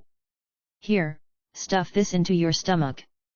Sophie took out a small pillow from her space ring and chuckingly handed it to Han Chuo. She clarified, as you should know, a fatty should have a potbelly. Otherwise one can't be called a fatty. When she said those words, a trace of mischievous glee flashed in Sophie's eyes, which Han Chuo coincidentally caught sight of. With that, Han Chuo could be absolutely certain that Sophie did so on purpose. But Han Chuo knew that Sophie did not have any intentions of malice. In any case, his face was already plump. Without voicing any opinions, he took the small pillow that Sophie handed him and stuffed it under his robes. With that, a slightly rotund tummy took shape. Ha, not bad. Not bad at all. You take a look. Seeing Han Chuo with a bulging stomach, Sophie let out a somewhat malicious laughter. She took multiple looks at Han Chuo's little belly with the mirror in her hand, and even complacently patted it. Convulsing with laughter, she said, I shall pardon you this time. Let's see if you dare turn on your heel and flee like a bat out of hell when you see me in the future. It was only now that Han Chuo became aware why Sophie did so. As it turned out, this was to retaliate Han Chuo's evasion earlier. It seemed that women were indeed vengeful and unforgiving creatures. Even a lady as kind Sophie was no exception, stubbornly punishing Han Chuo with this practical joke. Indeed, women must not be offended. Even beautiful, kind-hearted women are no exception. Han Chuo lamented as he forced a smile. All right. Now you just need a change of clothes and to deliberately hunch your back. Then no one will recognize you for sure. Sophie ceased her laughter and looked at Han Chuo satisfyingly, putting forward suggestions to further polish up her work of art. Han Chuo grudgingly took out a new set of outer garments. Originally, he had planned to have Sophie look away, but he immediately recalled her mischief. He decided to play tit for tat. Right before Sophie, as though she wasn't there, he took off his clothes. Han Chuo only had one item of sturdy, durable warrior's gown on his upper body. When this outer layer of clothing was removed, the majestic bare body of his was completely revealed. His perfect physique, like the cutting edge of a sharp blade, gave off a most piercing impression, while brimming with an extraordinary charisma unique to men. Sophie turned into a fool and stared blankly at Han Chuo's magnificent naked body. Other than amazement, there was even a thread of intoxication in her eyes. Perhaps she had never before seen a physique of such perfection, and therefore couldn't react momentarily. Suddenly, Sophie roused from her daze. She anxiously turned around. Stomping and panting with rage, she said, "Hoodlum! How could you do that in front of me? You thug! How infuriating! Seeing Sophie so frenetic, Han Shuo felt incredibly light-hearted, as though his bad luck was completely washed away. He chucklingly said, "Hee hee, I'm not concerned about it. Why are you concerned for my sake? You wretch! I knew you weren't a good guy the first time I met you, and sure enough, I was right." Sophie indignantly denounced Han Shuo. Shortly after, she softly talked to herself, "This chap, he's really well built." When Sophie said so, Han Shuo suddenly recalled the time back at Dark Forest. The two once had a good time together. Han Shuo's heart was inevitably swept away. "Humph! Are you done yet? Hurry up, we are going back there." Sophie angrily asked with her back facing Han Shuo. "Done? Where to?" Han Shuo asked in astoundment. Sophie turned around and said, "The auction place, of course. Where else would it be more lively than the auction place today in Kasi Empire?" "Sure." Han Shuo gladly agreed. It was exactly what he was hoping for. Chapter 488, The Joys of Being Ordinary. GDK 488, The Joys of Being Ordinary. Please continue reading on, Ox. Val. M. The duo had only left for a while, but when they returned to the auction place, they had transformed into completely different persons. One was a big, tall, honest-looking fatty, and the other, an average-looking girl that seemingly came from rural area. Muddling along the bustling street, they looked very ordinary. No one could have thought that they were the center of attention just moments before. With the city's defense troops clearing the way, nobilities that came from every city in Kasi Empire, and even from other nations, entered the auction center one after another. "This thing is only worth 3 gold coins at most," Sophie said resolutely to a vendor while holding up a crystal button in her hand. The person manning the stand was a petite middle-aged man. Putting on an honest face, he replied in a professional manner, "Miss, this is a blue dream crystal from the southern part of Brute Merchant Alliance. There is absolutely nowhere where you could buy this for less than 5 gold coins." "Ha! Ha! Open your eyes and see. Its colors aren't particularly clear, the workmanship of the button is so crude, and you actually dare claim that this is a blue dream crystal from the southern area of Brute Merchant Alliance. You are truly daring in making such an unfounded claim. There, look, these crystal fragments on my chain are genuine blue dream crystal. See just how different they are in terms of luster." Sophie took out a crystal necklace from her pocket and swayed it in front of the vendor's face, forcing him to see what a genuine blue dream crystal looked like. Those wearing space rings did not usually appear in such places. Therefore, before re-entering the region, Sophie not only kept away her only space ring, but she also had Han Shuo put away his as well. With that, there would not be an item on them which would distinguish them from any ordinary person. When the vendor realized that he couldn't deceive Sophie, his face sank and he said, "How about this, 4 gold coins? Take it or leave it." 3 gold coins? Only 3 gold coins? This button has coarse workmanship, and is only worth as much. Look here, the inlay site between the button and the crystal, there's a fine scratch over here. Also, here," Sophie was suddenly an expert and jabbered on, laying out each and every fault on this crystal button. Han Shuo blankly stared at Sophie, dumbstruck. Listening to her absolutely unrestrained criticism of the crystal button for the price difference of 1 gold coin, he simply could not understand what the point was. Finally, after a series of bombardments by Sophie, the vendor raised the white flag. He put on a forced smile as he passed the crystal button to Sophie, and said, "I will take 3 gold coins. But why would you insist on having it when everything is wrong with it as you mentioned?" "Oh, its shape is nevertheless a little beautiful," Sophie said a kind word for the very first time. After pleasingly attached the crystal button to the corner of her clothes, she turned to Han Shuo with a smile and asked, "What do you think? Looks nice, doesn't it?" "Not bad," Han Chuo answered. After a short pause, he added, given your appearance now, it fits you well. This kind of forged jewel made of poor material and crude workmanship, other than the rather unique design, there really wasn't anything appealing about it. However, Sophie appeared rather mediocre as well at the time. Putting on such an ordinary and coarse ornament, they actually complemented each other well.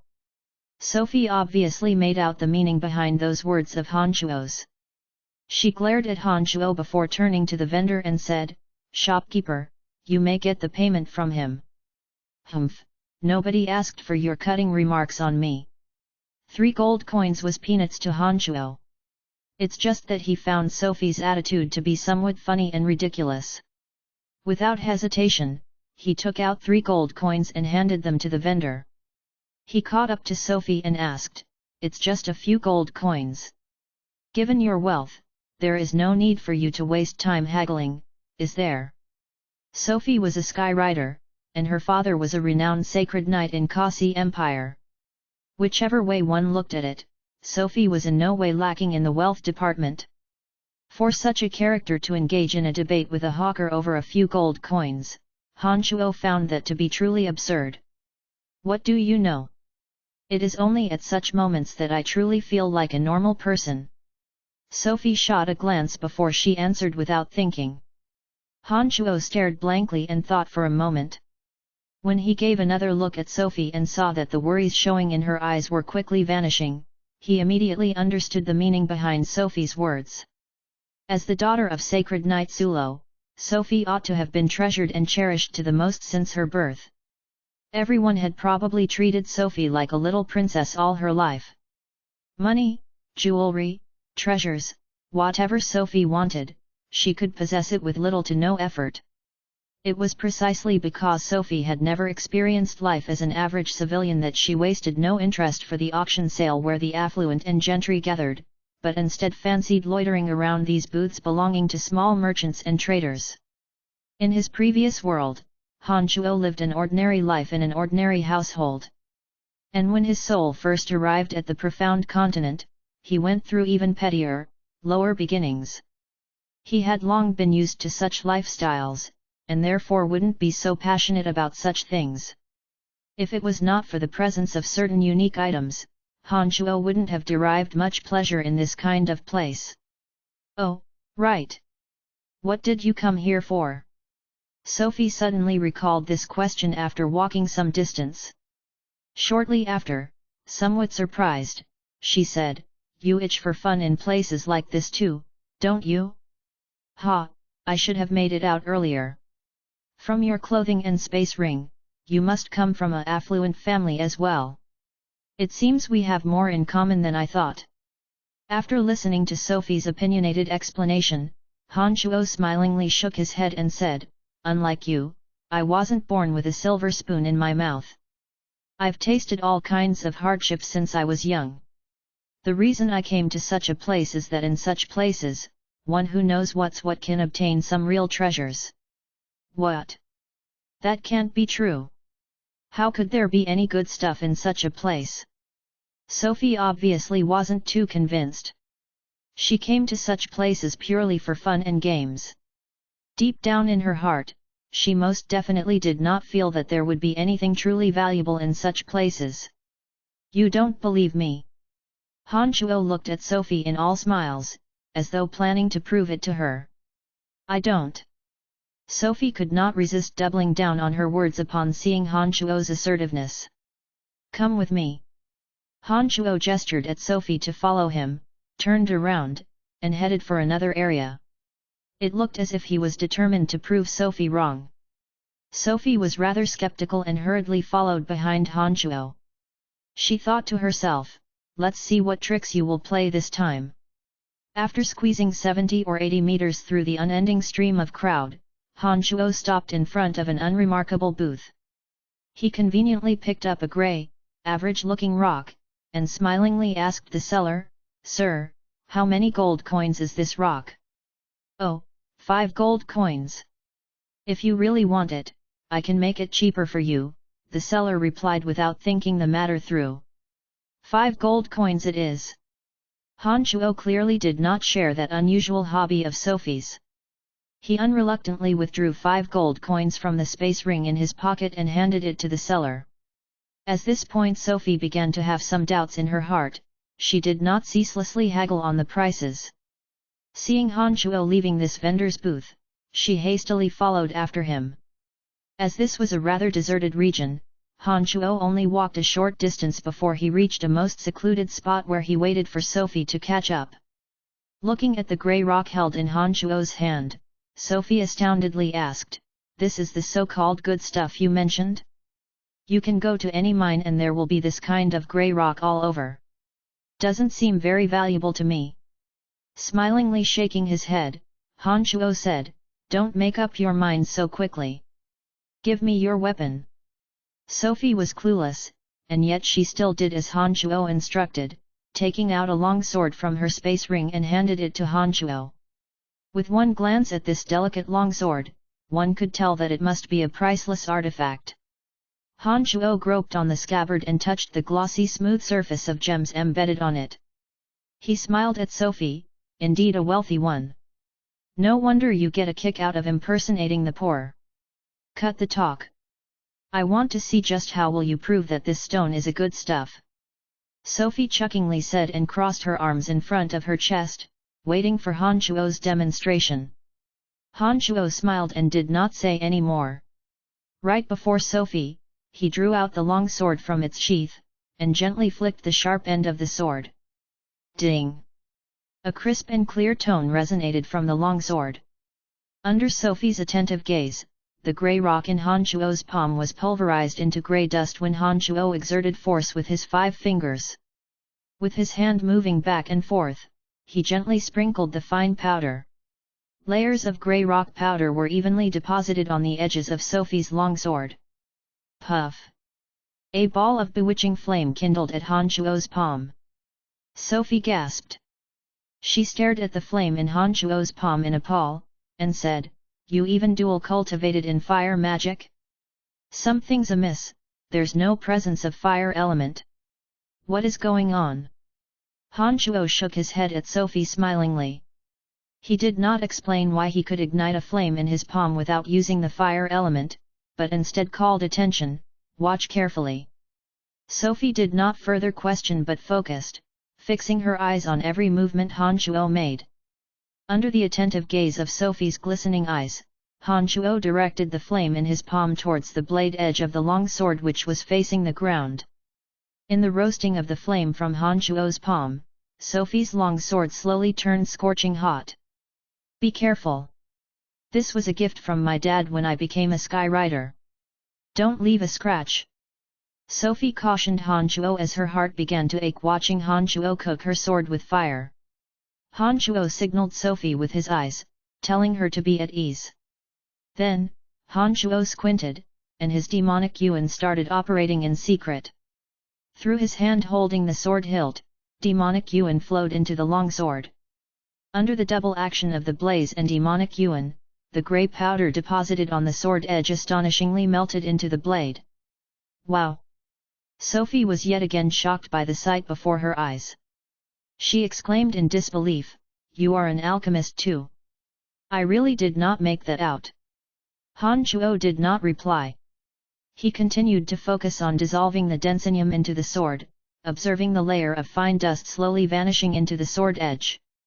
Han Chuo had already spotted this densinium rock the day before. This was an unusual ore that could increase weapon density and allow greater circulation of energy. In the canonical text of Weapons Refinery for Demonic Arts Practitioners, densinium was known to be a very useful rock. However, in this world, Han Chuo discovered that hardly anyone knew of its utility. There was an awful lot of densinium in the place of extreme metal at Mount Silk. Han Chuo had long mixed an appropriate amount of densinium into the Demon Slayer edge. Therefore, when he saw the densinium rock there the previous day, although intrigued, he did not purchase it. But to prove to Sophie that such a place was truly a treasure trove, he specifically came back and bought a piece of it. By the time all of the densinium powder was dissolved into the blade, the sword edge had reached an extremely high temperature. It was at this moment that the flame in Han Chuo's palm that was roasting the sword edge turned from red to purple. Other than creaking noises, light puffs of smoke were released from the long sword. It was a natural phenomenon when matter in high temperature was suddenly cooled off. Be careful. Don't tell me you are taking advantage of my long sword for some metallurgy experiment. Sophie was still very worried about her long sword. As she reminded Han Chuo to be careful, she questioned if Han Chuo actually had malicious intentions. Take it. Inject fighting aura into it and see what difference it has compared to usual. Han Chuo did not answer Sophie's question but tossed the long sword with its scabbard to Sophie. Sophie hastily reached out to catch the sword. When she caught it in her hand, she let out a cry in surprise at once. It grew a few kilograms heavier. Looking at the rock around the size of a clenched fist, which was crushed into dust in Han Chuo's hand before dissolving into her long sword, she couldn't figure out how some finely pulverized rock could actually increase the weight of her long sword by kilograms. It was a miracle. Try with fighting aura, Han Chuo reminded. Still in amazement, Sophie immediately infused fighting aura into the long sword in her hand. When Sophie poured fighting aura, the long sword suddenly glowed with silvery light of fighting aura at a speed beyond her comprehension. Impossible! Sophie cried out. Looking at Han Chuo with shock and bewilderment, she said, the long sword has greatly increased responsiveness towards fighting aura. That's right. This is the function of the rock. I think you should know, during crucial moments in battles, what it would mean to be able to release the power upon injecting fighting aura into the longsword, Han Chuo said grimly. I understand. This means one could seize the decisive opportunity, and perhaps even gain the upper hand in an evenly matched battle. Sophie realized. Shortly after, her sparkling eyes turned to Han Chuo, and she said, "This is incredible. How did you do that? That is truly unbelievable." Chapter 489, Auction Place. GDK 489, Auction Place. Please continue reading on, Ox. Val. M. Hehe, this is why I say, those who know what's what could obtain good stuff from a place like this. Han Chuo said smilingly. Let's go. Take me shopping with you. You seem like a person who does know what's what. Sophie said in high spirits. She grasped firmly onto the corner of Han Chuo's shirt and pulled him towards an area bustling with activities. Han Chuo helplessly followed along. He thought to himself, wasn't it you who first said that as the host, you must properly receive me? How did it become me that has to keep you company instead? It seems that words that come out of a woman's mouth definitely cannot be trusted. Seeing that Sophie was in high spirits, Han Chuo did not throw cold water on her. He accompanied her cramming through a congested crowd and visited various vendors' booths. By utilizing his accurate senses for substances, Han Chuo found several worthy items suitable for her. Han, you are amazing. How do you know so much? Sophie said excitedly to Han Chuo as she firmly held onto a jade bracelet of coarse workmanship. The jade bracelet was also one of the things that Han Chuo helped Sophie select. After wearing this jade bracelet, she could sense the effect of the jade bracelet in relieving fatigueness. After listening to an entire lecture about the efficacy of jade bracelets from Han Chuo once through, Sophie truly felt utmost admiration for Han Chuo, almost prostrating herself before Han Chuo in adulation. It's almost afternoon now. Let's visit the auction sale as well, Han Chuo suggested as he smilingly looked at Sophie. There's nothing interesting about that place, might as well stay here and continue strolling around, Sophie replied with her lips curled. She clearly had no good opinion of the auction place. Inside this auction, which is held only once every 3 years in Kasi Empire, there will certainly be many interesting people and objects. Since I have already come to Kasi Empire, it is inexcusable to not experience it. And you, as the hostess, perhaps it is time for you to do the honors. Although the stalls outside on the streets definitely proved useful, there must be even more precious treasures at the auction. Not only that, those items put up for auction had been well appraised. It was for these reasons that Han Shuo made such a proposal. Fine. Since you are being so insisting, I shall go there with you, Sophie grudgingly agreed to Han Shuo's request. Following behind Han Shuo, they headed towards the auction place. The auction was located in an enormous building with a squadron of knights in shining armor sturdily guarding the entrance. When Han Shuo and Sophie they witnessed these knights in the doorway standing refined and courteous. Although these knights could still be considered as friendly in attitude, they no doubt obstructed the two in their path. "Lady, gentlemen, no entrance without an invitation letter," one of the knights reminded smilingly. Given Han Shuo and Sophie's current ordinary appearance, along with the very ordinary clothing on them, after putting away their space rings, there was not one exceptional feature on them. Obviously, characters in commoners' dressing should not be appearing in such a five-star premier venue where the privileged classes congregated. Han Shuo let out a cold scoff, inwardly thinking that this kind of people could definitely be found in whichever region. Don't get fooled by this knight's urbane manner on the surface. The ridicule and despise showing in his eye were hardly concealed. Han Shuo could tell the disdain in his heart with just one look. "There, this is the invitation letter. Can we go in now?" Sophie casually took out 2 invitation letters and handed them to the knight with a light groan. The knight was astonished. He clearly never expected that someone like Han Shuo and Sophie actually had the qualifications to receive the invitation. He foolishly stared at Sophie and Han Shuo, and briefly forgot how to speak.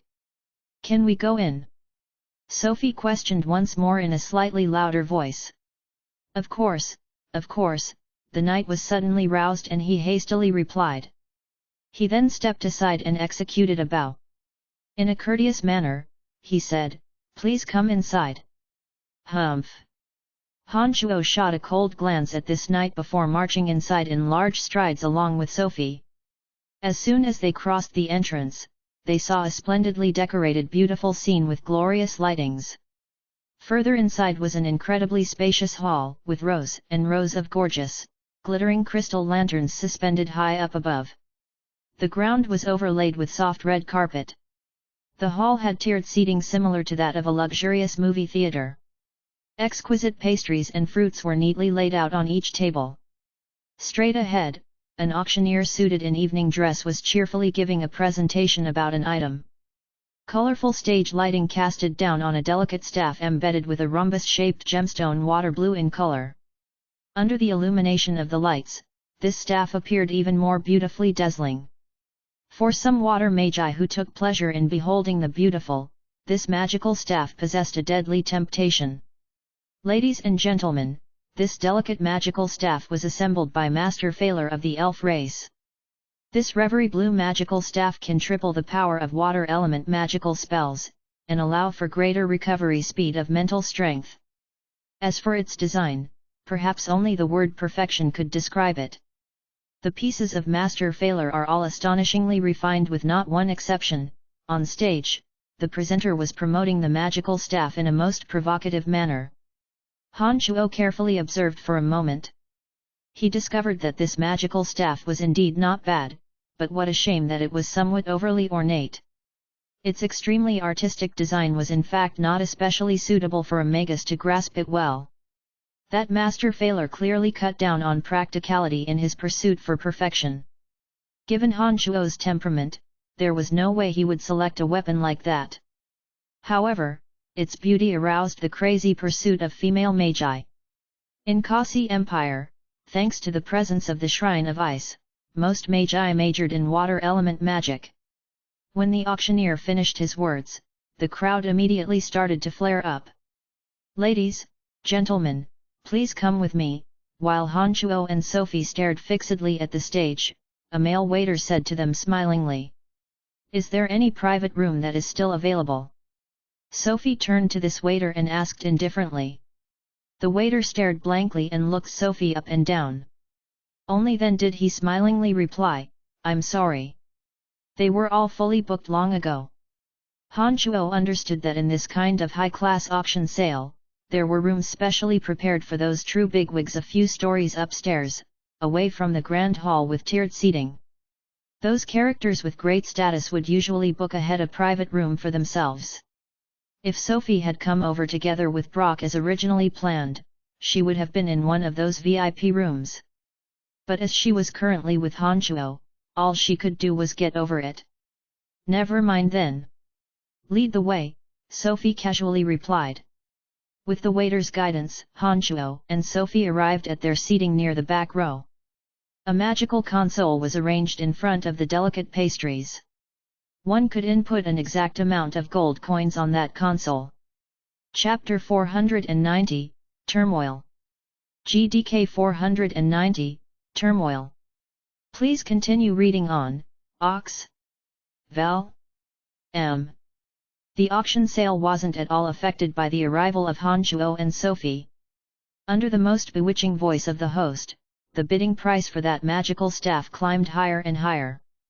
Clamorous noise and never-ending sounds of discussions filled the entire hall.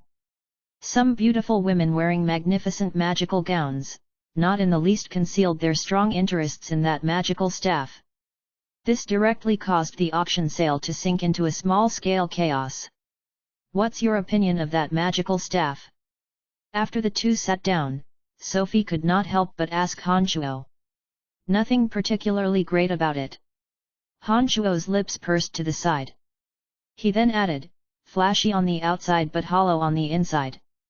Against Hanchuo's expectations, Sophie most agreed with Hanchuo's evaluation. She said, "Yep, this magical staff is overly ostentatious. If I were a magus, I would never choose this kind of overly flashy magical staff." Looking at Sophie with a surprised expression, Hanchuo smilingly said, "I thought that you would be just like them, and only pursue beauty in all things." Sophie pouted and gently groaned, "I bought those small jewels from those booths purely to enjoy that kind of pleasure of shopping, not because I really particularly liked them." "Oh!" Hanchuo gave her a cheeky grin. He pointed at the crystal button on her chest, and mocked, "Well then, how do you explain yourself wearing this crystal button, and even acting as though it were very precious?" Sophie dazed for a second before waving her small fist and somewhat wittily said, "That's because I'm giving you face. You bought this for me. If I were to conveniently throw this aside, how impolite would that be?" Hanchuo laughed involuntarily. Although he understood that Sophie was purely joking with those words, he nevertheless felt really happy in his heart. For Sophie would wear a coarsely made button which was worth only 3 gold coins, regardless of whether she really was being considerate. As the benefactor, Hanchuo definitely felt that he received the proper respect he deserved. It had to be said that when chatting with Sophie, Hanchuo felt a most comfortable and relaxed sensation. It was just like conversing with a confidant with no restrictions whatsoever. This made Hanchuo feel very comfortable. "Hey? Why is he here?" Suddenly, Sophie let out a soft cry and immediately lowered her head. She even grabbed Hanchuo and made him do the same. Hanchuo, being unexpectedly pulled by Sophie, nearly knocked his head against Sophie's. Leaning closely together, an air of wonderful fragrance rushed into Hanchuo's nose. The naturally refreshing fragrance caused Hanchuo to reminisce of a good time. Back then at the dark forest, the two had once leaned so closely together, encircled with the scent of each other's. A delegation walking at a steady pace gradually walked past Hanchuo and Sophie by the footpath on their left. With the servers respectfully welcoming them, they slowly ascended to the VIP room on the second floor. One of the men leading the party had a cordial smile. He wore a pithy, clean warrior gown as white as snow. He had broad shoulders and thick hands, displaying an imposing demeanor. He was obviously an experienced swordsman or knight. "Your father." Hanchuo only took one glance, and through his consciousness, he sensed the energy contained in this person's body. It was extremely difficult for one to sense this energy without first reaching a certain realm. How did you know? You've seen my dad before." Sophie was in slight disbelief. Shaking his head, Hanchuo replied, "You two looked rather similar in appearance and so I made a guess." I didn't think he would actually turn out to be your father. Appearance was merely one aspect. The most significant thing was that the fighting aura that Sophie cultivated was homologous with that of this person. An ordinary person wouldn't have been able to sense it. But as Han Shuo possessed an extremely mighty consciousness, he could detect it after carefully probing it. He must have gone to the VIP room. Brock, is it?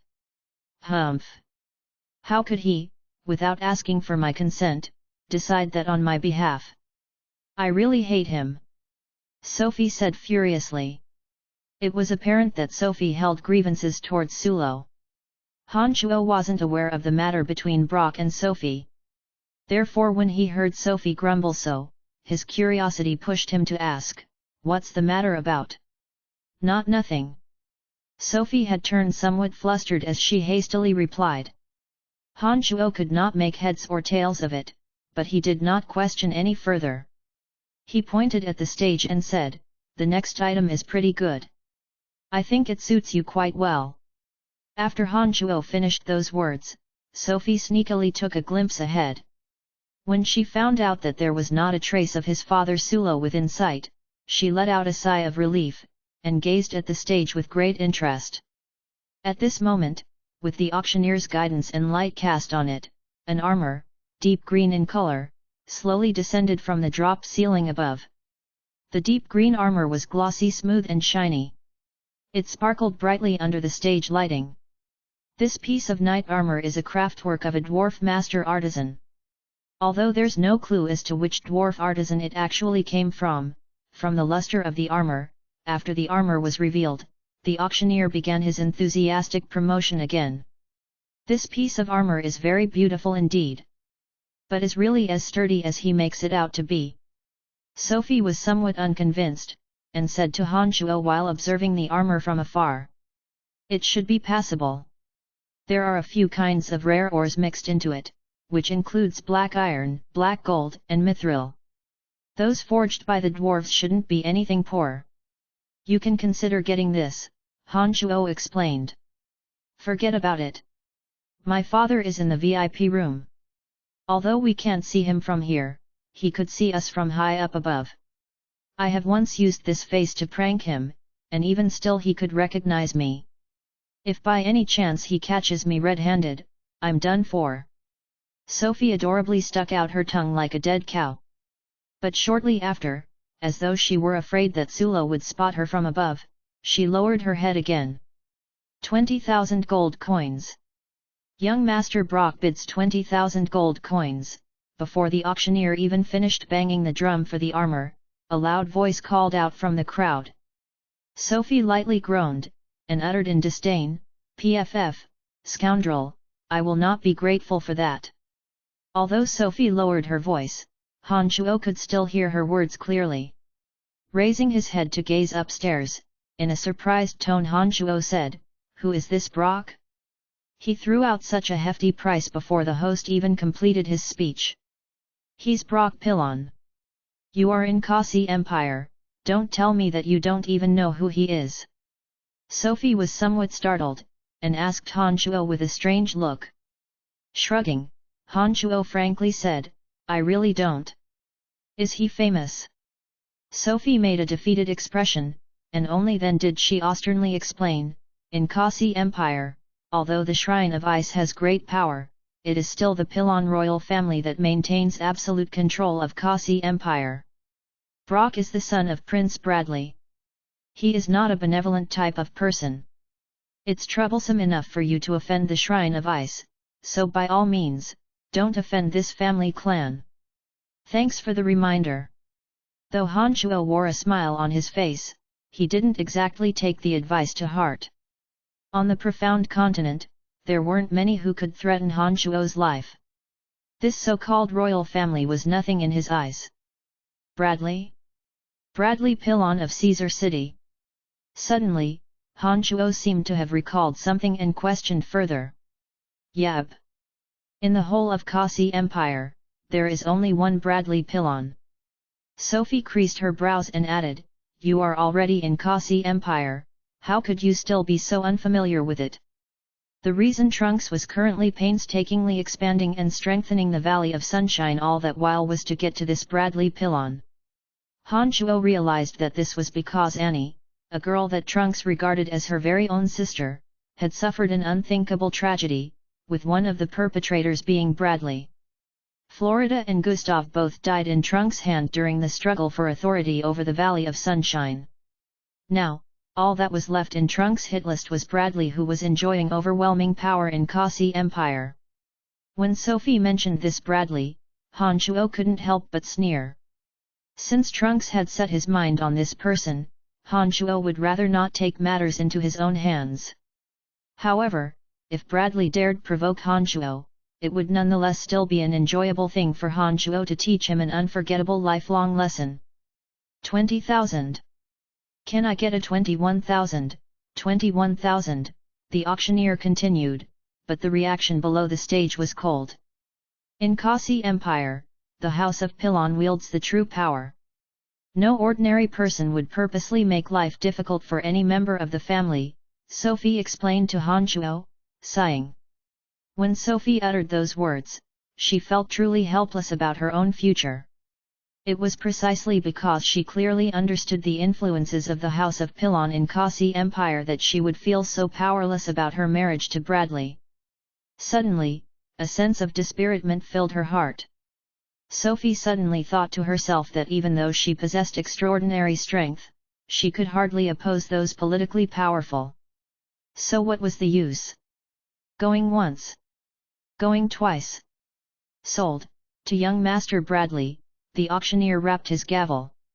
With Sophie in a downcast mood, she paid no attention to what was going on in the auction. Another 4 pieces of precious items were bidded off separately at high prices. Of the 4 items, 2 were magical robes with unusual functionalities, one was a magical scroll that could release a forbidden spell, and the last was a necklace encrusted with 100 diamonds once worn by the empress of the former Verdun dynasty. Han Shuo was not interested in those 4 items. The first 3 items were separately acquired by 3 different magi. The last necklace was bought by Brock. Han Shuo observed for a moment, and saw that the more high and mighty Brock appeared in the limelight, the more gloomy Sophie became. This baffled Han Shuo somewhat, not knowing why would Sophie suddenly be in such melancholy. Ladies and gentlemen, the next item for bidding is rather extraordinary. Even our experts could not determine what it is. However, this thing possesses a miraculous ability. When it is stuck on the ground, all the plants within a few kilometers around it grow healthier and taller, the auctioneer on stage introduced. Along with this introduction, a sheet of tender green leaf the size of his palm, stored on a crystal tray, was presented on stage. This leaf had a shiny surface and looked as though it was made with fine dark green jade. As soon as it was displayed, the polluted air in the entire auction hall was immediately purified. It was as though they had all been teleported into the middle of a lush forest in an instant. Everyone's body and mind seemed to suddenly loosen up. Han Shuo, who had not been paying much attention, suddenly jolted. Dazzling lights too bright to be stared into directly erupted from his eyes. Sophie, who was right beside Han Shuo, witnessed Han Shuo's eyes widen dramatically. Her gloomy mood seemed to have been diluted by her curiosity. Doubtfully looking at Han Shuo, she asked in a low voice, "You want to get this?" "That's right."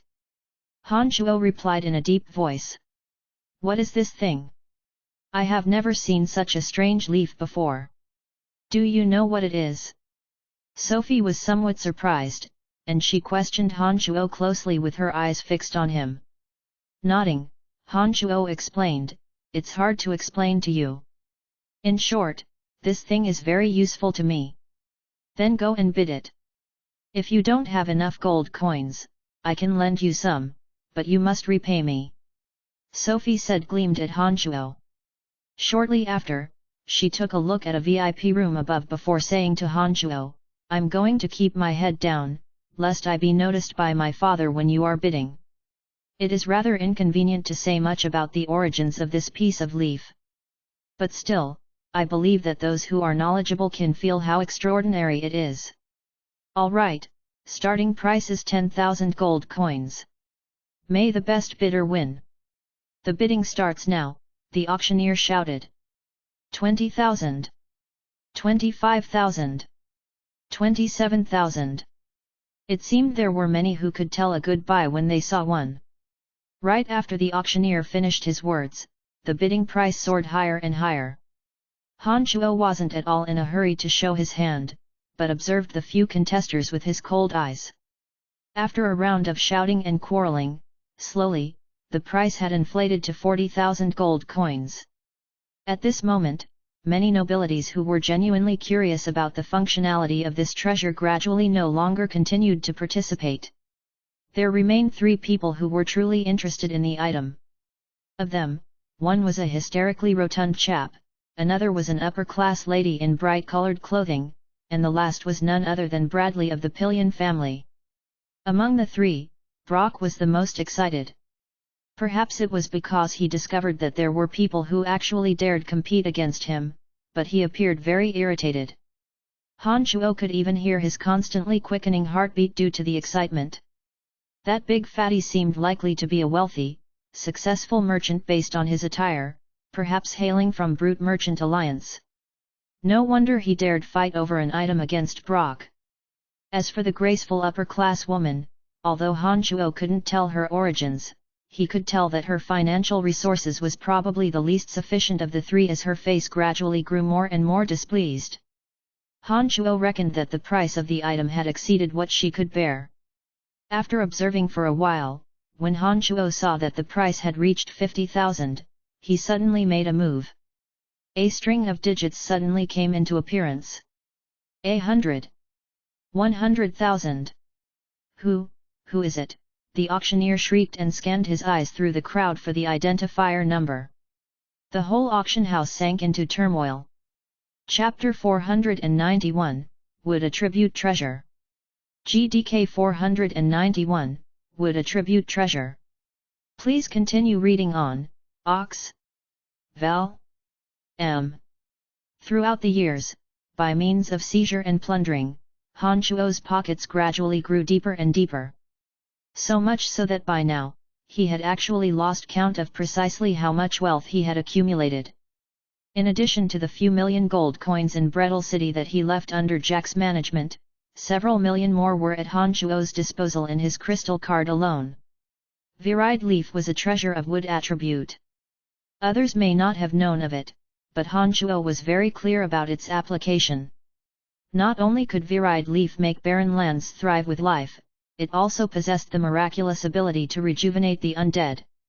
Most importantly, once this virid leaf was in the hands of Wood Elite Zombie, not only was he able to evolve faster, his strength was substantially increased as well. At the moment, of the 5 elite zombies, Water Elite Zombie and Wood Elite Zombie were the weakest and of lowest intelligence.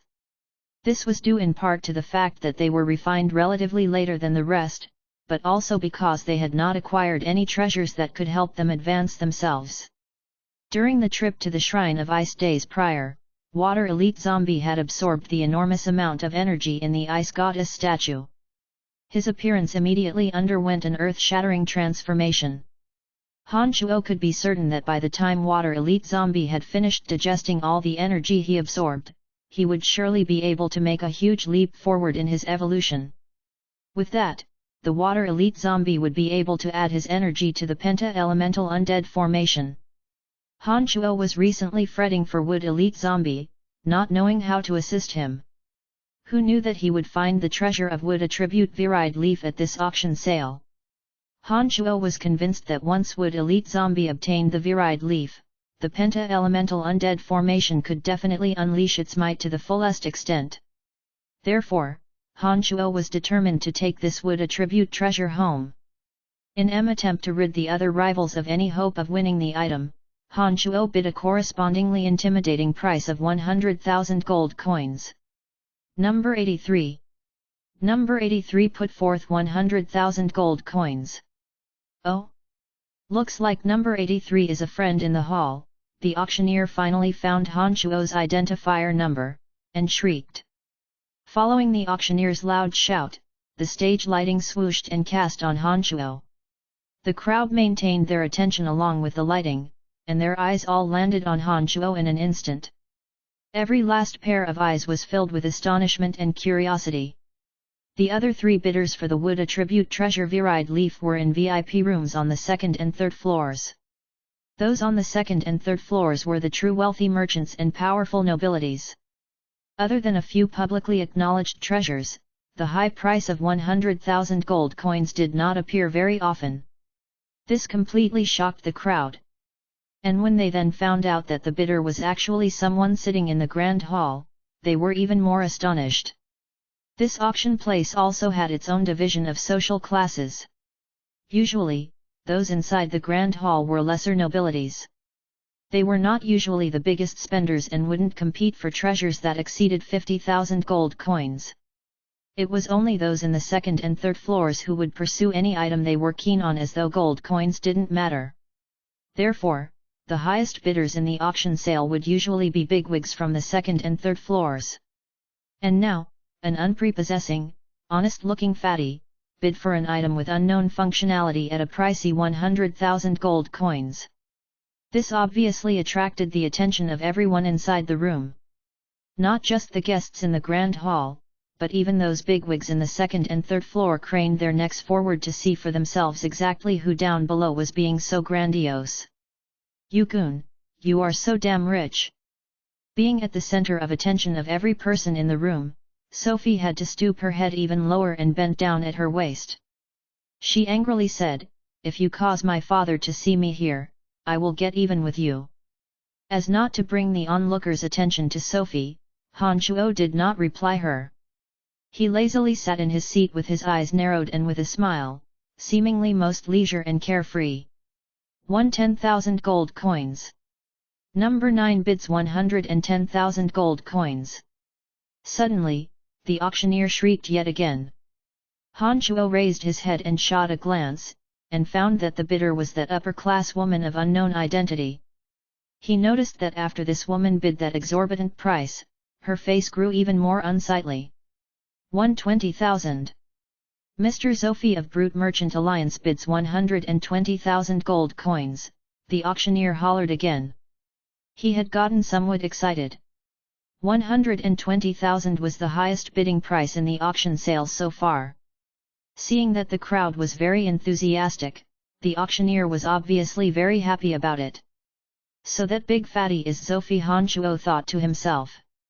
Han Chuo had heard of him before. He was an outstanding, well-known merchant in Brute Merchant Alliance. His core businesses were primarily selling magical crystal ores and some large-scale war equipment. The 6 magic crystal cannons that Helen bought the last time, those came from Sophie. Sometimes if he received big orders, he could make a few 100,000 gold coins from just one transaction deal. It was no surprise that he would be so extravagant. After Sophie's bid of 120,000 gold coins was announced, the auction house turned somewhat silent. Everyone noticed that as the price of the item increased, it started counting in 6 digits. This obviously exceeded what most people could afford. 150,000 gold coins. Oh! It's young Master Brock. Just as the crowd was silenced in amazement, Brock again showed his hand, and directly bid up the price to 150,000 gold coins.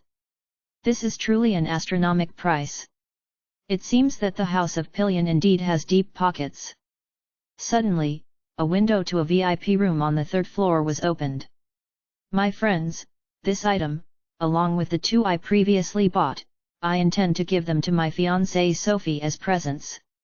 If all 3 of you would give me some face, I will be very grateful. Brock said in an elegant manner with a smile on his face as he stood by the window. The price tag of 150,000 deemed to be somewhat excessive even for Brock. Otherwise, he wouldn't have taken the initiative to say so. Given his Pillion royal family's influences in Kasi Empire, when he opened his mouth, most people would never deliberately make things difficult for him. Since young Master Brock said so, I naturally will not stand in his way. Sure enough, even Sophie of Brute Merchant Alliance dared not to offend Brock. He stood up and bowed at Brock with all smiles. Thank you. If Mr. Sophie found time to visit Caesar City, I will most certainly receive you well as a friend. I hope that at that time Mr. Zofi will do me the honor, Brock said invitingly. Certainly, certainly. Zofi said as he smiled. For such a big merchant like Zofi whose businesses covered every country, although he need not have been afraid of Brock, it would be enormously beneficial to his businesses if he could make such a friend. With Brock taking the initiative and throwing him an olive branch, Zofi naturally knew what to do. After Brock yelled out that high price of 150,000 gold coins, that upper-class woman who was also competing for it wore a face as ashen as the dead. She seemed to lack the financial capacity to continue bidding, and had to abandon this treasure which she very much wanted. It was only at this moment that Han Chuo actually understood the relationship between Sophie and Brock. He thoughtfully took a look at Sophie who was burying her head down and in silence.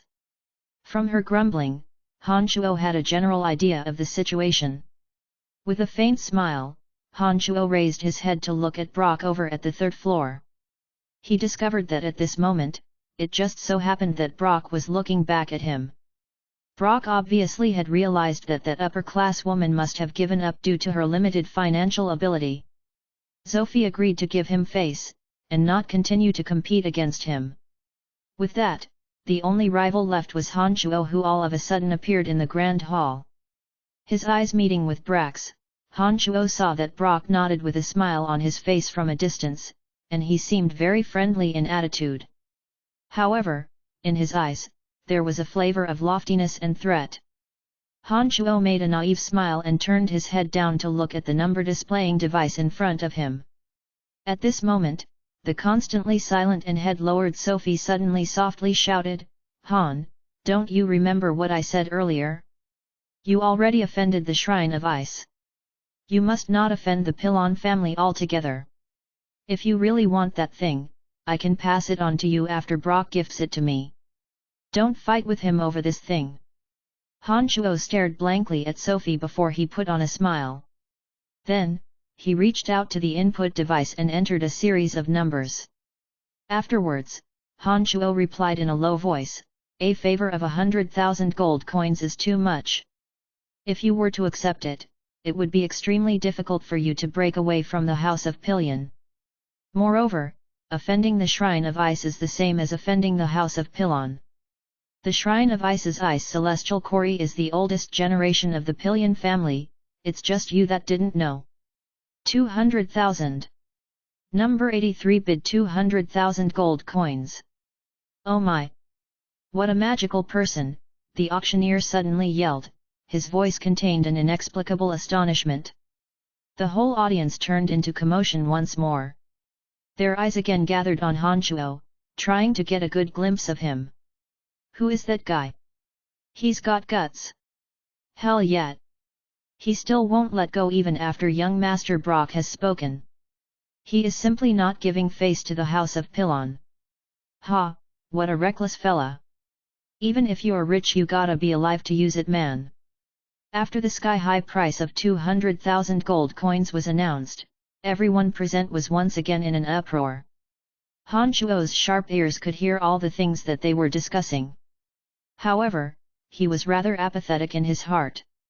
Merely a puny little good-for-nothing young man from a wealthy family, how would Han Chuo even feel worried about it? "I applaud your boldness, my friend." Brock over at the third floor did not spiral into a fit of rage out of humiliation, but on the contrary, he praised Han Chuo. This guy is infamous for his dagger hidden in his smiles. His expression now indicated that he is truly outraged. You really are, Sai, what for do you provoke him?" Sophie with her head lowered, explained softly to Han Chuo. Suddenly, a soft cry sounded from beside Brock. Sacred Knight Sulo had his vision focused on Sophie's earlobe. Sophie, someone of extraordinary strength, was shocked and grew frightened. Even without raising her head she could sense Sulo's gaze from above. She frantically covered her left ear with her hands, like she was trying to conceal something. When Sophie was covering it up, Han Chuo noticed a red birthmark the size of a grain of rice on her left earlobe. Seeing Sophie covering it in a flurry, he instantly understood in his heart why she wanted to cover the red birthmark. Shoot! I'm way too careless. I totally forgot that with my dad's strength, he can see the birthmark on my earlobe from this distance away. Damn it, he must have found me. Sophie anxiously said with her head down. Yep, I believe that he definitely saw you, Han Chuo said calmly. Han Chuo noticed that after Sulo let out a gentle cry, his eyes started flickering. Obviously he had realized that the ordinary-looking young lady down there was precisely her treasured daughter in disguise. What should we do? Sophie said frantically. She was rather out of her wits when it came to dealing with her own father. Just let it be. Your father did not tell Brock about what he discovered. Just continue burying your head, Han Chuo said to Sophie. In his heart, he knew Sulo gave a lot of thought to Sophie. In any case, Sophie was the fiancée to Brock. If Brock were to find out that she disguised herself to be with Han Chuo, Brock would be furious. Therefore even though Solo discovered this fact, he did not expose her. 200,000 gold coins going once, while the audiences were in appall and Brock did not make a counterbid, the auctioneer's piercing voice sounded loudly.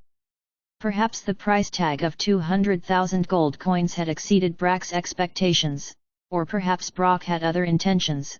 He only gazed at Han Chuo from high up with a strange smile on his face but did not compete. It seemed that he did not intend on continuing to battle it out with Han Chuo in the auction house. Going twice, the auctioneer paused for a long while before he shouted, "If there is no higher bidder, if no one will raise the price, then this item belongs to this gentleman." Everyone had their eyes scanning back and forth between Han Chuo and Brock. It was as though they were waiting for a more brilliant follow-up. However, to their disappointment, this time Brock did not satisfy the delights of the audience. 250,000 gold coins. Goodness me! Mr. Zofi has raised the price again. It is now 250,000 gold coins. Suddenly, a red sign was revealed on the second floor. The sum of 250,000 gold coins was announced. The auctioneer was about to go crazy. Young Master Brock would like to give treasures to a beauty, such a spoon of devotion is so rarely seen. Hehe, I'm willing to use 250,000 gold coins to help young Master Brock accomplish this, and could perhaps be considered as befriending young Master Brock. Friend down there, do you mind giving some face? Consider it as helping to make a beautiful story. Zofi the true big fatty, said in all smiles to Han Chuo the false fatty down below. Thank you Mr. Zofi. Whether you win this item or not, I will definitely take you as a friend. Brock sent his regards to Zofi with an unusual smile on his face. With that, the crowd became hyped once again. Every one of them looked at Zofi and Brock with inexplicable excitement, cheering, for things had taken a new turn. Old fox, so willing to part with your hard-earned capital. Han Chuo cursed in his heart. Then, his cold eyes turned to look at that big fatty Zofi who was beaming from ear to ear. He reckoned that the reason Zofi came over here was to seize an opportunity to build a relationship with Brock. It seems that he had accomplished that goal. My apologies, but I really need it. Han Chuo said decisively. Without leaving any room for reply, Han Chuo pressed on his console and keyed in another string of numbers. 300,000. Good gracious! Number 83 bids 300,000 gold coins, the auctioneer shouted at the top of his lungs. He was so excited he almost passed out. Perhaps it was because Han Chuo bid a really high price, or maybe because Han Chuo wouldn't give him the slightest bit of face at all. The big smile on Zofi's face shrank. Awkwardly looking at Han Chuo, Zofi didn't know what to do for a moment. Mr. Zofi, let it be. It appears that this friend truly needs it. Let's not seize what others favor. Oh right, if Mr. Zofi has the time later, please come over to my manor at Caesar City to some wine tasting. Hehe, I have a few bottles of truly fine wine over there. I hope that Mr. Zofi would do me the honor. As the entire auction house was in suspense in a stifling atmosphere, Brock all of a sudden smilingly made an invitation to Sophie. Sophie stared blankly for a while. After helplessly nodding, he delightedly replied, "My pleasure." At this moment, Sophie no longer continued fighting over it. The auctioneer knew that there wouldn't be more drama. He crazily shouted a few times, seeing that no one else was bidding, he rapped the gavel and announced, 300,000 gold coins. The item belongs to our friend at number 83. Great, now you're in deep trouble. Let's leave quickly. Sophie hastened. No worries, let's see if any more good stuff follows. Han Shuo leisurely said to Sophie and brushed aside Sophie's concerns. He was not at all anxious. After securing the treasure of wood attribute viride leaf for 300,000 gold coins, Han Shuo became much more at ease. However, with that, Han Shuo and Sophie became the focal point. When certain precious items appeared on stage later, everyone would cast their glances at Han Shuo from time to time. After the wood attribute treasure viride leaf, another 3 invaluable items were revealed one after another. A bottled medicine that could restore 80% of mental strength in a very brief time, a delicate enchanted bow forged by a great alchemist, and the right of ownership over a small town in the southern part of Kasi Empire. As none of these were of Han Shuo's interests, he did not make a move. Other than the viride leaf, Han Shuo did not bid for anything else until the end of the auction for the day. In his heart, he was weighing over whether or not he should attend the second day of the 3-day auction sale. After the auction on the first day had concluded, Han Shuo headed backstage. Under the admiring gazes of the crowd, he paid the 300,000 gold coins, and received the treasure of wood attribute, viride leaf. However, when Han Shuo opened up the box containing viride leaf, his face immediately darkened, and he shouted, "Are you kidding me?" Chapter 492, An Unforeseen Incident. GDK 492, An Unforeseen Incident. Please continue reading on, Ox. Val. M. The viride leaf in the box looked just the same as the one on the auction stage, but the kind of energy and vitality was nowhere to be found. Han Shuo felt it with his hand, and immediately found that this thing was definitely not the wood attribute treasure viride leaf, but a counterfeit carved from a block of fine, dark green jade. Having spent 300,000 gold coins, only to discover that what he received was just a counterfeit article carved from regular jade. No one would be in a very good mood, let alone Han Shuo. What's the matter? Seeing that there seemed to be some sort of dispute, a high-level personnel wearing a dinner suit hastily came over and asked. Lord Zerya, the gentleman says the item is amiss, an attendant in charge of receiving Han Shuo hastily replied. Zerya had carefully observed Han Shuo during the auction. Extravagant characters like Han Shuo tended to leave lasting impressions on him. In any case, Han Shuo spent 300,000 gold coins in purchasing the item. It was a matter of course for him to treat Han Shuo as a VIP. Zerya hurried over. After listening to the attendant's explanation, he anxiously said to Han Shuo, "May I have a look?" Unimpressed, Han Shuo handed over the counterfeit viride leaf. In a deep voice, he said, "Your auction house is very reputable in the whole of Kasi Empire. I suppose that you guys aren't deliberately playing a joke on me, right?" "Of course not. Of course not." Zerya could make out the wrath between Han Shuo's words. He took out the viride leaf and felt it with his hands, and his face fell. He asked the attendant, who brought the item here earlier. "It was Galia, sir," the attendant replied. Zerya took a deep breath and respectfully executed a bow towards Han Shuo. He sternly said, "My apologies, there is indeed something wrong with this item. Sir, we will first refund you the 300,000 gold coins. Please give us some time, and we will quickly get the genuine item to you."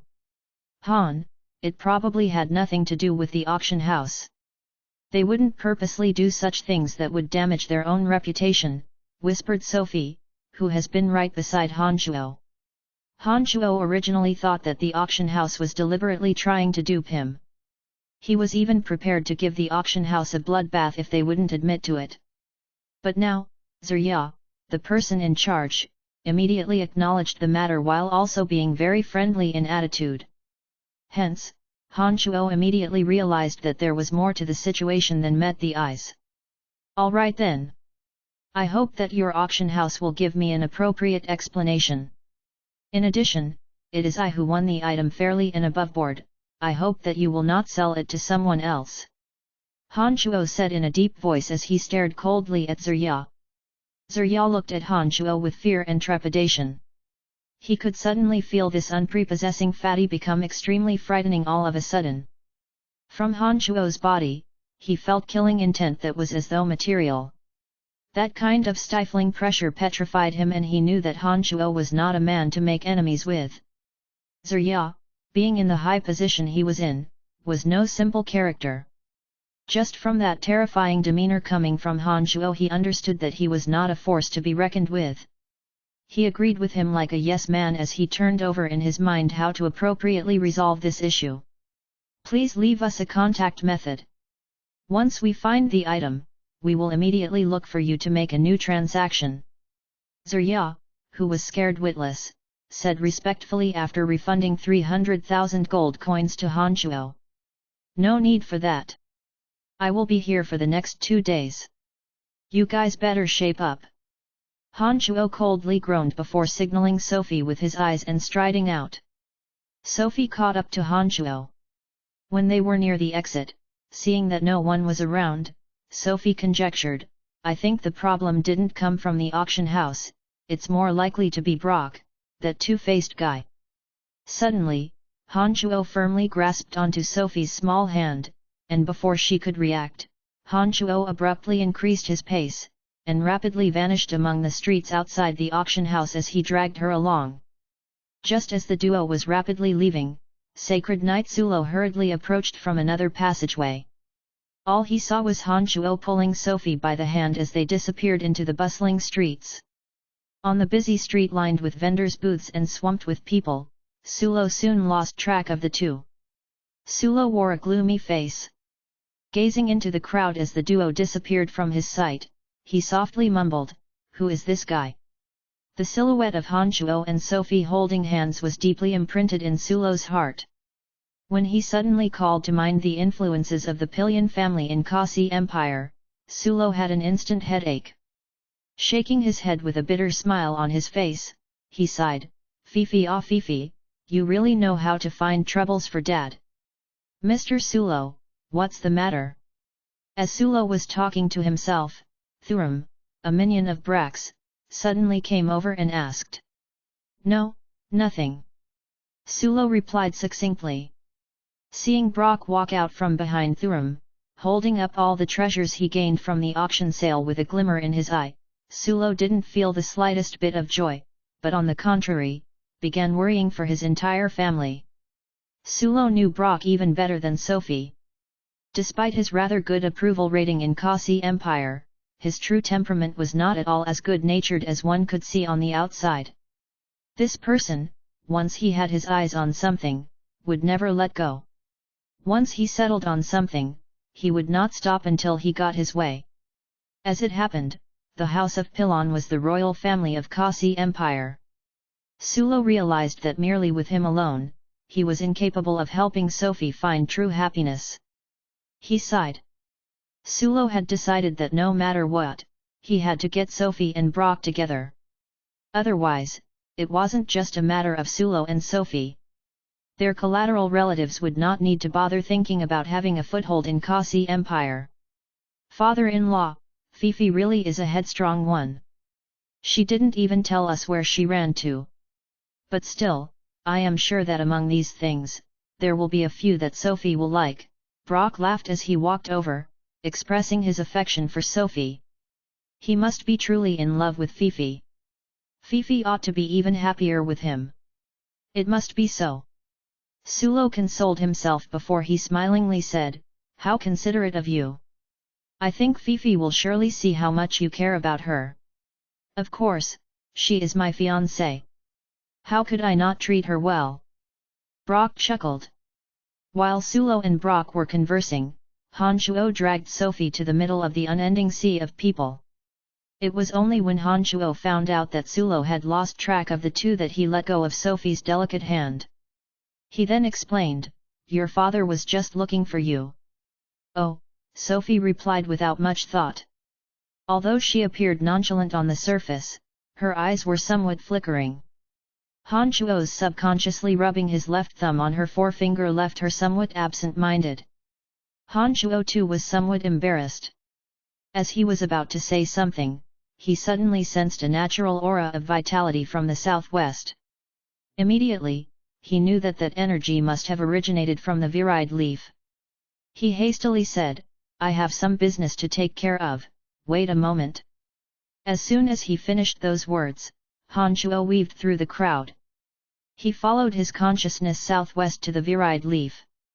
Sophie only stared blankly for a short while and before realizing that Han Shuo had made some distance with her. Sophie knew that the Shrine of Ice was Han Shuo's enemy in Kasi Empire.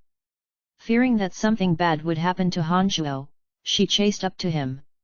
It was when Han Shuo had just left the crowd, before he took off to the air, that he found out that the energy of the virid leaf had disappeared. Han Shuo was certain that the virid leaf was being kept away by someone, which explained why that previously released energy disappeared again. When that happened, Han Shuo grew even more anxious. He immediately deployed the art of the demonic ninth heavens and rapidly flew, continuing in that direction. He had to locate the virid leaf before the thief left the area. Han Shuo flew with all his strength. In just a few minutes, he made it to the region where he sensed the virid leaf. It was exactly the same expansive public square at which Han Shuo and Sophie stopped over previously. He looked as far as his eyes could see, but discovered no one suspicious.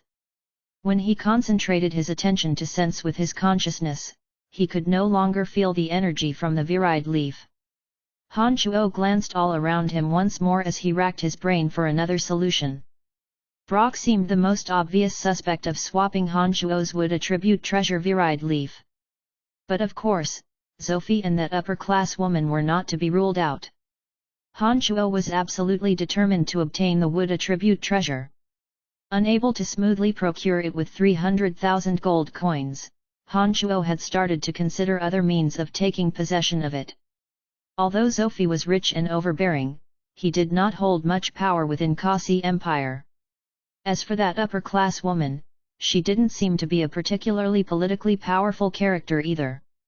Otherwise, she wouldn't have given up when the bidding price reached 250,000 gold coins. Having identified his objectives, Han Shuo was prepared to take the virid leaf by force. In any case, he had already established a hostile relationship with the Shrine of Ice in Kasi Empire.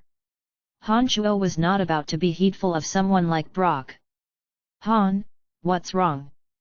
Han Shuo was still mulling in his head when Sophie hurried over to him, gasping for breath. As she did not summon her Pegasus, this time, Sophie was even shorter on breath when she came over. Her chest was rising and falling, and seemed much bigger than usual. You hoodlum! What are you looking at?" Sophie immediately discovered that Han Shuo was looking in a strange direction, and yelled at him. "I'm nothing, not looking at anything." Han Shuo replied in a flurry. After that, he explained, "I just sensed the virid leaf appearing here. But it seems that I'm still too late. Whoever took it probably hid it away and brought it to another region. Stop thinking about it. Just leave it to the auction house. This auction house is one of the largest in Kasi Empire. Even His Majesty owns a share in it. They'll settle it for you." Sophie consoled Han Shuo. What if it was Brock who was behind it? Will they be able to handle it then? Han Shuo raised a brow. Sophie shrugged and somewhat helplessly said, "In that case, I don't know." All right, let's stop worrying about that." It's getting late. How about we meet again tomorrow?" Han Shuo said as he raised his head to look at the sky. He intended to send Sophie away and look for people from the Dark Mantle to ask about the location of Brack's manor. And afterwards, at night, he would make a trip there to snatch the viride leaf. It's still early, what are you rushing for? Haha, come. First, I will bring you around to taste some interesting food. Then when the night falls, we will have a look at the nightscape of the well-known rivery city of Kasi Empire. Sophie had no intention of letting Han Shuo off so easily. She grasped at the corner of Han Shuo's robes and giggled as she pulled Han Shuo with her. She then continued, I'm only tugging on the corner of your shirt, so this can't be considered as taking advantage of you. Being hauled by Sophie as she headed to their destination, Han Shuo immediately understood the meaning behind those insinuating words. He could do nothing but force a smile and explain, Miss, that was due to the special circumstances of that time. Must you really hold such grudges even until now? Sophie shot a glance at Han Shuo and replied, it's true that the circumstances were special. But hasn't that someone been acting a little too indecent while holding my hand? Han Shuo's mind went blank for a moment, and only then did he recall that when he held Sophie's delicate hand before, he had been subconsciously rubbing his thumb against the back of it. He was used to such intimacy with Emily, Fanny, and Phoebe, and therefore he instinctively did the same to Sophie earlier. At that time, when Han Shuo became aware of his indecency, he immediately stopped. He even surreptitiously glanced at Sophie. When he saw Sophie acting as though nothing happened, he assumed that she didn't mind it. But who knew that Sophie would so deliberately expose him at this time? Han Shuo's thick-skinned face blushed, but it was not visible as his skin was concealed. He awkwardly smiled and said in embarrassment, I did not notice it. Haha, sorry. Humph. Don't think I will ever believe your barefaced lie. Sophie pouted and shot a glare at Han Shuo. But then, she magnanimously said, but I'm a benevolent gentlewoman. As long as you keep me company and entertain me, I shall pardon you. But, if I remember correctly, it is me who is the guest, right? Han Shuo said with a forced smile. That's irrelevant. If I'm happy, then you will be happy too. Sophie giggled playfully. She started running as she towed Han Shuo, as though she wanted to make Han Shuo stagger. Han Shuo had experienced firsthand just how unforgiving Sophie was. Nevertheless, he didn't think that this kind of harmless, petty practical joke of hers was excessive. He deliberately walked unsteadily, as though he really was staggering. However, in this situation, Han Shuo would suddenly lean closely to Sophie, and might accidentally bump with her body. Han Shuo mischievously laughed in his heart, awfully delighted in his exploit. Chapter 493, The Viride Leaf That Flew Away. GDK 493, The Viride Leaf That Flew Away. Please continue reading on, Ox. Val. M. Han Shuo had a wonderful time that evening. He first accompanied Sophie to eat some well-known delicacies in Kasi Empire. They then spent time admiring the renowned nightscape of Reverie City. It was only after halfway through the night that Sophie was finally content and let Han Shuo off. However, giving the excuse that she dared not go back home and face her father, she got herself a room right beside Han Shuo's at the small hotel where he was staying. Han Shuo waited until Sophie fell asleep.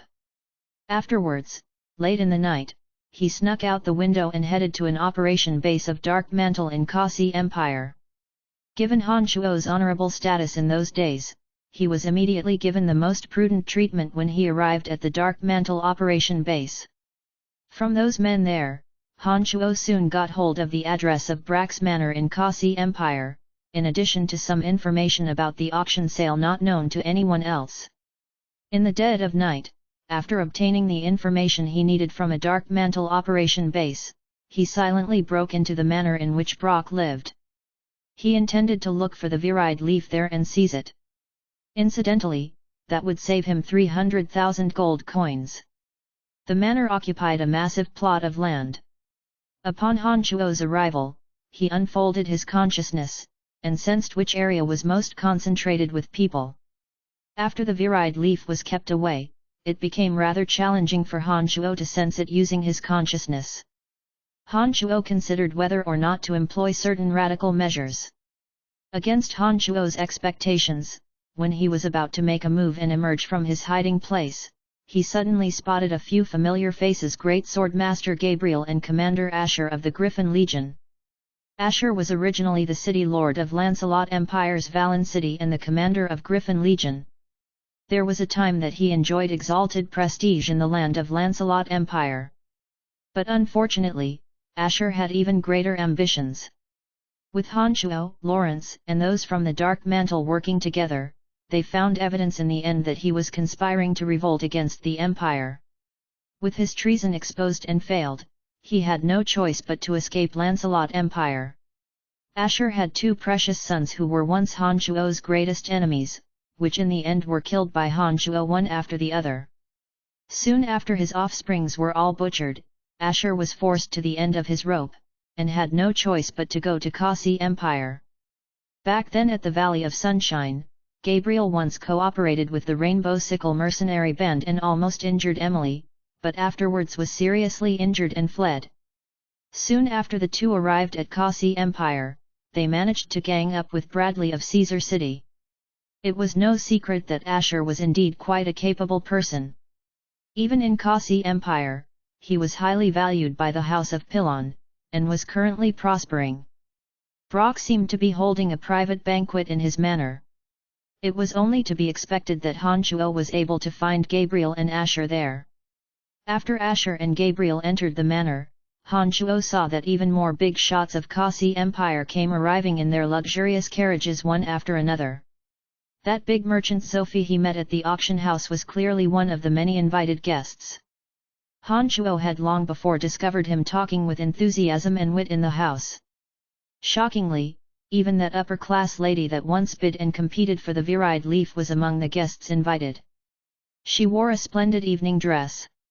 Although she appeared brilliant, she had a worried frown on her face, obviously feeling distressed. Surveying from afar on the rooftop, Han Shuo turned over in his mind where the Virile Leaf could possibly be. His consciousness constantly lingered around the manor. As all those characters who were most likely to vie over the Virile Leaf all gathered in this place, Han Shuo was convinced that the Virile Leaf was undoubtedly within the manor. All of a sudden, Han Shuo's eyebrows were in a knit. He forced a smile and looked behind him. "How did you get here?" "Hee, I've long noticed that you were absent-minded this evening.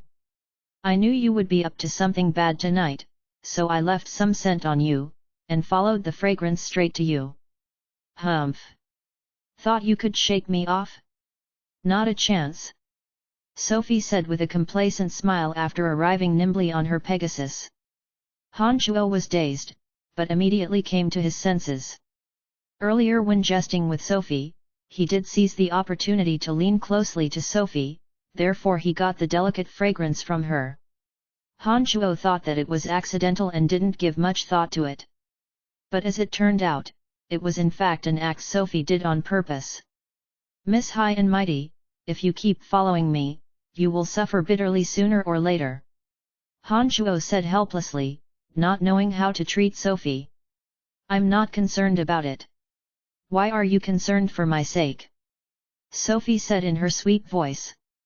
Soon after, she continued in an excited tone, "You suspect that Brock took that thing away, and so you came here to investigate, right?" "Nope," Han Shuo replied succinctly. When Sophie made a puzzled expression, he continued, "I came here to plunder. When I find that thing, I will have it by any means necessary, and kill anyone that stands in my way. Don't try to intimidate me, I won't be frightened." Sophie took Han Shuo's words as a joke, and she replied in a chuckling manner. Han Shuo shook his head and sighed. He lamented in his heart, "Women are indeed strange creatures. They never believe us when we tell them the truth. But when we tell them a lie, they take it as fact." Han Shuo's glistening eyes were firmly fixed on the banquet a distance away. He was racking his brain on how to locate the Virile Leaf. Abruptly, he recalled of Wood Elite Zombie. As an exotic being that was refined from the place of extreme wood, the Wood Elite Zombie should have possessed an even greater ability to sense the Virile Leaf, an item of the same origin. When that came to his mind, Han Chuo immediately took a few steps backward, not concerned that Sophie was watching by the side, and summoned the Wood Elite Zombie. "Hey? What for do you summon a zombie warrior?" Sophie asked, puzzled, very much surprised about Han Chuo's action. Han Chuo did not answer Sophie, but using his consciousness, he began explaining to Wood Elite Zombie about the extraordinary and miraculous power of Viride Leaf. As Han Chuo explained, he could sense Wood Elite Zombie's happiness. Although it hadn't been a long time since Wood Elite Zombie was refined, he understood what Fire Lotus and Golden Cudgel were to Fire Elite Zombie and Metal Elite Zombie. And now, he too had the chance to have his very own treasure. Naturally, Wood Elite Zombie became very excited. After Han Chuo explained the matter once through, the Wood Elite Zombie immediately began to gaze at the manor afar with such excitement. A kind of energy as fresh and clean as nature was gradually released from Wood Elite Zombie. He seemed to be sensing the existence of Viride Leaf through this method. "Hey? Is that thing on him? Why does it feel as though he is the item?" Sophie was shocked. She pointed at Wood Elite Zombie and cried out in astonishment. "Of course not. If it was on him, why would I have come here?" Han Chuo refuted. He then explained, "That thing is very useful to him. The reason I'm willing to put forth a high price to acquire it is to let him have it." "For him? A zombie warrior? You really are an amusing person." Sophie cried out in surprise as she pointed at Wood Elite Zombie in disbelief. "You wouldn't understand." Han Chuo did not explain further, but kept his attention on Wood Elite Zombie. With Wood Elite Zombie doing its thing, the plants that encompassed the manor came into motion without wind blowing, which appeared completely bizarre. The freshness of nature filled the entire manor, as though the manor was covered by the Viride Leaf. Suddenly, Han Chuo saw Wood Elite Zombie jolt. His consciousness also sensed Wood Elite Zombie's incomparable excitement. That kind of natural aura grew more and more intense. Han Chuo was shocked. He immediately understood that Wood Elite Zombie must have detected the presence of the Viride Leaf. Pleasantly surprised, he quickly asked, "You found it?" Wood Elite Zombie nodded like a chick pecking on rice and appeared exceedingly excited. He pointed at the lounge far away and transmitted, "In there. In there. Who has it? Point it to me." Han Chuo instantly became amazed as well. Rather than using his consciousness to communicate, he actually uttered those words. After Han Chuo's soft shout sounded, Wood Elite Zombie pointed at all the powerful nobilities that gathered in the lounge, and hastily described for Han Chuo, that very fat one. A fatty. In his ring. Observing from the side, Sophie saw Han Chuo shouting at Wood Elite Zombie, and then saw Wood Elite Zombie anxiously pointing at those in the lounge, as though describing something to Han Chuo. At this moment, Sophie was somewhat dumbfounded. She cluelessly stared at Han Chuo and Wood Elite Zombie, unable to make out what in the world was going on between the human and zombie duo. Pop! It was at this moment, far away, the space ring that was on Sophie's finger, as he happily chatted away with an elegant, beautiful lady, all of a sudden exploded.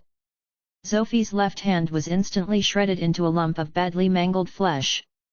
As Sophie miserably shrieked, the Viride Leaf slowly flew out from his space ring, and made its way towards Wood Elite Zombie. Those nobilities that were originally talking and laughing in the lounge suddenly heard a small explosion, followed by Sophie's miserable screech.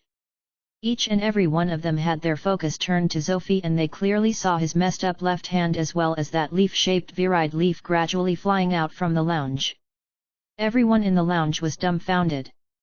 Sophie was dumbfounded. Even Han Chuo was dumbfounded. He had absolutely no idea how Wood Elite Zombie accomplished that. Crying miserably, he pointed his right hand at the Viride Leaf slowly drifting away and yelled, "Arg! Catch it! Catch it!" Brock had been inside the lounge when his expression changed. Before he could instruct his subordinate to make a move, that upper-class lady who participated in the auction suddenly rushed out. With her two hands holding onto her tripping hazard of a skirt, she chased after the virile leaf without any regards for her deportment. Chapter 494, Mission Accomplished. GDK 494, Mission Accomplished. Please continue reading on, Ox. Val. M. The sudden changes that occurred to Sophie had attracted the attention of every guest in the lounge. When that upper-class lady from the auction house suddenly chased after the virile leaf, the party was even more shocked. From the moment that virile leaf flew out from the exploded space ring on Sophie's left hand, everyone in the lounge was silenced by the miserable shriek Sophie unceasingly let out. Brock only dazed very briefly before he gave Thurum beside him an order. In a deep and low voice, he said, "Go grab it." Thurum, without saying a word, immediately chased the virile leaf as it shot away. He was close behind the upper-class lady. On one of the roofs outside the manor, Han Chuo was rather dazed for some time. He stared blankly at the virile leaf as it flew towards him. Everyone in the manor had their sights cast in that direction. Without thinking, Han Chuo realized that Sophie and he were certainly exposed. "What is going on?" Han Chuo questioned Wood Elite Zombie. The abnormality of the virile leaf was obviously single-handedly caused by Wood Elite Zombie. Han Chuo did not anticipate that Wood Elite Zombie had such a remarkable ability. It is flying over by itself," Wood Elite Zombie replied somewhat unsurely, as though he was very much innocent. Han Chuo was startled.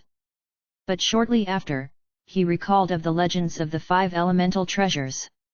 In the interpretation pertaining to the 5 elemental treasures that Chu Kinglan left behind, it did mention that there existed some incredible sensing power between the treasures of the 5 elements and elite zombies of the 5 elements. The treasures of the 5 elements, formed by the accumulation of nourishment in places of extremes for millions and millions of years, not only contained miraculous energies, but also had the ability to select their own masters.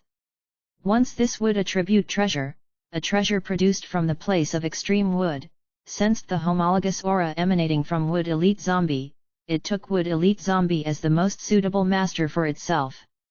Therefore, it actively broke away from the binding of Sophie's space ring and flew towards Wood Elite Zombie, the master it had chosen. "Now I see. Quickly receive it then," Han Chuo softly said after he figured out what really was happening. At this moment, the upper-class lady and Thurum were very close to catching up to the wood attribute treasure virile leaf.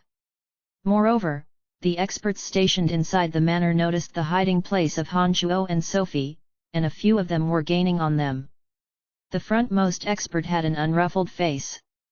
He was none other than Sophie's father, Sacred Knight Sulo. Sophie looked on as her father, Sulo, approached closer and closer. The anxiety in her heart was clearly reflected on her face. She pestered, "Hurry! My dad is almost here." Under Han Chuo's command, Wood Elite Zombie was also rather flustered as well.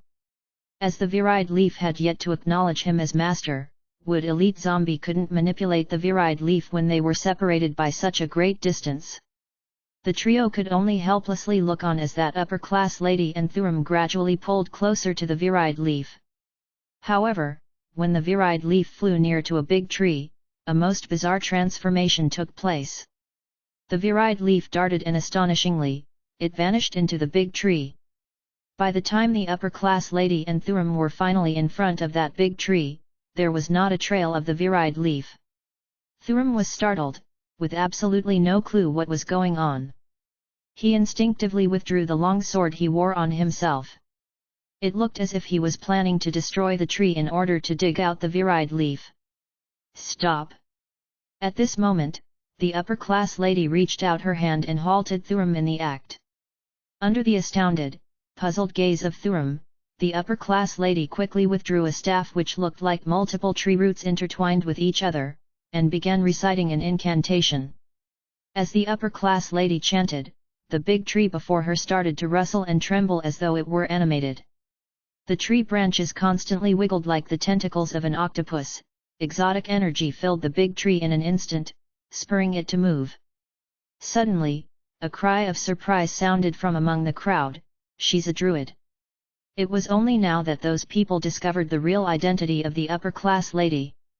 Typically, druids of the druidic order rarely ever left the forests. It was obviously rare to see an upper-class lady attend a gathering of the privileged class in a sumptuous evening dress to possess the mysterious energy of nature. Hence, it was not until she showcased her ability that the crowd found out her true identity. The crowd stared with more astonishment in their eyes than ever before. When she completed her incantation, the tree twitched vigorously, but it gradually stopped trembling and soon returned normal. The upper-class lady let out a gentle sigh. Shaking her head, she said in a very dispirited manner, "It seems that the druidic order won't be able to reclaim the hand of goddess." While the upper-class lady was helplessly sighing, Wood Elite Zombie, on the contrary, was shivering from head to toe with excitement. After the viride leaf vanished into the big tree, it inexplicably appeared in the palm of Wood Elite Zombie's hand. He clasped the Wood Attribute Treasure viride leaf with his 2 hands, as though it was something tremendously precious. "Father, I have it! I have it!" Wood Elite Zombie repeated in excitement. "Identify yourselves!" Before Sacred Knight Sulo had even reached here, he shouted loudly from afar in a most intimidating tone. "Quickly, leave!" As Sophie hastened Hanchuo, she turned around in preparation to escape. Now that he had gotten a hold of the viride leaf, it was no longer necessary for Hanchuo to remain there. Regardless of Wood Elite Zombie still being in an extremely excited frame of mind, Hanchuo chanted a necromancy incantation and sent Wood Elite Zombie back to the netherworld. Just as Hanchuo was about to take to the air and leave, he found out that Sulo had cut across the great distances between them. Sulo wanted to yell at Hanchuo and Sophie to freeze, but when he suddenly saw Sophie's white Pegasus, not a sound came out from his wide-open mouth. Sulo opened his eyes wide and stared at Hanchuo and Sophie as he forcibly swallowed back the loud yell that almost came out from his mouth. "Fifi, what the hell are you doing? Who is this person?" Sulo's originally explosive shout turned into a faint berate. Right after, before neither Sophie nor Hanchuo could reply, Sulo again softly yelled, "No matter what, leave here first. I will give you a piece of my mind sometime later." "I'm sorry, Dad," Sophie replied with a forced smile. Seeing that others from the manor were catching up soon, she pulled Hanchuo and said, "Let's go." "Sorry." Hanchuo found the time to bow at Sulo before he rapidly left with Sophie. Upon returning to the small hotel, Hanchuo was entirely free from worry, not in the slightest concerned about the affair in Brack's manor. Having obtained the viride leaf without spending 300,000 gold coins, Hanchuo had no reason not to be happy. He wasn't concerned about all those people from the manor, not even Sulo. Therefore, even though Sulo did see him and Sophie together, Hanchuo was not at all worried. On the opposite end of the spectrum, Sophie was anxious and restless as soon as she returned. She unceasingly fretted and complained. Hanchuo consoled Sophie in every way possible for quite a while, and only then, although still somewhat distraught, did she return to her room and sleep. There were still another 2 days of auction sale to go. Based on intelligence obtained by the Dark Mantle, there truly was a copious amount of invaluable goods up for bidding, especially on the final day. There reportedly would be certain exceedingly rare materials that would be auctioned. But as for exactly what material they were, even those from the Dark Mantle couldn't unravel it. However, Hanchuo was still very much looking forward to the third and final day of the auction sale. Seeing that it was still early, Hanchuo took out the soul depository ring which stored the soul of Dark Dragon Gilbert and chatted with him for a while. The main reason he did so was to keep Gilbert's soul active so as to avoid too much lifeless aura polluting him. Otherwise, in the future, after his physical body was reforged, it would be hard for him to regain that vitality he originally had. Afterward, Gilbert continued on his cultivation, while Hanchuo again attentively studied some abstruse necromancy magic books with diligence, not slacking for a moment. It was Han Chuo's belief that the reason he could not grasp the boundary of aging all that while was that he was still lacking in his understanding of the essence of necromancy magic. He was convinced that once he accumulated insights up to a certain level, he would surely be able to make giant leaps in necromancy magic. It was almost sunrise. Han Chuo was still meticulously studying, delving into abstruse necromancy magic books. All of a sudden, he felt a kind of palpitating feeling. Han Chuo furrowed his brows and immediately unfolded his consciousness. In an instant, he sensed a boundless killing intent that originated in the distant Tarag Canyon. Han Chuo was shocked and immediately realized that the six-horned tribal king of the soul race had re-established a link with him. It seemed that after such a long time, that six-horned tribal king must have recovered from the injuries he received during the battle with the saintess of the Church of Light. After the initial surprise, Han Chuo felt delighted. Being able to conceal his consciousness, Han Chuo had no need to be afraid of the menace of this six-horned tribal king. Han Chuo was certain that if Stratholm the old monster and Tiana had yet to fuse their souls with their origin crystals, the six-horned tribal king could certainly sense their presences as well. All the while, Han Chuo had been brimming with regret for failing to draw the six-horned tribal king to the Shrine of Ice the last time. Now that the creature had made a comeback, contrary to what one might expect, Han Chuo was getting excited. Thus, not only did Han Chuo wait to conceal his consciousness, instead, using the wonderful power of his consciousness, he transmitted a provocative vibe to the six-horned tribal king over at Tarag Canyon of the Brute Merchant Alliance thousands of miles away.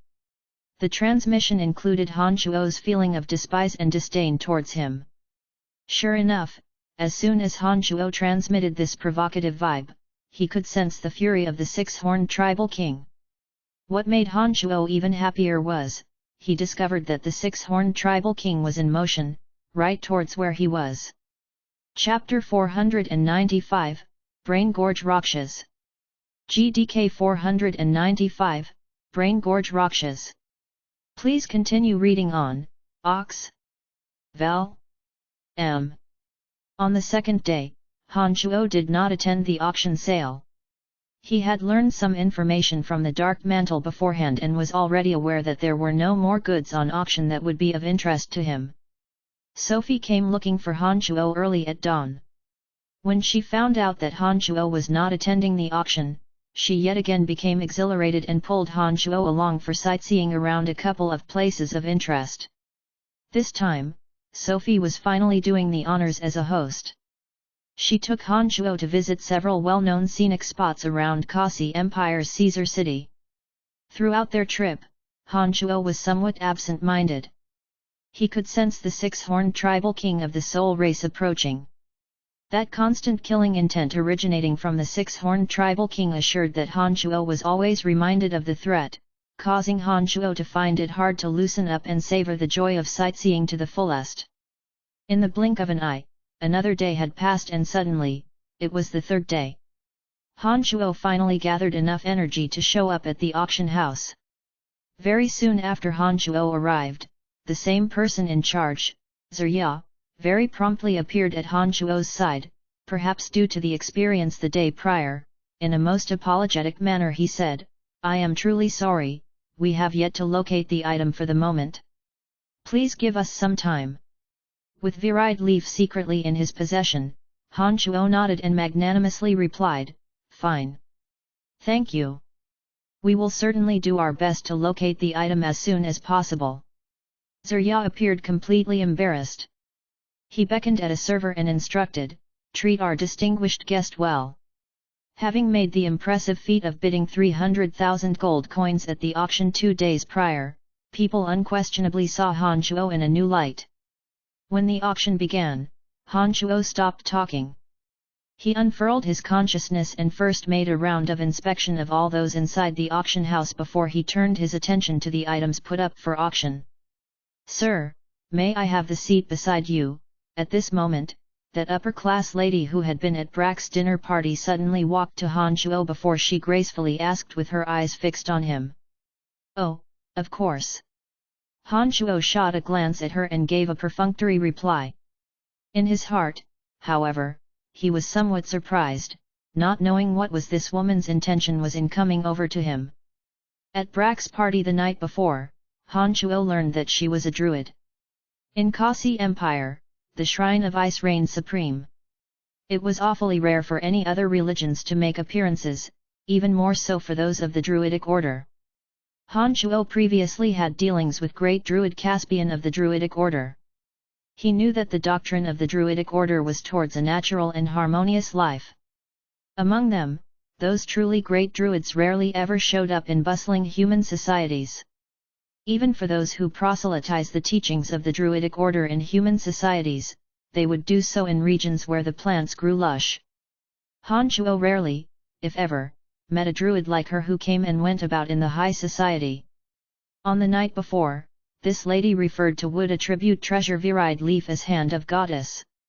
It appeared that she had a certain understanding of the virid leaf. The Druidic order revered nature. Incidentally, the wood attribute treasure could make plants of the wood attribute grow with greater vitality while possessing some wonderful and miraculous abilities. It was rather interesting that this lady regarded the virid leaf as the hand of the goddess of nature. They call me Lillian. I'm a druid of the Druidic order, she introduced herself to Han Chuo immediately after she sat down. Han Chuo nodded at her with a smile but did not say a word.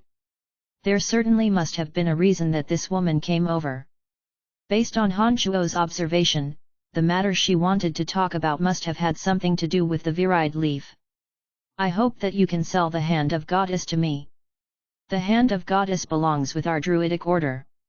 I hope that you will grant us this goodwill, Lillian said in a low voice with her eyes concentrated on Han Chuo. This lady looked to be around 30 years old. She had fair skin and a lithe figure. Her looks weren't particularly outstanding, and was only barely enough to be considered elegant. However, she exudes such dignity that only a true upperclassman would have. With this quality of hers in play, her originally average looks turned to be rather attractive. Han Chuo swept his gaze one round at Lillian before he smilingly said, "You know, that thing is not in my hands. I'm very sorry." Lillian looked at Han Chuo with her dewy eyes. After some hesitation, she said, "What if that thing is in your hand?" Han Chuo's eyebrows were in a knit and his expression turned rather gloomy. He asked, "What exactly do you mean?" Lillian's heart froze as though her whole body had been submerged under Arctic waters. In spite of being inside the clamorous hall of the auction house, Lillian did not feel the slightest sense of security. As a druid of the Druidic order, Lillian possessed sensing power much more sensitive than that of a regular person. So, she immediately knew what this sensation signified. If this simple, honest-looking fatty wanted to kill her, she would have absolutely no room for resisting. Lillian was overwhelmed with shock.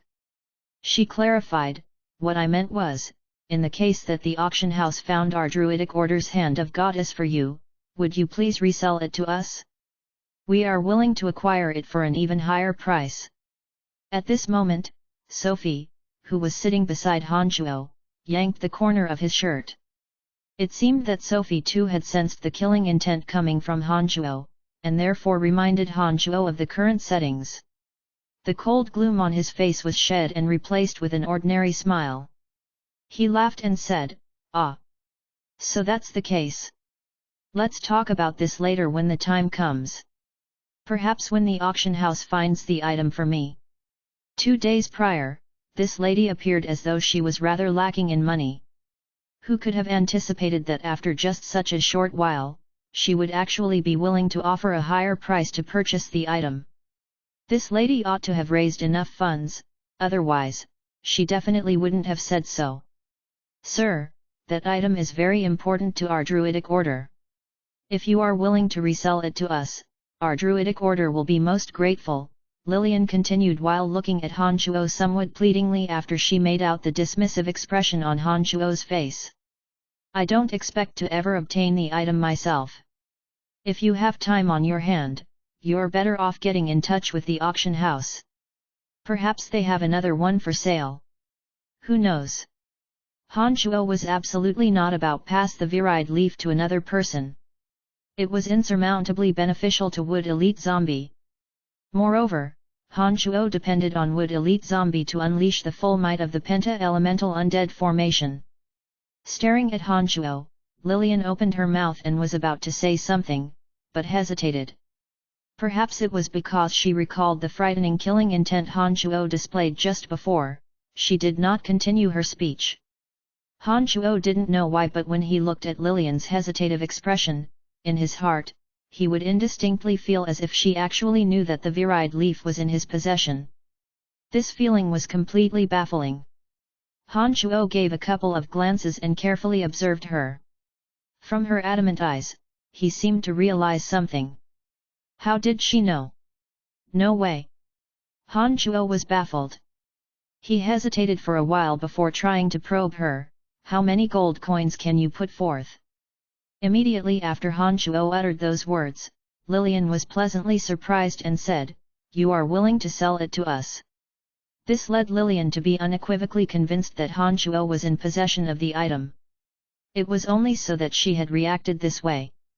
Han Shuo noticed her reaction right away as he attentively observed her. He was sure that she had figured out that the virile leaf was in his hands, although he couldn't tell exactly how. "Well, if you offer a reasonable bargain, when I finally receive the item, I will consider selling it to you," Han Shuo casually replied. 350,000 gold coins. What say you? Lillian hastily responded. Not as well off as I thought. Merely an additional 50,000 gold coins. Han Shuo thought to himself. 400,000 gold coins. That's as much as I can offer. I beg you, please, that is all that we could come up with. Seeing that Han Shuo was keeping silence, Lillian assumed that Han Shuo was not satisfied with the price of 350,000 gold coins, and therefore said to Han Shuo almost pleadingly. With such a classy lady entreating him in such a soft and servile manner, if it weren't for the fact that the virile leaf was so important to Wood Elite Zombie, Han Shuo would have actually agreed. Pretty good price. I will consider it. Han Shuo helplessly sighed and replied Lillian with a courteous smile. The brain-eating beast. It is an unusually strange magical creature. It doesn't have crystal cores and it survives by eating the brains of humans and magical creatures. It is said to only exist deep under the easternmost seas of profound continent. Very difficult to capture. Any children born with learning difficulties, as long as they consume the brain-eating beast, will regain their intelligence and become even smarter than the average child. Additionally, the auctioneer's high-spirited voice sounded. Han Shuo felt like he was on ecstasy. For the first time, he gathered his attention and cast his sights on the item on stage. He no longer attended to Lillian, who was jabbering beside him. In Chu Kinglan's memory, the brain-eating beast was called the Brain Gorge Rakshas, a rare, unique creature. After refurbishing Gilbert's physical flesh and bones, Han Shuo was most concerned about the restoration of Gilbert's brain tissue. But if Han Shuo could get hold of a Brain Gorge Rakshas, he wouldn't need to worry about this issue.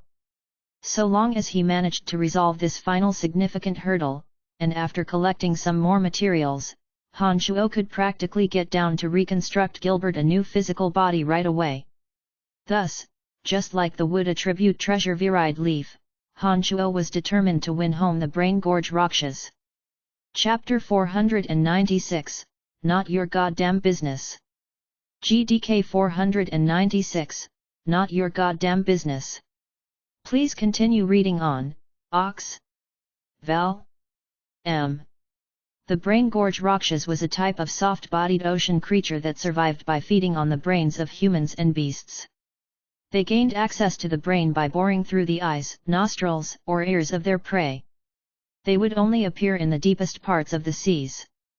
Their bodies of soft, flexible tissue could rapidly reconnect even if they had been chopped into multiple pieces.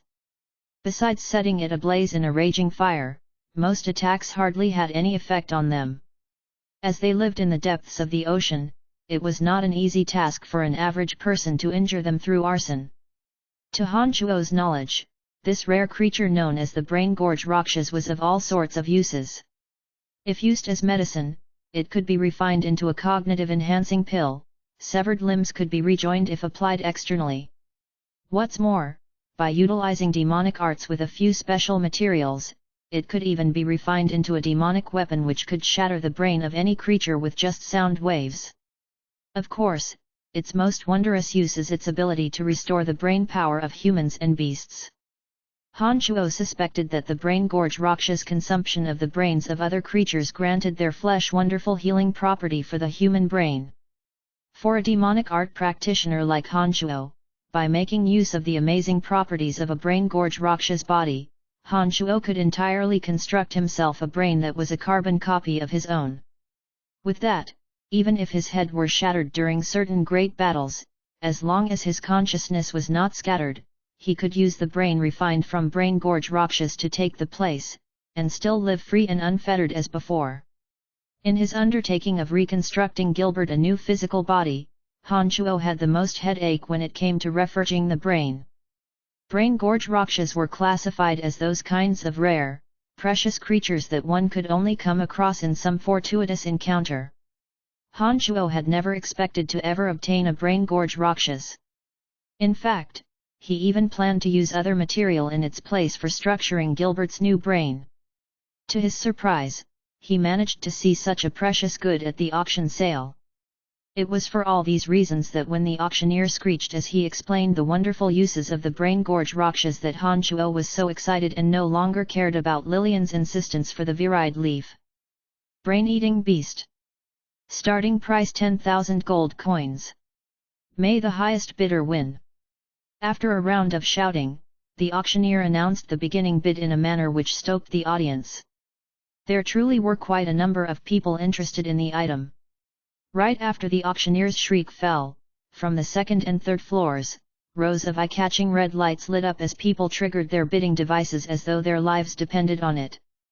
Perhaps unable to repress their excitement, sounds of people gasping for breath could even be heard from a few VIP rooms. Evidently, there were some who were completely engrossed in this auction item. The finance minister's son, and the defense minister's grandson, Oyat, and the imperial chief Magus's daughter, seemed to be somewhat mentally challenged. Sophie lamented in a low voice as though she was grieving for those pitiful fellas. No wonder. Han Chuo thought to himself. Right away, he understood that it would be yet another brute battle today. He couldn't help but concentrate his attention on the brain gorge Rakshas displayed on stage as he listened to the ever-climbing valuation, waiting for a suitable timing to stick in.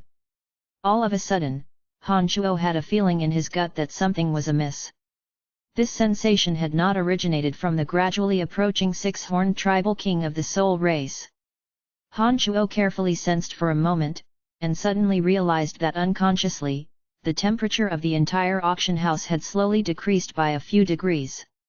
Han Chuo creased his brows, and it was clear to him in a split second. Immediately, he spread out his consciousness far and wide like a spider web, bit by bit extending outwards with him at the center. In the entire region, not the tiniest movement could escape Han Chuo's perception. Water Divine Magus Tiana, a demigod, wore a white magical gown from head to toe, appearing on the top of a building outside the auction place at an unknown time. She wore a solemn expression and had water mists curling around her. Her silvery long hair was fluttering about in the wind. With a magical staff in her hand and her eyes closed, she softly chanted phrases of some magical spell. Over at the entrance outside the auction house was Ice Celestial Kori holding his sword, standing tall with a grave and stern look. His head was raised and gazing at Snow Celestial Tiana standing on top of the auction house. They appeared to be communicating about something without using sound. The Shrine of Ice's Ice Celestial Kori and Snow Celestial Tiana, two demigods and the mightiest existences within Kasi Empire, all of a sudden gathered at the auction house. What this meant was extremely obvious: his trail had been exposed. Having experienced countless battles throughout the years, Han Chuo had been through all kinds of situations. Even as things had come to this stage, he didn't reveal any signs of anxiousness. He even put on a rather tranquil and calm smile on his face. He turned his head and looked deep into Sophie and said in a voice so low that only she could hear, "Sophie, leave me now. Look for a washroom and restore your original appearance. Why? Sophie was somewhat puzzled. If you trust me, do as I say. Otherwise you will just be bringing me trouble. Han Shuo knew that Sophie was one that would not simply look on if her friend was in trouble. If he told her that he would only cause her problems instead, Sophie would never comply.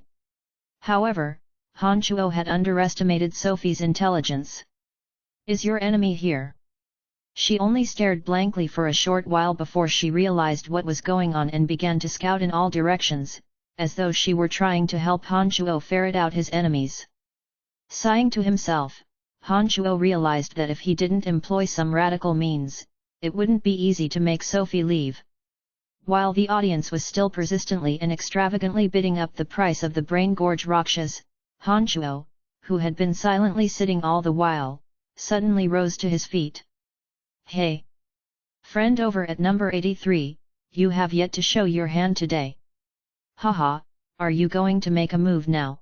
When the auctioneer saw Han Shuo abruptly standing up, he thought that Han Shuo couldn't resist anymore and would finally make a move, and therefore he shouted with excitement. The auctioneer had witnessed for himself Han Shuo's courage just 2 days prior. He had presided over many of the past triennial auction sales and rarely encountered characters who would raise the price by 50,000 gold coins with each bidding. Thus, when Han Shuo reappeared today, the auctioneer had been secretly keeping a close watch of Han Shuo. In fact, he was the first person to notice Han Shuo stand up, and he right away announced it in his distinctively sharp voice. That's right. I'm going to make a move. Han Shuo revealed a rather sinister smile. The auctioneer responded with a belly laugh. When he was about to add a few words to enliven the atmosphere, all of a sudden, his face turned rigid. He looked at Han Shuo confoundedly, and said, "Wait, what are you doing?" With everyone watching, at a speed completely disproportionate to his build, Han Shuo streaked across the hall and landed on the stage like lightning. Before anyone could even react, the brain gorge rakshas stored in its special container was already in Han Shuo's hand. They watched as Han Shuo fiddled with it a while, nodded, and simply chucked it into his own space ring. It was as though the brain gorge rakshas was something inside his house that fell off and he was just casually picking it up. His actions just seemed inexplicably smooth and natural. This is not to the rules. This is absolutely not in line with the rules. Suddenly, from the second and third floors came flustered and exasperated loud shouts. Those whose sons or grandsons were institutionalized for insanity started babbling and making noise as though they themselves were headed for the asylum. How many gold coins is it? Han Shuo asked the auctioneer with a fantastical smile on his face while being watched by every person on and off stage. Friend, even if you are rolling in gold coins, it is still inappropriate to do whatever it is you're doing, don't you think? Brock over at the third floor was standing by the window. Although his face was obviously somewhat displeased, his manner of speaking could still be regarded as restrained, all thanks to his many years of nobility etiquette education. Han Shuo raised his head to look at Brock up on the third floor. That arrogance of Brock's made Han Shuo very much irritated. Thereupon, Han Shuo stuck out his big belly, revealed a silly smile, and rudely said to Brock, "Not your goddamn business." The audience sank into turmoil. Compared to the bold and financially unconstrained way Han Shuo bid the last time, the commotion he caused this time was far more intense. Much of the audience stared foolishly at Han Shuo, with absolutely no clue as to how this seemingly simple-minded fatty could behave in such a reckless manner. From among the audience, Sophie watched on as Han Shuo performed this deviant and unreasonable behavior. She simply didn't know what to do. She looked at that unsightly face of Brax in absolute disbelief, and turned her sight to that insufferably arrogant Han Shuo. At this moment, Sophie was pleased, yet worried. Throughout his life, Brock had never, ever before been disgraced in such a way in any public places. As one of the key descendants of the Pilon royal family, all those who met with Brock would deliberately fawn on him. Commoners, bandits, no matter how crude or unmannerly, would conceal their common-day insolence before Brock. But unexpectedly, Truly unexpectedly, right there in that auction house where the gentries gathered, an honest-looking fatty of unknown origin had actually just said the words "not your goddamn business" to him in front of all these people. The graceful and gentle mask that Brock wore in his ordinary days vanished from the face of the earth. Even that dagger-disguised smile was completely shredded.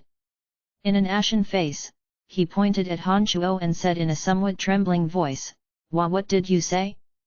You dare say it one more time. Not your goddamn business. Not your goddamn business. Not your goddamn business. Right after, he extended 3 fingers towards Brock and added, 3 times. The auctioneer looked towards Brock fearfully and said, Sir, even though 2 days ago a mishap happened with your item because of our lapses, you cannot simply do this to us. Thurum. Finish him for me. No matter who he is, it is a capital offense to offend members of the House of Pilon. Brock could no longer contain his anger. Pointing at Han Chuo, Brock gave the bodyguard beside him the command to kill. As you bid, master. Thurum replied succinctly, with the long sword in hand, he leapt down from the 3rd floor. Silvery fighting aura began overflowing, leaving a spectacular brilliance. However, before Thurum's strike could do anything, Han Chuo, who was looking at Brock with all smiles, suddenly threw a punch from the stage. A streak of red radiance flashed through and hit right in the middle of the silvery fighting aura, striking downwards. In an instant, an intense sound of metals colliding rang out. Thurum, along with the long sword in his hand, was thrown high up into the air, directly flying back to the 3rd floor room where Brock was at. The speed at which Thurum flew upwards was even faster than when he was descending. Seeing that Thurum was going to collide with Brock, a human figure suddenly appeared and hastily reached out to catch Thurum in his path in order to avoid Brock being injured. The person who suddenly came forth and caught Thurum was none other than Sophie's father, Sacred Knight Sulo. When he got hold of Thurum, he discovered that Thurum had broken quite a few ribs, while a tremendous force came from Thurum's body which caused him to feel extremely unwell. Sulo's expression abruptly changed. He thought to himself, who is this person? How could he possess such terrifying strength? Chapter 497, They are actually looking for me. GDK 497, They are actually looking for me. Please continue reading on, Ox. Val. M. How many gold coins? While every person in the room gazed at Han Chuo in shock, Han Chuo turned his sight to the auctioneer and repeated his question. The Shrine of Ice's Ice Celestial and Snow Celestial were right outside the auction house, while even more experts unceasingly converged towards the area, gradually surrounding the entire building. It appeared that they were planning to keep Han Chuo in the auction house forever. 115,000 gold coins. Faced with Han Chuo, who was displaying a most imposing demeanor, the auctioneer finally replied. After nodding his head, Han Chuo took out 3 magic crystal cards from his space ring, each with a denomination of 50,000 gold coins. Tossing them to the auctioneer, he said, Here are 150,000 gold coins. I'm taking it home. These magic crystal cards were the kind that did not require a password for transactions to proceed. As long as the benefactor had authorized it in advance, the beneficiary could take the magic crystal cards to any magic crystal trading company and instantly withdraw gold coins. Before leaving Brettle City, Han Chuo had Jack prepare these for him for his convenience. For races like the dwarfs, they did not have magic crystal installations for converting gold coins. If Han Chuo merely used his own crystal card, he wouldn't be able to hand over a large quantity of gold coins to the dwarves. Using these magic crystal cards would obviously be much more convenient. But, the auctioneer was clearly aware that the Brain Gorge Rakshas could fetch a higher price. Hence, after successfully catching the 3 magic crystal cards containing 150,000 gold coins, he anxiously looked at Han Chuo and stuttered. It's about time, isn't it? Han Chuo groaned before he shot a glance at Sophie far away in the hall, hinting her to leave as soon as possible as to avoid attracting trouble. Han Chuo's actions were simply robbing in the public. As a gifted skyrider who was rather reputable in Kasi Empire, although Sophie was rather delighted about how impolite Han Chuo was towards Brock, she dared not to say a thing to Han Chuo at this moment, especially when her father, Sacred Knight Sulo, was still present with Brock in his room. Father-in-law. Suddenly, from a VIP room on the third floor, the nervous Brock called out to Sacred Knight Sulo after staring at Thuram, who collapsed at his feet. Sulo's name was known to everyone in Kasi Empire. When Brock saw that Thuram was sent flying backward with one punch from Han Chuo, in an extremely frightened state of mind, he at last understood just how formidable this seemingly naive fatty was. Fortunately, Sulo was right beside him. Therefore, Brock remained rather calm even though Thuram was wounded. At this moment, he was looking at Sulo with anxious eyes, obviously hoping and pleading for Sulo to get involved. In any case, Sulo was a sacred knight. In Brock's mind, a sacred knight was the mightiest existence on the continent. Sulo understood in his heart that Han Chuo and Sophie must have been well acquainted, and the two might even have had some friendly relations. However, with things coming to this, with Brock beseeching, Sulo seemingly had no other option. Therefore, with a grave expression, Sulo nodded his head at Brock's earnest request. "This Mr. over here, you have broken the established rules of the auction house. Please hand over the item, and participate in the regular manner."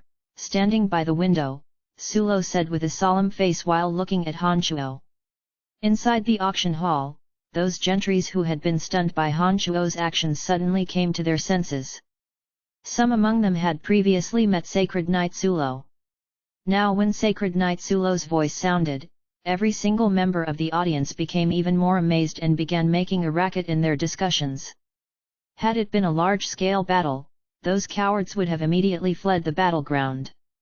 However, as they observed that only Han Chuo and Sacred Knight Sulo were here, out of curiosity, they couldn't help but stay to watch from the sidelines.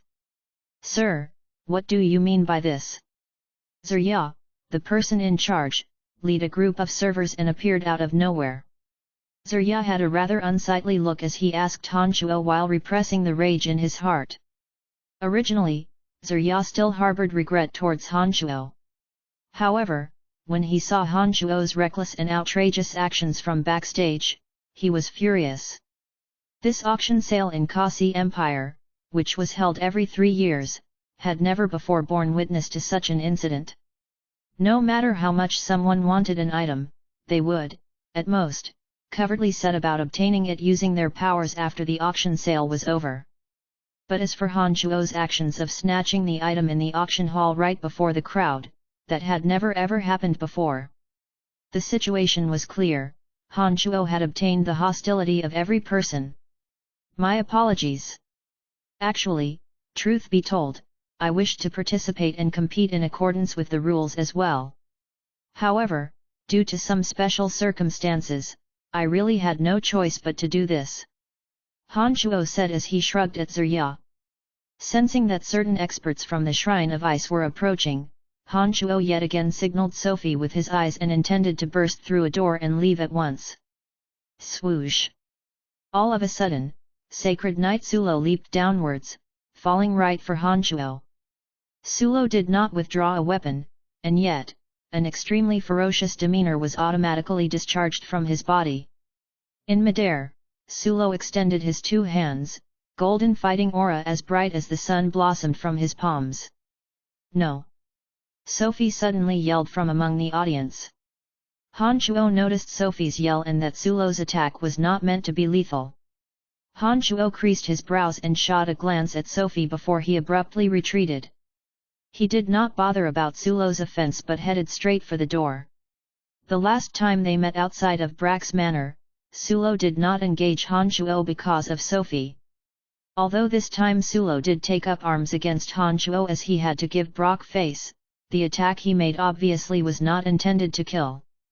Therefore, for these reasons, Han Chuo found it inappropriate to injure Sulo. All he could do was evade Sulo's attack and depart as soon as possible. "Friend! Really, the person they are looking for is me," when Han Chuo was about to kick apart a stone wall of the auction place and leave, from not far behind Han Chuo, an old man who was past his prime suddenly spoke. This old man had a head full of messy green hair, which looked like rice straws growing on his head.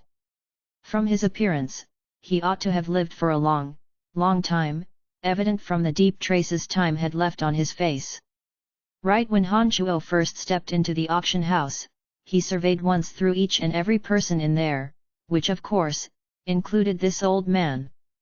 At that time, when Han Chuo examined this old man, he had not paid any particular attention to him, as he did not sense any overwhelming presence coming off from this old man.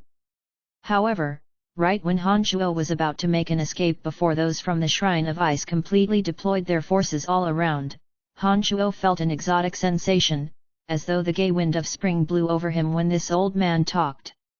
Han Chuo was startled in his heart and immediately unfolded his consciousness before completely casting it onto this old man. He found out that although he appeared as though he might kick the bucket anytime soon, his body was in fact abundant and overfilled with exuberant life force. Inside this old man's body, Han Chuo felt the energy which brought him the feeling of vast green forests. This kind of energy brimming with vigorous vitality was more than 10 times greater than that of the rapidly approaching sacred Knight Sulo. Han Chuo understood that the mightier the strength of a being, the greater their life force became. This old man could possess such an enormous amount of life force and could even be concealed from Han Chuo's consciousness. This indicated that he possessed strength at least equal to Han Chuo, otherwise Han Chuo would have detected it earlier. Having made such a discovery, Han Chuo was shocked. Soon after, he understood the true meaning of the old man's words. Looking at the old man with a startled face, Han Chuo asked, "You mean those men from the Shrine of Ice outside are after you?" The old man nodded. Forcing a smile, he said, "That's right. Me." Bang! At this moment, a loud explosion sounded from the roof of the auction house. In shock, the crowd raised their heads and looked upwards. A large crack busted open in the roof of the auction house, through which a woman obscured with faint mist gradually descended. Simultaneously, the entrance of the auction house was suddenly opened wide. With Ice Celestial Kori leading, a crowd of experts of the Shrine of Ice walked in with stern expressions on their faces. Just as Ice Celestial Kori walked in, he began to chuckle. "Great Master Kelly, why didn't you look for your old friends to gather when you arrived in Kasi Empire? This isn't quite polite of you." Han Chuo carefully took a quick look. He saw that although Ice Celestial Kori was very joyous in his laughter, his expression was thin and pallid. It seemed that for the recent period of time, Kori must have been sorely miserable. When Han Chuo came to think of it, it actually made perfect sense to him. The Shrine of Ice had exhausted great amount of resources in the god-making project, only to be sabotaged by Han Chuo at the most critical moment. Not only were all their specialists killed by Metal Elite Zombie, they even lost sacred grade experts. Even in the Shrine of Ice, every single sacred grade expert counted. With each death of their sacred grade experts, the Shrine of Ice would suffer incalculable losses.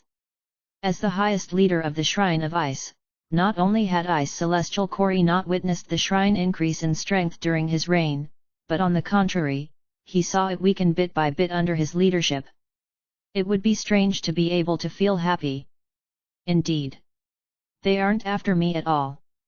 Han Chuo was astounded. Then, he further discovered that when Ice Celestial Kori made an entrance, Kori's gaze never landed on Han Chuo.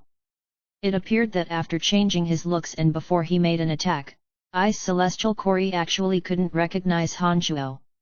"Sage, what should we do?" Druid Lillian, who had been jabbering on and on beside Han Chuo, actually went to the old man and asked in a respectful manner. When Lillian said those words, Han Chuo suddenly understood what was really going on. When he gave another look at this old man, sensing the energy full of vitality inside his aged body, Han Chuo immediately realized that he must be a prominent character in the Druidic order. As to why such a big shot would appear at the auction house, Han Chuo also faintly apprehended that. It appeared that he was there for what the Druidic order referred to as the Hand of Goddess. Chapter 498, Old Scores to Settle. GDK 498, Old Scores to Settle. Please continue reading on. Ox. Val. M. Corey, long time no see indeed. But this time, we didn't come to Kasi Empire to bother the Shrine of Ice, nor were we planning to publicize the doctrines of our Druidic order in your Kasi Empire. It's not necessary to muster such large forces just to welcome me, don't you think? This elderly known as Kelly looked at Ice Celestial Corey with a spurious smile, seemingly unafraid of this character who presided over the Shrine of Ice. Han Chuo knew that Ice Celestial Corey's influences were not limited to just within the Shrine of Ice. If Corey let out a word, even His Majesty the King of Kasi Empire himself was obliged to listen carefully.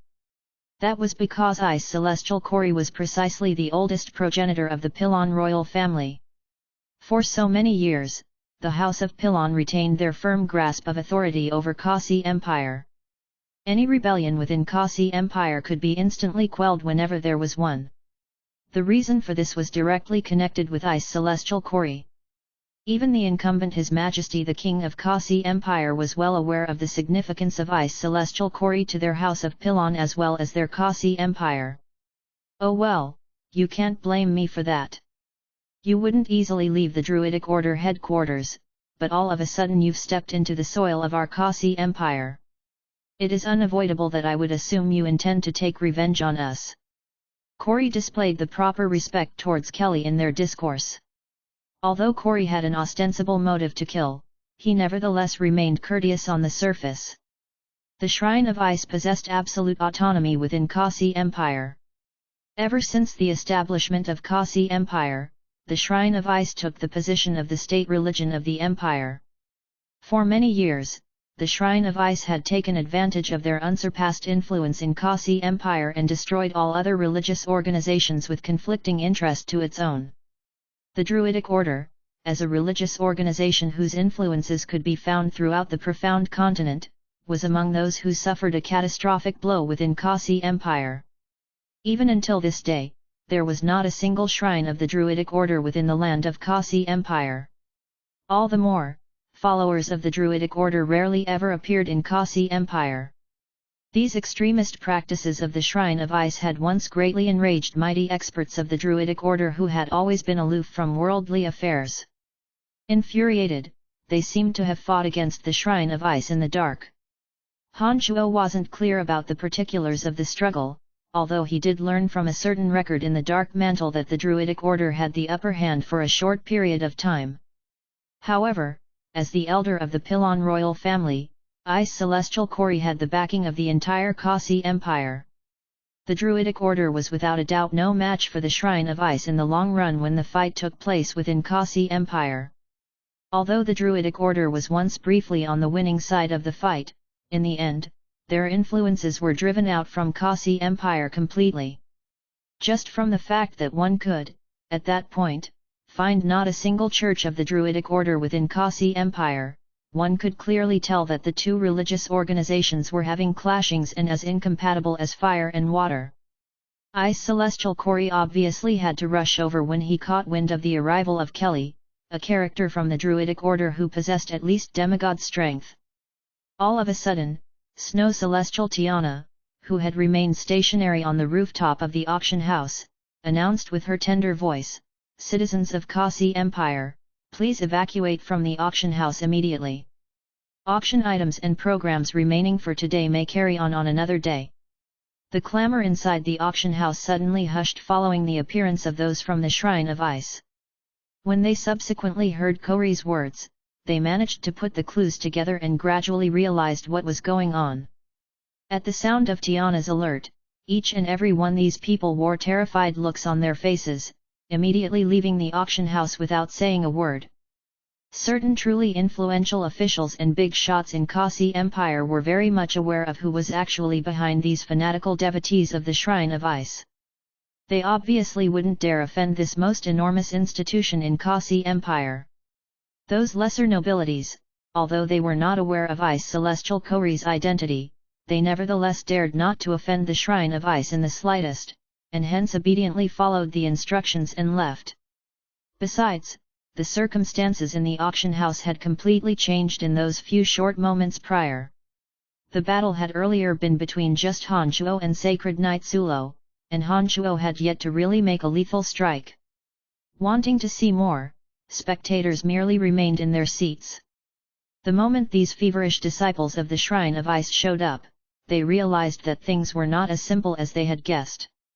Any citizen of Kasi Empire was vaguely familiar with the grudges between the Shrine of Ice and the Druidic Order. Many years back, the two religious organizations set off rains of blood and carnage in Kasi Empire. This information had been widely spread among many nobilities with the propaganda of a certain party. Thus, for all these reasons, right when the crowd discovered that the matter had something to do with the many years of grievances between the two religious organizations, they instantly understood that there would be a bloody battle in this auction house. These people, being as high status as they were not about to risk sticking around in this place to suffer unknown dangers that could strike at any moment. It was the wisest choice for them to distance themselves from the auction house as much as they could. The Druidic Order was a religion that professed faith in nature, and treasured all living beings. They would never, ever advocate to willfully slaughter the innocent. Hence, although Kelly and Lillian knew that Snow Celestial Tiana evacuated everyone in order to deal with the two without any hindrance, they nonetheless did not capture anyone from the general public as hostages to threaten the Shrine of Ice. Great ancestor! Brock was once informed by his father about the relationship between the Shrine of Ice and the House of Pillon. He had even seen the magical portrait of Ice Celestial Kori. When Brock just came down from the third floor, he suddenly discovered the person he saw was precisely the man that his father held in the same regard with a god, the legendary character of the House of Pillon, Ice Celestial Kori. Brock could not contain his surprise and let out a shout. Although Ice Celestial Kori rarely ever left the Shrine of Ice, he was well informed about the births and deaths of the members of the House of Pillon. So much so that several of the major headcount changes were personally ordered by Kori himself, which was passed to the king of Kasi Empire to be executed. When Brack's yell and shock sounded, Ice Celestial Kori stared blankly at first, took a few looks at Brock shortly, and revealed a smile, saying, "You are little Brock, right? Haha, you did pretty well, little youngster. Keep it up." "Yes, great ancestor. Great ancestor, you actually recognize me." When Brock, someone who had always been heavy scheming, heard Ice Celestial Kori commending him, he had trouble restraining his emotions and gazed excitedly at Ice Celestial Kori, completely forgetting who he was. Ice Celestial Kori nodded and smilingly said, "Yes. You should depart as well. Don't stay any longer inside here." If it had been anyone else, Brack's own father or even the king of Kasi Empire who said those words to him, Brock would have demonstrated his stubbornness for a moment. But facing this most legendary character of the House of Pillon, Brock showed not the slightest resistance. He respectfully performed a family etiquette towards Kori, yieldingly answered yes, and headed out most obediently. From start to finish, Kelly and Lillian from the Druidic Order both helplessly looked on as the Shrine of Ice deployed their forces. Neither of the two interrupted the evacuation nor took anyone hostage to threaten the Shrine of Ice. Such were the teachings of the Druidic Order. They weren't the kind of people who would take any measure necessary to achieve their goals. Take, for example, when Lillian knew Han Shuo had Druidic Order's Hand of Goddess, and under the circumstances that she thought Han Shuo was just a regular fatty, with a demigod existence accompanying her, yet, she earnestly made a gentle request to Han Shuo. She wanted to make an honorable transaction with Han Shuo to obtain the Hand of Goddess, instead of using Kelly's mighty force to coerce Han Shuo. The Druidic Order was a genuine religion on profound continent. They were kind, honest, not overly ambitious, impartial, and they revered nature. Han Shuo observed for a while. On top of his interactions with great Druid Caspian in the past, the Druidic Order automatically left Han Shuo a favorable opinion in his heart. If it weren't for the fact that the viride leaf had an immeasurable effect for Wood Elite Zombie, perhaps Hanchuo wouldn't have made things difficult for them. Sighing, Hanchuo took a look at Kelly, then turned to Ice Celestial Cory standing at the doorway, blocking the path. He suddenly came to a decision. At this moment, many had walked out from the auction house. Even Brock, under the indication of his elder, Ice Celestial Cory, had headed out as well.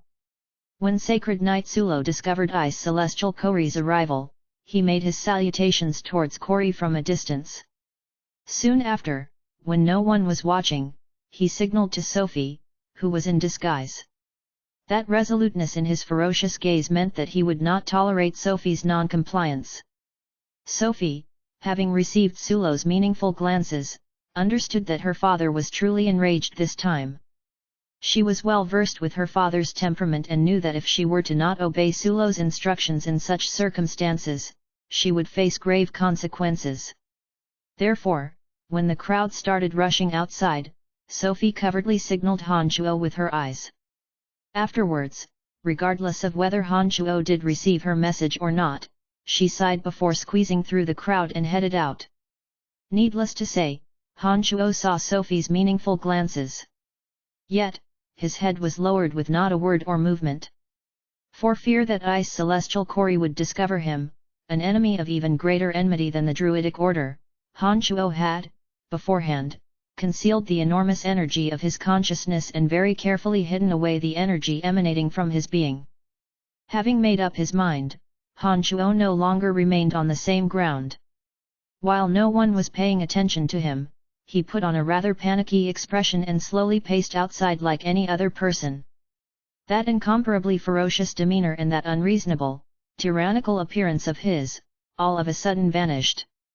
It was as though he turned into the most ordinary fatty amongst the crowd, not the slightest bit of exceptionalism in sight.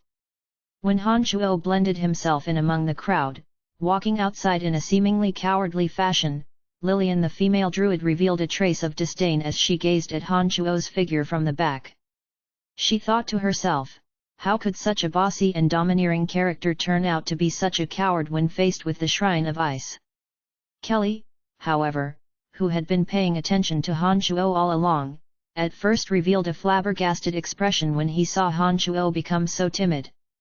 But as Hanchuo inches towards the door step by step, the expression on Kelly's face turned into something of a smile, but not quite, and looked at Hanchuo somewhat amusedly. Volume 6. Chapter 499, You Friend-Selling Bitch. GDK 499, You Friend-Selling Bitch. Please continue reading on, Ox. Val. M. As Hanchuo creeped out of the auction house, his eyes seemingly inadvertently glanced at Ice Celestial Cory, while in his heart, he was prepared to make a sudden move. Unlike the Druidic Order, Hanchuo was the kind of person who would use means necessary to achieve his goals. This kind of sneak attack was a contemptible behavior which most people conducting themselves with dignity would not employ. But Hanchuo couldn't care less about those hideous messes of rules and customs. As long as he could inflict heavy blows on his enemy, he would not hesitate to do so. The reason Hanchuo was able to gain the upper hand in his battle against the Shrine of Ice, destroying their god-making project, killing their sacred grade experts, all these achievements were credited to Hanchuo's practice of utilizing unscrupulous tactics. The Druidic Order, however, after many years of fighting against the Shrine of Ice, had not only been completely driven out of Kasi Empire, they also suffered devastating losses. All of this could be attributed to the fact that this religious organization known as the Druidic Order was way too prim in their conducts, lacking the kind of savagery and ruthlessness of their nemesis. After concealing his presence completely, all undulations coming from his physical body were indistinguishable from those of an ordinary person. His demonic Yuan was silent and still inside the demonic infant. His consciousness was completely retracted, lacking the indication of a mighty presence. There was no longer any indication that Hanchuo was any different from any regular person. Kelly, who had been looking at Hanchuo with somewhat of a smile, witnessed Hanchuo inching towards Ice Celestial Cory. He seemed to have made out Hanchuo's intention. The corners of his mouth curved to reveal an odd smile. As though wanting to provide cover for Hanchuo, he said to Cory, "Well then, how are you planning to take care of me this time?" "Ha!" Ice Celestial Cory raised his head and let out a single laugh, as though he found Kelly's question to be very amusing. Cory signaled at Snow Celestial Tiana overhead the auction house with his eyes shortly before he laughingly looked at Kelly. With a stern expression, he said, "Although both our sides do not have any binding agreement written in black and white, we both have had a tacit understanding for many years now that leaders of neither side would not set foot on the sphere of influence of the other side. And now, with you coming to the capital city of Kasi Empire, you have violated the tacit understanding. It is rational and only to be expected that we have come after you." All of a sudden, Brock, who was about to leave the auction house, suddenly turned back to take a glance at the foolish-looking Hanchuo. Afterward, he offered his words of caution, "Great Ancestor, that fatty is a very dangerous character." Hanchuo originally planned to make an attack when he got closer to Ice Celestial Cory. However, right after those words of Brack's sounded, all of a sudden, like a blood sun, bloody rays violently shot out from all over Hanchuo's body. The marble floor Hanchuo was stepping on shattered in an instant. The bloody blades sticking out from his body resembled the sharp and pointy thorns of a big, enraged hedgehog. All of a sudden, he charged towards Ice Celestial Cory. When the bloody radiance blossomed from Hanchuo, Ice Celestial Cory instantly knew who he was facing. After all, the demonic arts which Hanchuo practiced was far too extraordinary. Any expert who had been dealt blows by Hanchuo would never forget that unique energy of his. Once Ice Celestial Cory found out that the ambusher was Hanchuo, he immediately gathered all his focus to face this great enemy. He didn't even have time to ponder why Hanchuo would appear here. Wielding a long sword, Ice Celestial Cory deeply creased his brows, and was as grave he ever had been. The moment right before Hanchuo managed to crash into him, the pupil of Cory's eyes contracted and he abruptly rose into the air. Hanchuo, in the air of a savage super-ranked magical beast, rammed at Cory. Vigorous energy burst forth from every muscle in his body. His demeanor was as imposing as could be. All along the way, the marble floor he stepped on was crushed into crumbs, with strange popping noises throughout the air. Had it been a solid hit, Hanchuo was absolutely certain that Ice Celestial Cory would have been a dead man. What a pity, this sneak attack Hanchuo had been mounting, before he could get the perfect moment to strike, he had to mobilize ahead of time, all thanks to that one warning from Brock. As the distance and time of the assault were not the most optimal, Ice Celestial Cory had room to dodge and escape. Given those conditions, Hanchuo reasoned that it was unlikely to get a direct hit on Ice Celestial Cory. In the decisive battle between top-notch experts, even the smallest negligence could mean the difference between life and death. Although Hanchuo missed the opportunity to kill Ice Celestial Cory in one strike, he still managed to catch Cory off guard. Taking into account that Ice Celestial Cory had yet to fully recover from his injuries, Hanchuo still gained the upper hand. Like a big rubber ball bouncing high into the sky, Hanchuo suddenly soared into the air in his ferocious pursuit of Ice Celestial Cory. Hundreds of bloody rays fiercely shot out, relentlessly cutting at Ice Celestial Cory up in midair. By this time, Ice Celestial Cory had nowhere to hide.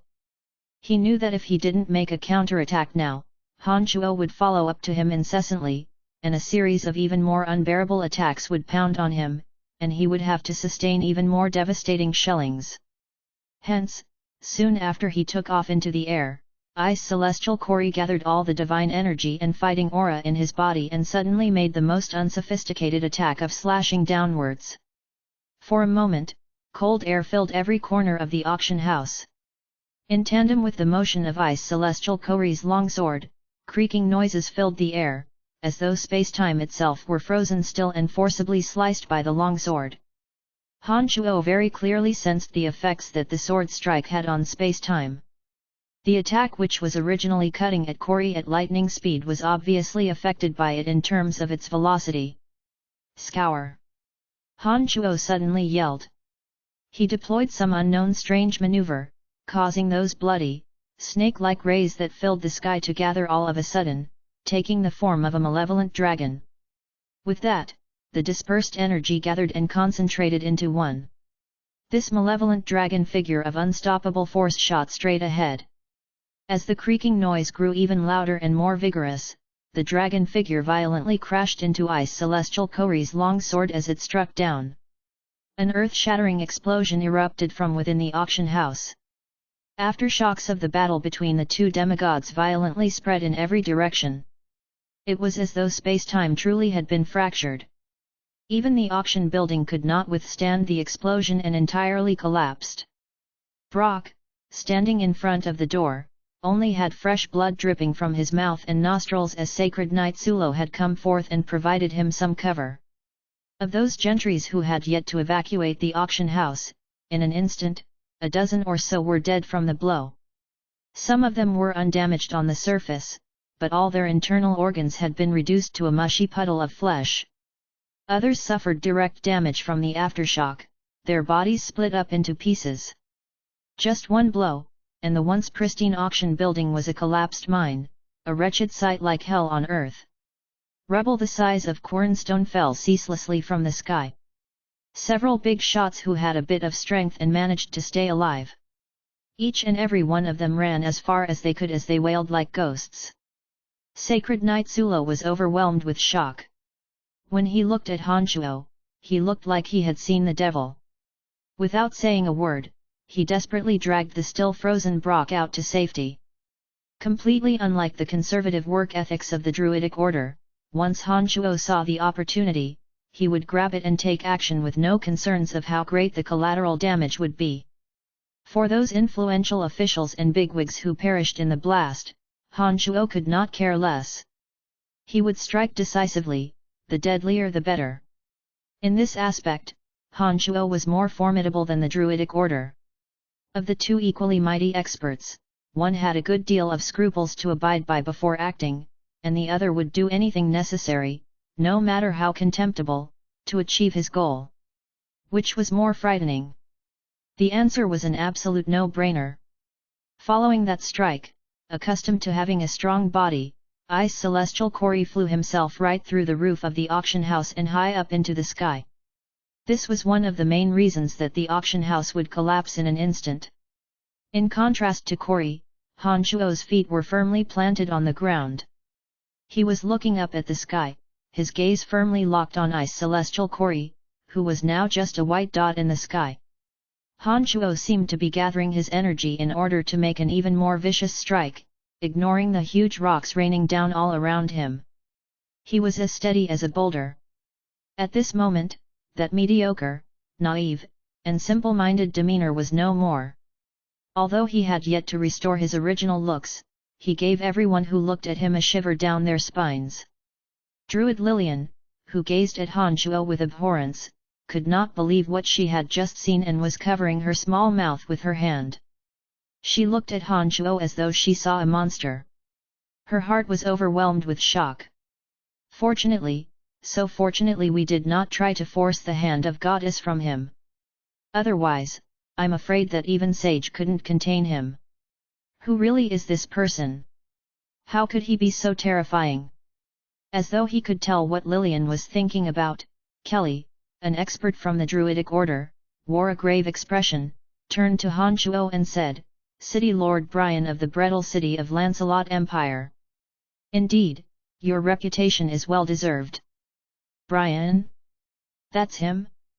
The young expert who defeated two sacred grade experts? Lillian cried out in shock. She seemed to know a thing or two about Honshuo's identity. Other than City Lord Brian, who, as rumors have it, possesses otherworldly martial techniques, I truly couldn't think of anyone else. Kelly looked at Honshuo with a grave expression and inquired, "Am I right?" City Lord Brian. With things having developed to this stage, Honshuo knew that he could no longer conceal his identity. Thus, he squarely restored his original appearance.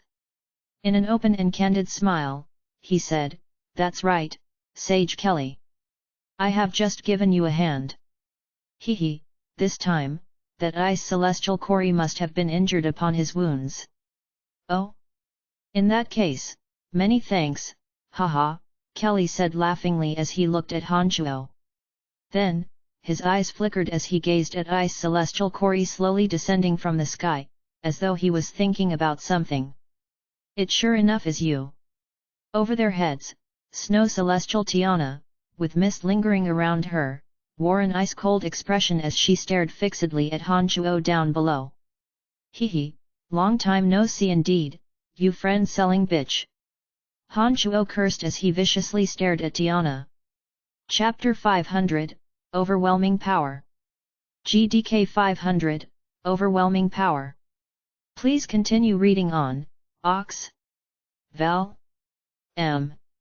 When they were last at Tarag Canyon, the four of them, Hanchuo, Stratholm the old monster, Tiana and Reynold had been on the same side, successfully snatching a couple of origin crystals from the hands of the soul race. In the aftermath, Tiana suggested to seek refuge at the Church of Light headquarters, and they fell into Tiana's secret scheme of selling them to the Church of Light. If not for Metal Elite Zombie's invincible golden cudgel, Hanchuo and Stratholm the old monster might never have broken free from the shackles of the Church of Light. Hanchuo and Stratholm the old monster went through fire and water, risked their lives for those crystals, with Stratholm even seizing the origin crystal of water for Tiana. On top of that, the old monster had many years of friendship with Tiana. In the end, Tiana nevertheless sold him out without the slightest hesitation. This woman was so despicable and shameless that even Hanchuo found her entire being repulsive. All along, Hanchuo treated his enemies with all sorts of savagery. But toward his friends, he treated them with heartfelt sincerity. Back then, Hanchuo and Stratholm the old monster still had a bit of ill feeling. But at that moment Hanchuo had to admit that the old monster really was loyal to his friends. Hanchuo didn't expect that he would be sold out by this woman for her own interests. Hence, when met again with Tiana, this woman with not the slightest sense of shame, Hanchuo did not give her the slightest respect. When the druid Lillian and some disciples of the Shrine of Ice heard Hanchuo cursing Tiana as a bitch, they simply couldn't believe their ears that such a foul word came out of Hanchuo's mouth. Generally, when mighty experts attained a certain level of strength, they would possess a nobility title or appellation. The Profound Continent was a world where people obsessively scrutinized etiquette. Characters of such prestige would never be so unkind and malicious in speech, even when faced with their greatest nemesis with bone-deep hatred.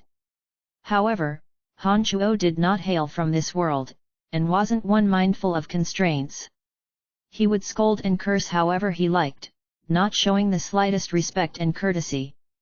This nasty, foul curse from Hanchuo was even more effective than the most terrible magic curse.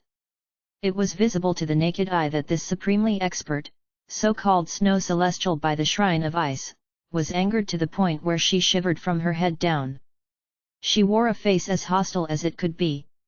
I shall let you taste the cruelest punishment from the Shrine of Ice and slowly torture your soul to your miserable death. You heretic, you should not exist on the face of the earth. Your miserable scream will always reverberate in my mind as the most pleasing melody. Snow celestial Tiana's gazes were sharp blades that pierced through Hanchuo's body as she spoke in a weird and slow intonation, as though making a vow. Come at me, I'm still waiting for your punishment. Hanchuo wore a ferocious face, like a villain waiting to watch the world burn. His eyes were filled with baleful looks, obviously unafraid of Tiana's threat. At this moment, Ice Celestial Cory, who broke through the roof and flew high into the sky, slowly descended as he coughed. Cory, whose face was originally ice-cold, now looked an unhealthy pale. He obviously had suffered quite a bit of damage from Hanchuo's strike, otherwise, he wouldn't have looked the way he did. Hey! Hanchuo suddenly turned to Kelly of the Druidic Order and called for his attention. When Kelly looked back at him somewhat puzzled, Hanchuo proposed, You take care of Cory, and I will take care of that bitch. Let us join hands and destroy the foundation of the Shrine of Ice today. What say you? Although Hanchuo wasn't aware of Kelly's actual strength, the fact that the Shrine of Ice had mobilized such large forces to handle him clearly indicated that he was also an extremely mighty character with tyrannical strength. At first, Han Shuo planned to use the formidable menace of the six-horned tribal king, draw him to the Shrine of Ice headquarters and deal them a catastrophic blow. However, given the current situation, if Kelly, this mighty powerhouse from the Druidic order with incomprehensible strength, were to cooperate with Han Shuo, there would absolutely be no need to wait for the six-horned tribal king to come over for the chance to slaughter the two most powerful existences of the Shrine of Ice. Ice Celestial Kori indeed possessed mighty strength. But after being heavily injured, his strength had sharply declined.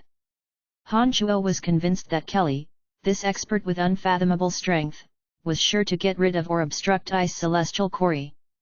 As for this Snow Celestial Tiana, although she was a demigod, a divine magus, Han Shuo still had the confidence to defeat or even kill her. As for those puny, useless troops from the Shrine of Ice, as a grand necromancy magus, Han Shuo could utilize his 5 elite zombies and his enormous army of undead to completely overrun them. It was for all these reasons that Han Shuo would make that suggestion. Under Han Shuo's watchful gaze, the leader of the Druidic order, Kelly, had his eyes flickering. It was as though he was very much emotionally affected by Han Shuo's proposal. This great sage who had lived for who knew how long, was obviously not a shallow person. He knew that this was a once-in-a-blue-moon great opportunity. Too many years of old grudges between him and the Shrine of Ice there had been. Perhaps it was time to settle the old scores. Okay, after muttering to himself irresolutely, the great sage Kelly of the Druidic order nodded. Right after great sage Kelly uttered the word okay, his demeanor crazily swelled up. His body followed suit. In just the blink of an eye, great sage Kelly transformed into a dozen or so meters tall giant ape. Some structures of the auction house which were still standing completely fell apart. A whiff of frightening energy with ultimate richness, suddenly erupted from this monster ape. It was as though an immensely mighty god who had existed since the beginning of time was overlooking the world with a most awe-inspiring demeanor. The art of morphing, which only the druids of the Druidic order could master, was indeed miraculous. Kelly, who suddenly morphed into a gigantic ape, not a hint of his doddering senility could be seen. When such a colossal battle-ready monster appeared, it left doubts in everyone's minds that they would stand a chance against Kelly. The Druidic order was definitely not one to be looked down upon, even though they weren't as strong and solid in term of strength when compared to the Calamity Church. When he saw the frightening might of Kelly's, Han Shuo even thought in his heart that perhaps, it was because the Druidic order revered nature and peace that they were robbed by the Church of Light as the #1 religion on the profound continent. Roar! In total ape form, Han Shuo could no longer associate that old man he had just met who was past his prime with this magnificent beast. Kelly beat his chest as he roared ferociously. His enormously huge hands the size of a small mountain suddenly came crashing down at those disciples of the Shrine of Ice in their white outfits. The whooshing wind spurred up the sand and stones, sending them flying in every direction. Before the terrifying energy even landed, the blowing wind itself caused pain to the skin and flesh of those underneath. Had it been a full-scale blow, no one would be able to withstand it, and would instantly be reduced to a meat patty. Wielding a long sword in his hand, Kori charged towards Kelly. He seemed determined to fight Kelly until only one of them was left standing. All of a sudden, a massive, sparkling, translucent icicle wrapped around Ice Celestial Kori. Hiding in the center of the icicle, Ice Celestial Kori shot towards Kelly. Right about time. I want to see if you really have made progress after so many years. Although Kelly was now a gigantic ape, he could still utter human words. However, his voice sounded like the rumbling of thunder, boasting a most bold and powerful demeanor. Dong! One of Kelly's gargantuan hands, which was smashing downwards, suddenly turned to swat Ice Celestial Kori away. The pin-sharp icicle, upon taking a strike from Kelly's mountain of a palm, instantly shattered into pieces. Following that, when the wind generated from the palm swooped on Ice Celestial Kori, it caused Corey to lose his balance and he was nearly sent flying. Outside, those knights of the Shrine of Ice who had surrounded the auction house, ready and waiting to charge inside at any moment, suddenly saw a colossal body reveal itself from within the auction house just as a huge palm unexpectedly came crashing down on them. When the palm landed, a dozen or so Earth Riders along with the war horses they mounted on immediately turned into a bloody lump of meat.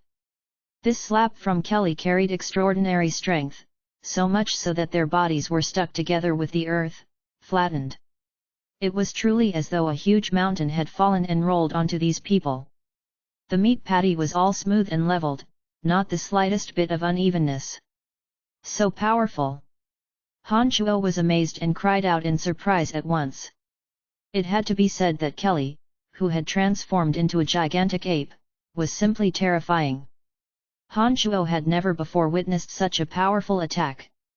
This was truly an unstoppable force, bullying brute force of the first class. Of course.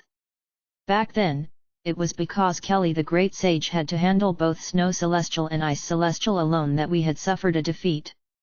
Humph, if it weren't for our druidic order only having one demigod existence, we would have stopped the savageries the Shrine of Ice conducted in Kasi Empire back then. Lillian the Druid actually moved beside Han Chuo at an unknown time, and softly but proudly explained. One person against the duo of Ice and Snow Celestial. Han Chuo was appalled. It seemed that although all of them were in the demigod realm, this chief character of the Druidic order obviously possessed strength exceeding that of Ice Celestial Corey and Snow Celestial Tiana. No wonder when Kelly appeared in Kasi Empire, Corey and Tiana both immediately rushed to the scene. But having said that, Snow Celestial Tiana had obviously fused her soul with the origin crystal of water. Han Chuo felt Tiana's strength had greatly advanced. This time if it hadn't been for Han Chuo so coincidentally making an appearance in the auction house as well, Kelly was not likely to be able to handle the two demigods alone.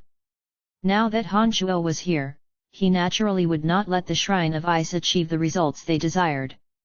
Seeing Snow Celestial Tiana frenetic as she chanted magical spells, Han Chuo suddenly said laughingly, "Hey bitch, don't you forget about me. Young friend, all you have to do is block Tiana from me for 10 minutes. After this day, the Shrine of Ice will be of nothing to be afraid of." Kelly, having transformed into a gigantic ape, let out a thunderous belly laugh. All those pike and lance attacks from the knights fired at Kelly were just like tickles on Kelly's body. He took big strides and walked one round around the desolated auction building, his hands swatting every now and then. Those knight squadrons from the Shrine of Ice were mostly now nothing more than meat patties. No problem at all. Han Chuo guaranteed and charged at Snow Celestial Tiana at lightning speed. Chapter 501, Role Reversal. GDK 501, Role Reversal. Please continue reading on, Ox. Vel. M. Tiana softly recited the incantations of water magic. All of a sudden snowflakes were swirling through the air as ice formed in the land and sky, and everything became frozen. It was a widely known fact in the magical world that the more powerful the spell, the longer an incantation took. Seeing how long it took Snow Celestial Tiana to recite the incantation, and the changes taking place as the space all around them was slowly transforming into a world of ice and snow, Han Chuo knew that this spell of Tiana's was unusually powerful. Unlike how he had to deal with Ice Celestial Corey, all Han Chuo needed to do was to get near Tiana at the fastest speed possible. Once he got into close proximity, she would either be dead, or be as good as dead. Magi were, after all, mere magi. Their fragile bodies were eternally their unalterable weakness. Cold wind whistled as all the water element between land and sky gathered rapidly. Before Han Chuo could get close to Tiana, 5 crystalline water dragons suddenly formed in the sky, each over 10 meters in length and incredibly lifelike. Using water element to materialize objects, and using them to attack, were feats of water magic any journeyman mage could accomplish. But to form dragons of water that were just like the real thing, as Tiana had done, and 5 of them at once, this was without a doubt a most astounding feat. As a necromancer, Han Shuo had a thorough understanding of magic, be it water, fire, or earth magic. All were capable of using the elements of water, fire, or earth respectively to materialize and form objects. However, the larger the object, the greater the elemental energy required. Thus controlling those objects would become increasingly challenging. If Tiana had been able to form 5 water dragons of such size the last time at Tarag Canyon, Han Shuo was certain that he and Stratholm the old monster would have had a far easier time. From the looks of it, after fusing her soul with the origin crystal of water, Tiana had greatly improved in strength. Once Tiana's soul had fused with the origin crystal of water, her affinity for sensing and controlling the water element instantly rose to new heights. Not only was she able to create 5 incredibly lifelike dragons, but she was also able to command them with her soul's energy and attack as she willed.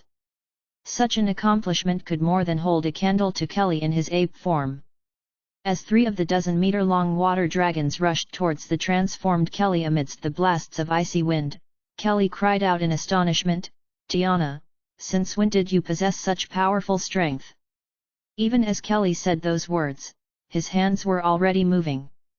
Having just repelled Ice Celestial Quarry, Kelly struck hard at the 3 water dragons with a palm the size of a small mountain. Kelly, well over 10 meters tall, stood like a towering behemoth. The 3 water dragons, while matching his height with their length, did not appear nearly as massive due to their slithering movements and lack of girth. Before him, they were like a trio of large pythons. However, the 3 water dragons were incredibly agile under Tiana's control. She could not deny that Kelly in his beastly transformation had astounding brute strength, and did not dare to make it a direct battle of raw power between him and her 3 water dragons. Instead, they glided around him in an orderly formation, acting in concert with Ice Celestial Quarry as he fought Kelly. Orchestrating this required Tiana's full concentration, and with Han Shuo bearing down on her with an unholy glint in his eyes, she had no time at all for talking. Of Tiana's 5 water dragons, 3 were used in attacking Kelly, and the 2 others were sent straight for Han Shuo, their jaws snapping. Tiana seemed to know of Han Shuo's extreme speed, as when the 2 water dragons flew from her side to attack him, they moved so as to keep him at a distance. Their bodies coiled in such a way that Tiana was in the middle, and only struck at Han Shuo with stretching strikes, making sure to block the paths he could take to attack her. Those water dragons formed from water elemental may not have been the real deal, but their movements bore even greater agility than actual water dragons, with not a hint of stiffness or languor. For elementally materialized objects to reach such a level was truly incredible. From the looks of it, with the fusion of her soul with the origin crystal of water, Tiana's control over the water element had certainly entered the realm of perfection. Seeing how easily Tiana blocked off all paths of approach with only her 2 water dragons, such that she could hide inside their protection and continue to chant other magical incantations undisturbed, Han Shuo could not help but frown. In his mind, he pondered over the methods he could use to deal with her. If Water Elite Zombie had finished digesting the power it had previously absorbed from the statue of the Ice Goddess, Han Shuo was certain that with him there, he could utilize his innate power to completely disintegrate the 5 water dragons. However, just like Little Skeleton, it was currently a crucial time for Water Elite Zombie and he could not be disturbed. Humph! Don't you think you can stop me with just a few water dragons? Han Shuo snorted. He began moving his hands in circular motions in the air, as though he was doing Tai Chi. Black bolts of electricity exploded from between his hands, and a small vortex formed in front of Han Shuo's torso alongside his hand movements. A terrible, devouring force was generated swiftly, and the small vortex seemed as though it pulled on some strange force in the world, growing bigger and bigger until it formed a terrifying grey vortex. Han Shuo continued to channel energy into the giant vortex, and the all-consuming power of demonic arts fully revealed itself within. The air and the cold winds were all instantly drawn in by this terrible power, and forcibly sucked into the vortex. The sky, which had been frozen but clear, instantly changed, with sand and rock filling the air as it fell dark all over. The gigantic vortex was like a mythical beast that had waited for eons at the bottom of the abyss, finally emerging and opening its titanic mouth as though it intended to devour the entire world. The land was in a state of desolation, and it seemed as though nothing could stop this terrible devouring power. The air, the cold winds, and those stone pillars that reached for the sky, all was pulled by the force and sent hurtling helplessly into the vortex. Even the bodies of the squadron of knights that Kelly had embedded into the earth were forcibly ripped out and sent high into the sky, flying into the gigantic vortex alongside their armor, weapons, and war horses. The greater the size of the object, the greater the suction force upon them. The 5 water dragons were similarly affected by the pull of that power and could no longer maintain their agile states. All 5 of them were pulled away from their original positions and towards the gigantic vortex high up in the sky. At that time, even Tiana, who had the origin crystal of water fused with her soul, could not maintain her control over her 5 water dragons. She could do nothing but watch helplessly as they flew into the center of the gargantuan vortex. The moment she tried to control them with her mental strength, she felt an unstoppable force surging towards her, and very nearly lost control of her own body to fall into the vortex as well. The towering form of Kelly's ape body was swaying unsteadily, but then he suddenly let out a great roar, stomped both feet on the ground with tremendous force, and his hairy legs sank deep into the earth. He was like an ancient, sky-reaching tree that had stood in the world for millions of years, unyielding in the face of all that raged around him. It was worth mentioning that Kelly's strength was indeed formidable. All large objects had been dragged into Han Chuo's vortex, all but the behemoth-ian Kelly could remain unmoved simply by sinking his feet into the earth. Chaos had broken out in the blink of an eye. It was fortunate that the Shrine of Ice had previously evacuated everyone in the surrounding areas, so there were only a few casualties aside from those disciples of the Shrine of Ice who had come to capture Kelly.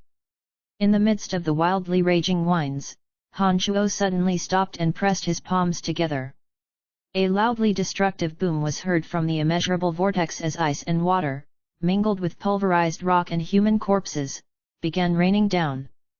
At that moment, Han Chuo lunged forward, speeding lightning fast towards Tiana. With a motion of his hands, the demonic blades unfurled like a peacock's tail. The coldest light shone out from within, striking awe in the hearts of those who saw it. Oh shit! Shocked, Tiana began swiftly retreating without another thought. As a mage, Tiana was well aware of her weaknesses. She knew that the moment she let Han Chuo get anywhere near herself, she would have little chance of escaping a gruesome death at his hand, and so she frantically sought to escape his attacks.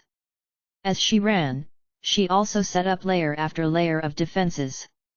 Wall after wall of flat, gleaming ice formed in the direct path between Han Chuo and herself. Crack crack crack! With just one strike from Han Chuo, the mirror-smooth ice walls gave up, as though they had been nothing more than dried leaves, and he continued in his relentless pursuit of Tiana without the slightest sign of slowing down. Retreat! Tiana called out as she ran. The Shrine of Ice elites, led by Ice Celestial Kori and Snow Celestial Tiana, had utterly failed in their joint attack on the Druidic Order's leader Kelly, all because of Han Chuo's sudden appearance. It had not only been a failure, in fact, there had been a reversal of roles. Kelly, who was supposed to be the hunted, had reversed his situation with Han Chuo's help, and became the hunter instead. Ice Celestial Kori of the Shrine of Ice, on the other hand, had been forced to flee on his own turf. They were all demigods, and while Kelly's power was greater than those of Ice Celestial Kori and Snow Celestial Tiana, fighting 1 against 2 was still very difficult. But with Han Chuo going after Tiana, the one with the greater threat, Ice Celestial Kori had to deal with Kelly all alone. With Kori having been previously injured by Han Chuo, Kelly had a definite advantage. Defeat had come so swiftly and suddenly, and the tables had turned in an instant. Han Chuo and Kelly, each with their eyes on the 2 highest leaders of the Shrine of Ice, began their deadly pursuit within the borders of the Kasi Empire. Chapter 502, Pushing Ice Celestial Kori to Death. GDK 502, Pushing Ice Celestial Kori to Death. Please continue reading on. Ox. Val. M. Tiana had made her decision and retreated without any hesitation. As Han Shuo and Xiao were having their epic battle right in the capital city of the Kasi Empire, the crowds around the auction site had all been evacuated. However, just slightly further away, the streets remained occupied by all sorts of stalls. When Kelly transformed into a gigantic ape, his behemoth body could clearly be seen by the peddlers and merchants in the area. When Tiana's 5 water dragons appeared, their overwhelming display of strength terrified the people to their cores, rousing such a rabble in the city center that they caused an even greater panic. The armies of the Kasi Empire stationed nearest to the scene instantly mobilized to the city center with great haste. As Tiana retreated, she saw a regiment of fully armored knights hastily approaching, and she quickly flew towards them. The Shrine of Ice held a very unique place in Kasi Empire, as it was known throughout the land how highly regarded they were by His Majesty the King. Seeing Tiana's swift retreat to join the knight regiment, Han Shuo immediately stopped still halfway in his pursuit. After Snow Celestial, Tiana's soul fused with the origin crystal of water, her strength had risen dramatically. Now, with Tiana placing herself within a large knight regiment, it was becoming far less likely that he would be able to kill her. Her strength was not much different from Han Shuo's to begin with. As long as Han Shuo couldn't suddenly get close to her, he surely could not inflict any real damage on her. Just then, because the Shrine of Ice retreated in a flurry, Snow Celestial Tiana and Ice Celestial Kori's groups fled in 2 opposite directions, causing the two to be separated by large distances. Not far away was Ice Celestial Kori with a group of Shrine of Ice disciples, retreating towards the magical transportation in Zero City Center. Kelly, still in ape form, was in hot pursuit of Ice Celestial Kori. Kori, however, was a wily one. He weaved in and out of the frantically escaping merchants and peddlers continuously.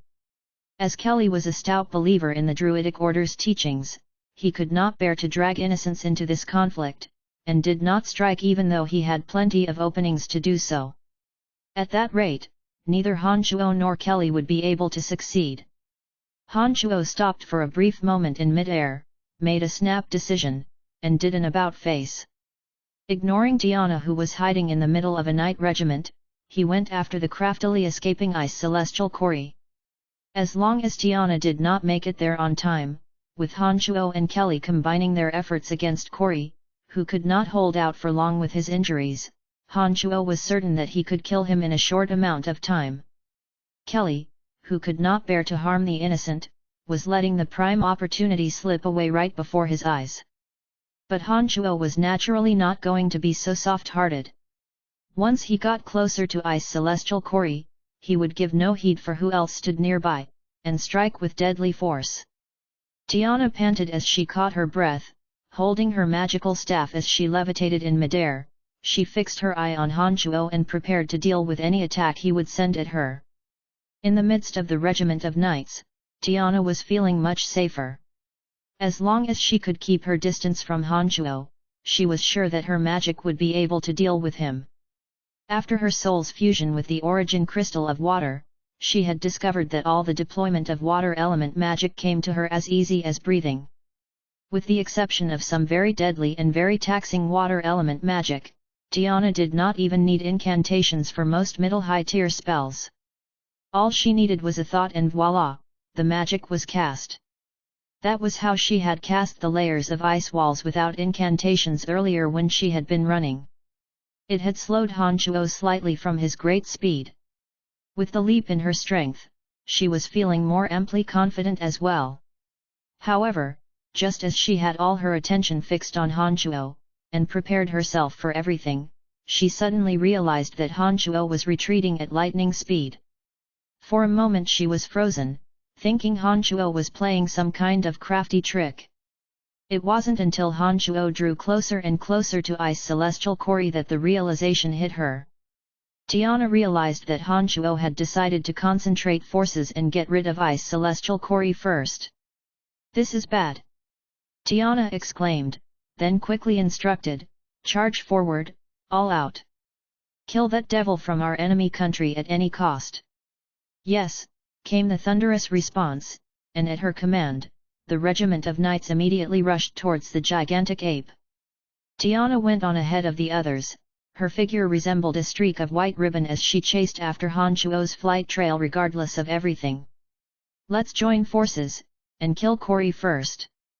Han Chuo's voice rang out next to Kelly, who had been tailing Ice Celestial Corey closely all the while without making a strike. "No, there are too many innocent people around him, we cannot strike him here." Kelly quickly stopped Han Chuo upon recovering from his momentary shock when he saw Han Chuo approach.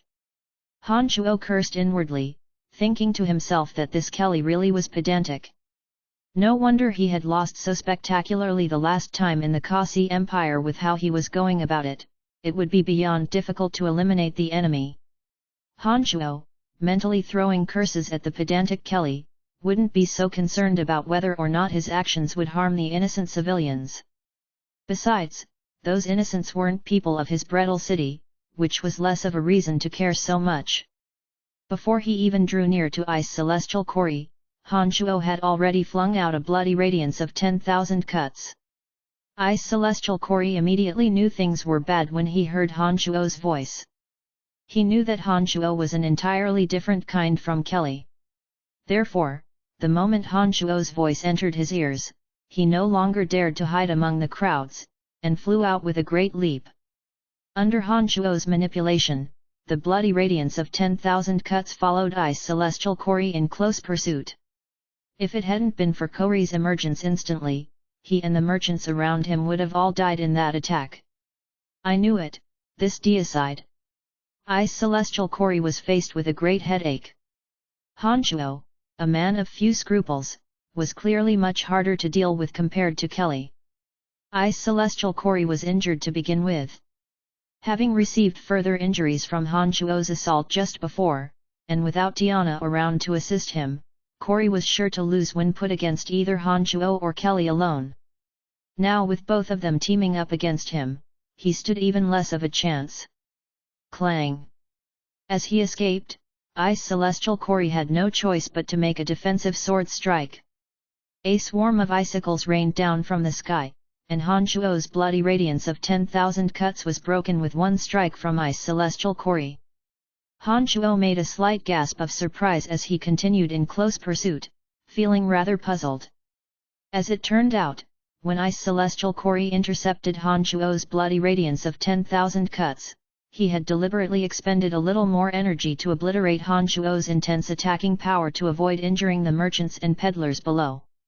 Connecting that action to Corey's sudden flight from within the crowds, Han Chuo suddenly realized that Ice Celestial Corey was not without redeeming qualities. Although he was cold and ruthless in how he handled his enemies and the race of Dark Dragon, he was still very protecting of his own countrymen. He was not, as Han Chuo had thought, without a care for the people of Kasi Empire. When Kelly had been chasing him earlier, his concealment amongst the civilians was done because he had a good grasp of Kelly's mindset, and knew that Kelly would never harm the commoners. Hence, he overtly made use of Kelly's weakness to help himself escape unruffled. "So you do have a bit of humanity after all," Han Chuo thought derisively, but he did not slow down. By this time, Ice Celestial Corey was already quite close. He recited an incantation, and rows of bone spears came whooshing towards Ice Celestial Corey.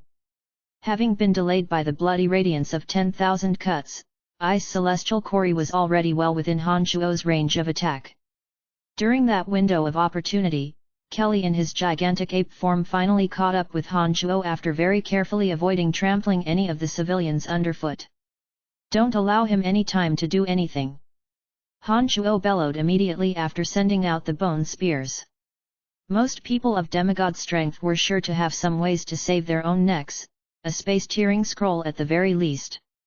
That was something Han Chuo learned from his valuable experience after many years of battle. Thus, the moment he saw that his side held an overwhelming superiority, Han Chuo was certain that Ice Celestial Corey was about to take some desperate measures. At this stage, there would be no letting Corey escape, or all his efforts would have been for naught. Hence, Han Chuo immediately shouted a reminder to Kelly, otherwise Kelly would never have thought of it. The Druidic order was, after all, not one that preached ruthless extermination. As the leader of the Druidic order, Kelly did not have that ruthlessness and mercilessness that Han Shuo did. But with Han Shuo's yelling, Kelly instantly came to his senses. Suddenly, memories replayed in his mind. He recalled scenes of followers of the Druidic order being brutally murdered by the Shrine of Ice in Kasi Empire many years back. Calling to mind how heartless and cruel Corey had treated his enemies, Kelly knew that his Druidic order would certainly pay an enormous price if Corey did not die that day. Kelly took a huge stride. Roar!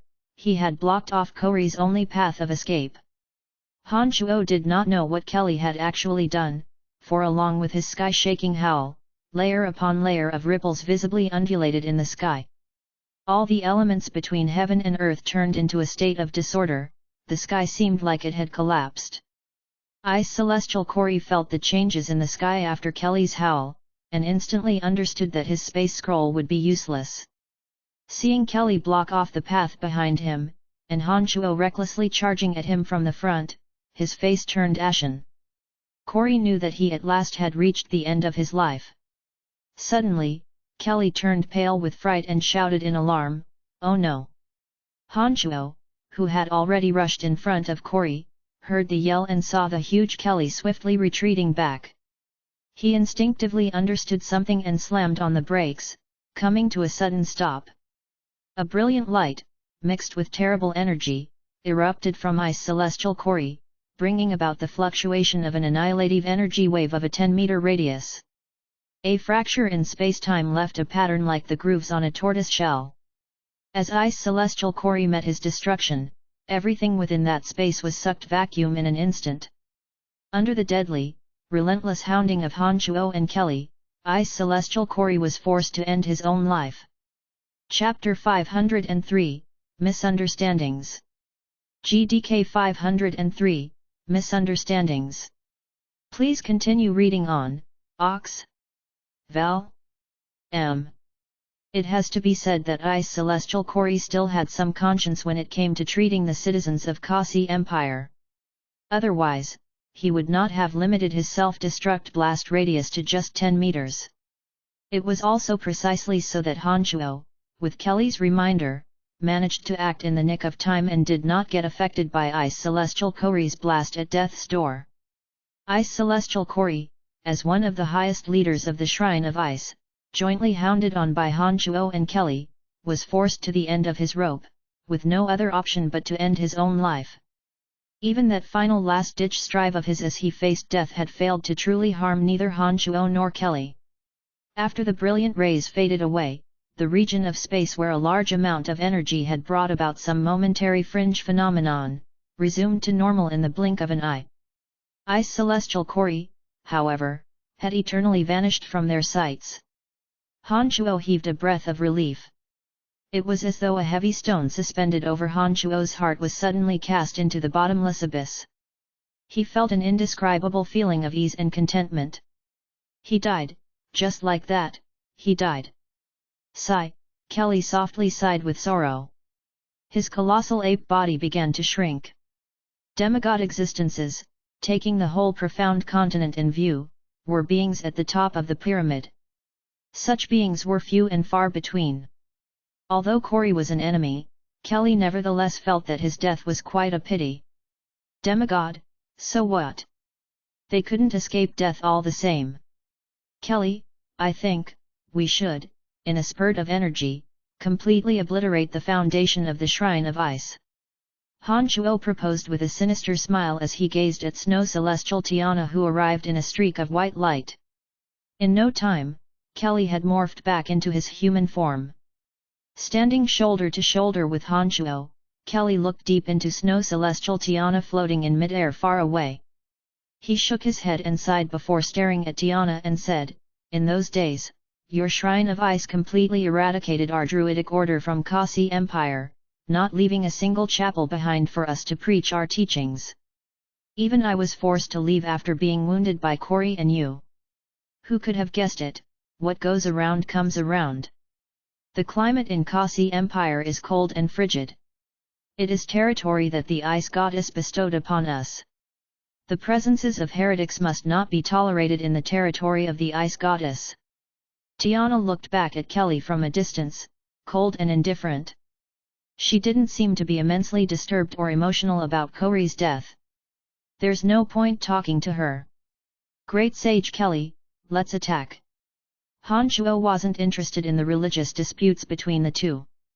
All that was on his mind was to eliminate this enemy called Tiana. That would be futile. She is prepared to leave, Kelly shook his head and replied stoically, without a hint of joy or woe. Han Shuo was startled, and immediately turned his gaze at Snow Celestial Tiana some distance away. He saw that Tiana's body was gradually vanishing, seemingly turning into snowflakes, drifting along with the wind. Han Shuo looked on as he sensed her presence fusing and becoming one with the water element found between the heaven and earth. He could undoubtedly see Tiana and yet could not sense her presence. Gradually, like snowflakes melting into water, Tiana dissipated. Looking on as Tiana faded away bit by bit, Han Shuo did not make any attempt at stopping her. He knew that as Tiana was such a distance away, given the affinity of her soul for the water element, he surely could not stop her if she wanted to leave. It was only when Tiana had completely vanished from Han Shuo's sight that the squadron of knights following behind her arrived. Before these knights could open their mouths, Kelly of the Druidic Order looked at Han Shuo and said, "Let's move and have a chat somewhere else. In Profound Continent, our kind of people have a tacit understanding not to get involved in worldly disputes. Let's not make things difficult for them." Han Shuo nodded and followed behind Kelly, easily escaping the large knight regiment that had heaved over with great difficulty. After traveling left and right for a while, they arrived at a valley where the plants grew lush. This small valley wasn't in Siro City, but within a mid-sized forest on the outskirts of the city. Upon arrival, Han Shuo discovered Druid Lilian, who had departed the scene ahead of the great battle, waiting. Surprisingly for Han Shuo, apart from Lilian, another familiar person stood abreast with her in the valley, Great Druid Caspian. Sage Teacher. When the duo saw Kelly and Han Shuo, they both greeted Kelly, although slightly different in how they each addressed Kelly. Caspian. Long time no see. Han Shuo took the initiative to greet Caspian. Han Shuo understood in his heart that the reason this old fellow brought Han Shuo over here was undoubtedly to discuss the Druidic Order's Hand of Goddess. To date, Han Shuo was certain that the Druidic Order was an honorable and above-board religion. He could not be less worried that these people might plot against him or secretly lead him into a snare. Of course, it was rare to find an average person who could trap a being in the realm of Han Shuo's strength. Brian. It's been a while. How unexpected, how truly unexpected, you have attained strength of such heights. Caspian lamented from the bottom of his heart as he looked at Han Shuo. A few years back when Han Shuo and Caspian first met in Valen City, although Han Shuo showed promise of budding talent, he was far, far short of his current might. In just a few short years, Han Shuo possessed demigod strength, the equivalent strength as his teacher. Caspian could not help but gasp with admiration for such progress. Haha, I just happen to be very lucky. Han Shuo said laughingly. Excellent, we can now finally talk with ease. Kelly, the sage of the Druidic Order, said smilingly as he set his pair of eyes, through which one could see he had experienced the hardship of life, on Han Shuo's body. He sighed softly and helplessly said, Brian, it was all thanks to your assistance this time. Otherwise, not only would Ice Celestial Kori not have been hounded to death, I'm afraid I would have suffered some major injuries again under the duo's joint attack. You are most welcome, Sage. They are my enemies as well. For us to join hands is not a matter favors. You don't owe me anything. Han Shuo knew what Kelly wanted to discuss, but nevertheless, he remained courteous in his words. Indeed, as expected, Kelly continued, you have assisted us, and have obtained the Hand of Goddess with your own abilities. On the basis of principles, we really should no longer care to retrieve the item. However, the Hand of Goddess is a magical artifact of our Druidic Order, and as followers of the Goddess of Nature, it is our duty to reclaim the hand of Goddess. I haven't a clue what to do. Han Shuo had long anticipated that they had figured out that the hand of Goddess was in his possession. As things had reached this stage, Han Shuo no longer played dumb. However, he could never surrender the hand of Goddess readily. Looking deep into Kelly, Han Shuo replied, "The artifact is indeed with me. I understand how much it means to you people. However, it is even more important to me. I apologize. No matter what, I cannot hand it to you." When Great Druid Caspian heard Han Shuo's words, he opened his mouth and wanted to say something, but ended with a soft sigh as he shook his head, and did not utter his words of persuasion. In their relationship, Han Shuo did not owe Caspian any favors. But on the contrary, Caspian had previously inconvenienced Han Shuo over and over again. Although the two had some friendly relations, Caspian did not think that Han Shuo would change his mind on such a major issue for him. Therefore, he hesitated in his speech. "Mr. Brian, I know that given your identity and status, you wouldn't care much about gold coins. Therefore, the proposal I previously gave in the auction house must have been worthless." Lillian looked at Han Shuo with her glistening eyes and continued, "However, could you please tell us, how did you know about the wonderful functions of the hand of Goddess, and for what purpose will you use it for?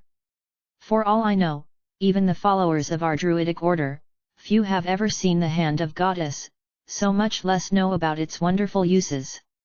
Nodding his head, Sage Kelly of the Druidic order was staring fixedly at Han Shuo as well. Not at all concealing the curiosity that stemmed from his heart, he said, "That's right.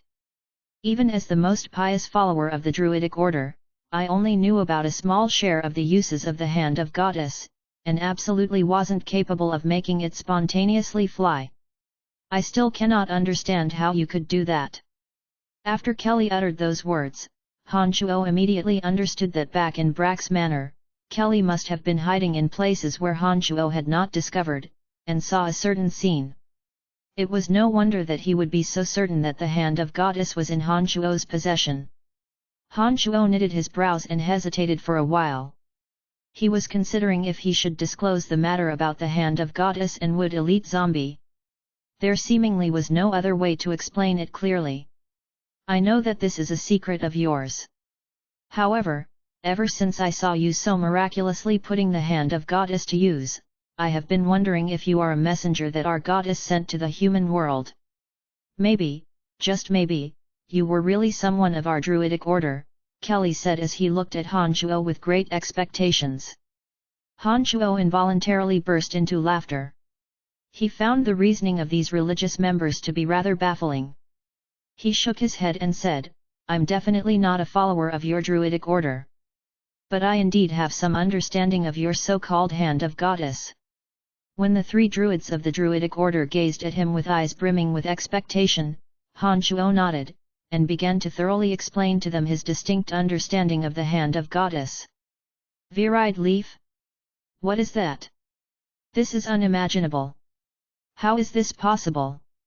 Lillian absolutely could not believe Han Shuo, shaking her head all along as she mumbled in astonishment. Great Druid Caspian too wore a face of disbelief. He quizzically looked at Han Shuo, but did not utter a word to question its validity.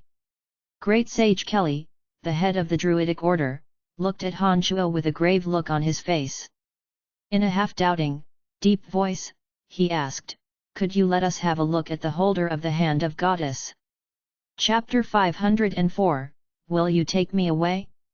GDK 504, Will You Take Me Away?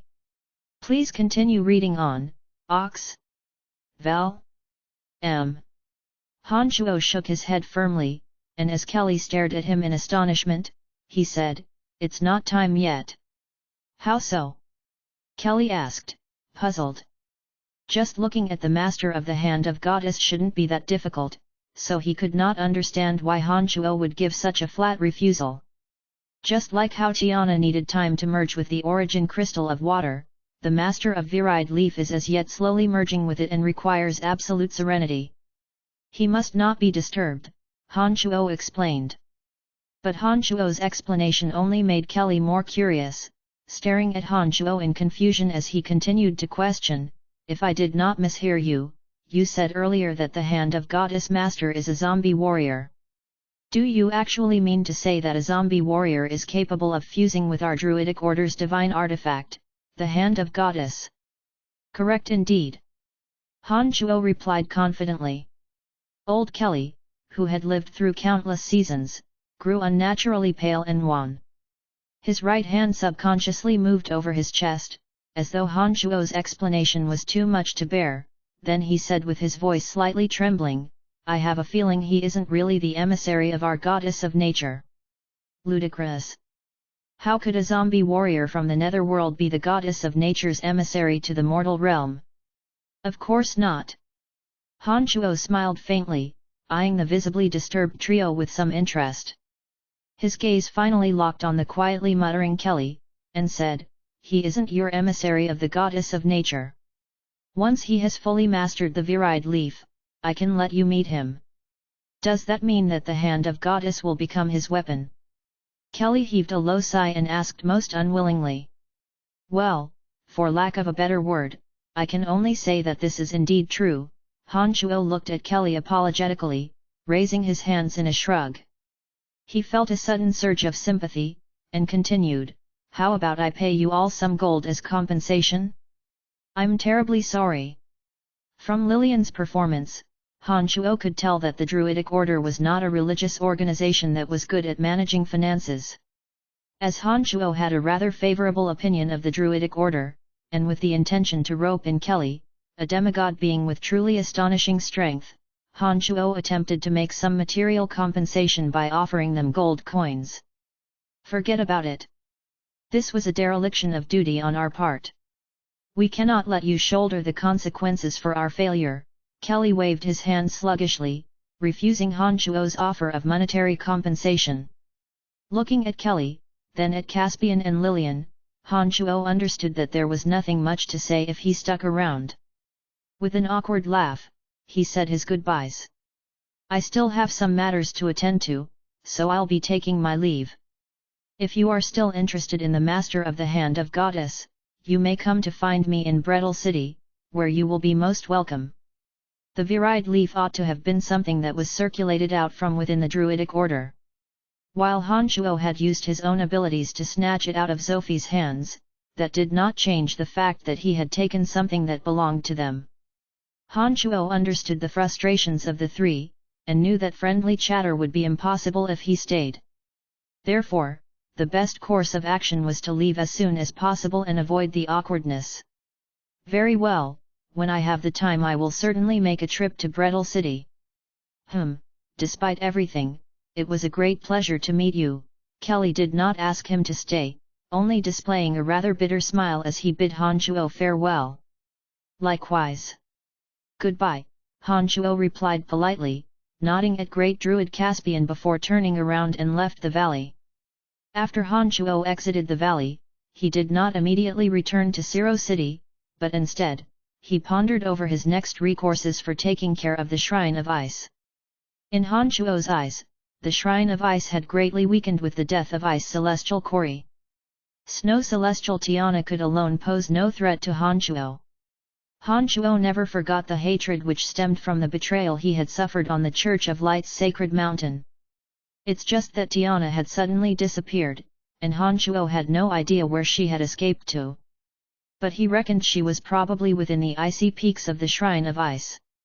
For the purpose of mounting the sneak attack on Ice Celestial Kori earlier, Han Shuo had concealed his consciousness. And now that he had left the valley, Han Shuo immediately unfolded his consciousness again. He planned to continue provoking the six-horned tribal king of the soul race, lead him to the Shrine of Ice, and teach Tiana and her people a most painful lesson. However, when Han Shuo unfolded his consciousness, he discovered the six-horned tribal king still and inactive, not continuing his long, tiring journey of chasing Han Shuo. This caused Han Shuo some confusion, as he had no idea why the six-horned tribal king would suddenly stop. Could it be that old monster Stratholm had not yet fused his soul with the crystal of fighting aura, and just happened to have hidden along the path of the six-horned tribal king's approach, and that the latter had sensed his presence, and dealt with him first? Han Chuo was shocked by the thought. He concentrated his attention and carefully sensed for a while, and approximated that the six-horned tribal king was somewhere within the borders of Angel Empire. Shaking his head with some frustration, Han Chuo felt concerned for Stratholm. However, he did not rush recklessly to Angel Empire to find out what exactly was going on. And, surely, if things had indeed gone that way, Stratholm the old monster would have been killed long before Han Chuo could even step foot on Angel Empire. 2 days had passed. Han Chuo found that the six-horned tribal king was still within the Angel Empire's borders. No matter how Han Chuo taunted him, he would not budge. With that, Han Chuo was almost certain that the six-horned tribal king had not stopped over because of Stratholm the old monster. After all, Stratholm's strength was not nearly enough to hold him back for 2 full days. Although Han Chuo had no idea what was going on in Angel Empire, it was obvious to him that the six-horned tribal king had been tarried over there with no clue as to when he would leave Angel Empire. Although Han Chuo was very curious as to what business the six-horned tribal king of the soul race met in Angel Empire, he made a wise decision not to go there and see for himself. Without the soul race's six-horned tribal king, even if Han Chuo ran into Snow Celestial Tiana, he did not have complete certainty of being able to kill her. Thus, after weighing for a moment, Han Chuo decided to temporarily give up on hounding Tiana. He would wait until the little skeleton's fusion with the origin crystal of death was complete, and the water and earth elite zombies had progressed into being able to form the penta-elemental undead formation, before he dealt with her properly. Having lost one of their 2 core pillars, the Shrine of Ice had sharply reduced in strength. Han Chuo believed that the Druidic Order would make good of the opportunity in one way or another, a thought which gave him a sense of schadenfreude. At a mansion in the northern district of Siro City. It was noon, and the flaming sun hung high in the sky. Han Chuo snuck in quietly, intending to check on Sophie's condition and bid her farewell before he left Kasi Empire. After all, Sophie had entertained him for quite a number of days and had been a gracious host. Furthermore, Han Chuo had grown rather fond of Sophie, and was worried that she would be ruined by that good-for-nothing Brock, so he decided to visit before he left. Once Han Chuo arrived at the mansion, he unfolded his consciousness to seek for Sophie's presence, and in no time he had found her. However, his brow furrowed deeply when he arrived at her location. 3 intricate, sturdy magical boundaries were set up within a vastly spacious room. One could tell that the person who had deployed them was rather proficient in it. Without altering the space and items in the room, they managed to trap Sophie inside. Even though they were separated by 3 magical boundaries, Han Chuo could still clearly see the expression on Sophie's face. Under house arrest, she wore a face full of misery and looked much wearier than she had 2 days ago. It was clear that she hadn't been well. Frowning as he looked at Sophie behind the 3 magical boundaries, Han Chuo gradually released his consciousness, and slowly detected where her father, Sacred Knight Sulo, was. At the moment, Sacred Knight Sulo was hard at work, training himself in his practice room. It appeared that it had not been by chance that he'd been able to become a Sacred Knight. After some hesitation, Han Chuo placed a hand on the 3 magical boundaries, and demonic light radiated from his palm. There was a cracking noise, and the boundaries shattered like broken mirrors. "Who's there?" Sophie cried out in shock and terror. "It's me." Han Chuo answered quietly, striding towards her. Looking at the rather pleasantly surprised Sophie, he asked, "What's going on?" "Nothing much. My father wouldn't let me run around, and is planning on marrying me to Brock in a few more days." Sophie's smile was bitter and resigned. For some reason, Han Chuo actually felt a faint sense of discomfort in his heart upon hearing that Sulo was going to force Sophie to marry Brock. A tinge of fury flashed across his eyes as he spoke. "Your father's gone senile, how can he be so overbearing?" Sigh. Sophie shook her head and replied rather lethargically, "He's not senile. It is precisely because he's too clever that he's doing so. Because, otherwise, it won't be just a matter of him and myself, but my entire family will no longer have a place in Kasi Empire. Han Chuo went blank before exhaling heavily when he realized that Sophie was indeed correct. The might of a nation was not something that a single person could counterbalance. Well, unless that person was somebody like Han Chuo, who possessed strength so formidable that it allowed him to be above worldly rules. Otherwise, there was surely no way one could go against an entire nation.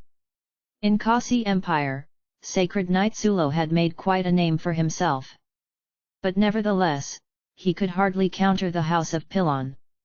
Not to mention that there was also the existence of the Shrine of Ice in the Kasi Empire. Sulo could only scarcely save his own skin, let alone his entire family. Just as Han Chuo's thoughts were still in a jumble, Sophie looked deep into his eyes, and asked with mixed expressions on her face, "Brian, will you take me away?" Chapter 505, I can't even spoil Fifi enough. GDK 505, I can't even spoil Fifi enough. Please continue reading on, Ox. Val. M. Han Chuo was stunned. He was not entirely sure what Sophie was implying. He took a moment to think before saying, "You mean take you away from Kasi Empire?" Sophie's bright eyes stared at Han Chuo, as glowing as she gazed at every minute detail of his face. She went on, "You're the Lord of Brettle City in the Lancelot Empire. You're powerful enough even to contend against the Shrine of Ice. Of all my friends, you're the only person I know who could possibly help me, or at least I'd hope you think me as a friend." Sophie had said all Han Chuo needed to know. He understood that his identity was no more a secret than the fact of his being any longer. After a moment of hesitation, he smirked and said, "Of course you and I are friends. Brettle City will very much welcome your arrival." Hearing that, Sophie revealed a faint smile of relief. However, before she could say anything else, Sulo exclaimed, "What nonsense!" He revealed himself before Han Chuo and Sophie. His expression said it all, he was not pleased. He glared at Sophie and lashed out, "Fifi, you are not a child anymore. You should know the consequences of your actions." Sophie was clearly quailing under her father's glare. However, she then remembered the suppressed frustration she had felt over her betrothal to Brock, and looked back at him with a stubborn gaze. "Father, you have no right to make decisions on matters that will affect the rest of my life, especially without my consent." When the furious Sulo looked at his unyielding daughter, a feeling of helpless dejection suddenly rose in his heart. He shook his head in helplessness and relented, "Daddy has indeed acted brashly on this matter. However, everyone knows how fond Brock is of you. Given just how powerful the Pilon family is, there never was even a sliver of hope for refusal. I may be a sacred knight, and possess a certain extent of fame and power in Kasi Empire, but when it comes to the Pilon royal family, my hands are tied." Han Chuo had long known that Sulo would come over. As he listened to the dispute, Han Chuo looked to Sophie, then to Sulo, who appeared to have aged considerably all of a sudden. "Mr. Sulo, if you don't mind, I actually do have a solution to your problem." Sacred Knight Sulo had briefly traded blows with Han Chuo a few days prior. After being informed of Han Chuo's identity and strength through his own channels, Sulo was rather intimidated by the youth even though the latter was far younger than he was. Upon hearing Han Chuo speak, Sulo quivered slightly, and he looked at Han Chuo as he exclaimed, "Youth breeds heroism, and that expression is most apt for one such as yourself." Sophie's imprisonment was, on one hand, to prevent her from getting into trouble, while on the other hand, to wait for you to come here. Han Chuo stared blankly. Unable to make head or tail of Sulo's words, he asked, "What do you mean?" "Brian, I'll take the liberty of calling you Brian. I more or less know of your relationship with Sophie. As far as I know, nobody really knows about this thing between you two. Given your status and strength, you are more than capable of keeping us safe." To Han Chuo's surprise, he could sense traces of a old fox-like cunningness coming from Sulo even through his relaxed expression. Suddenly, and for no discernible reason, Sophie blushed. She seemed to know what Sulo was about to say next. Still red in the face, she quickly defended herself. "Dad, it's not what you think, we're..." "It's fine, you don't have to say anything, I know what you mean," Sulo interrupted. With his usual self-assurance he said, "Daddy has thought about it for several days, and has decided to respect your decision. You and Brian seem suitable enough. I've even made some arrangements for the reallocation of our family clan members. Now that Brian is here, we can talk things over. Then we'll be able to get out of Kasi Empire as soon as possible, and begin our new lives in Brettle City."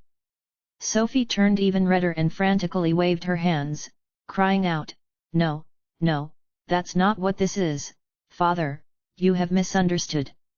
"Humph." Sulo glared at Sophie, and said, "Why do you even bother trying to hide it at this point in time? Our house is on the brink of destruction because of you. Stop fooling around already."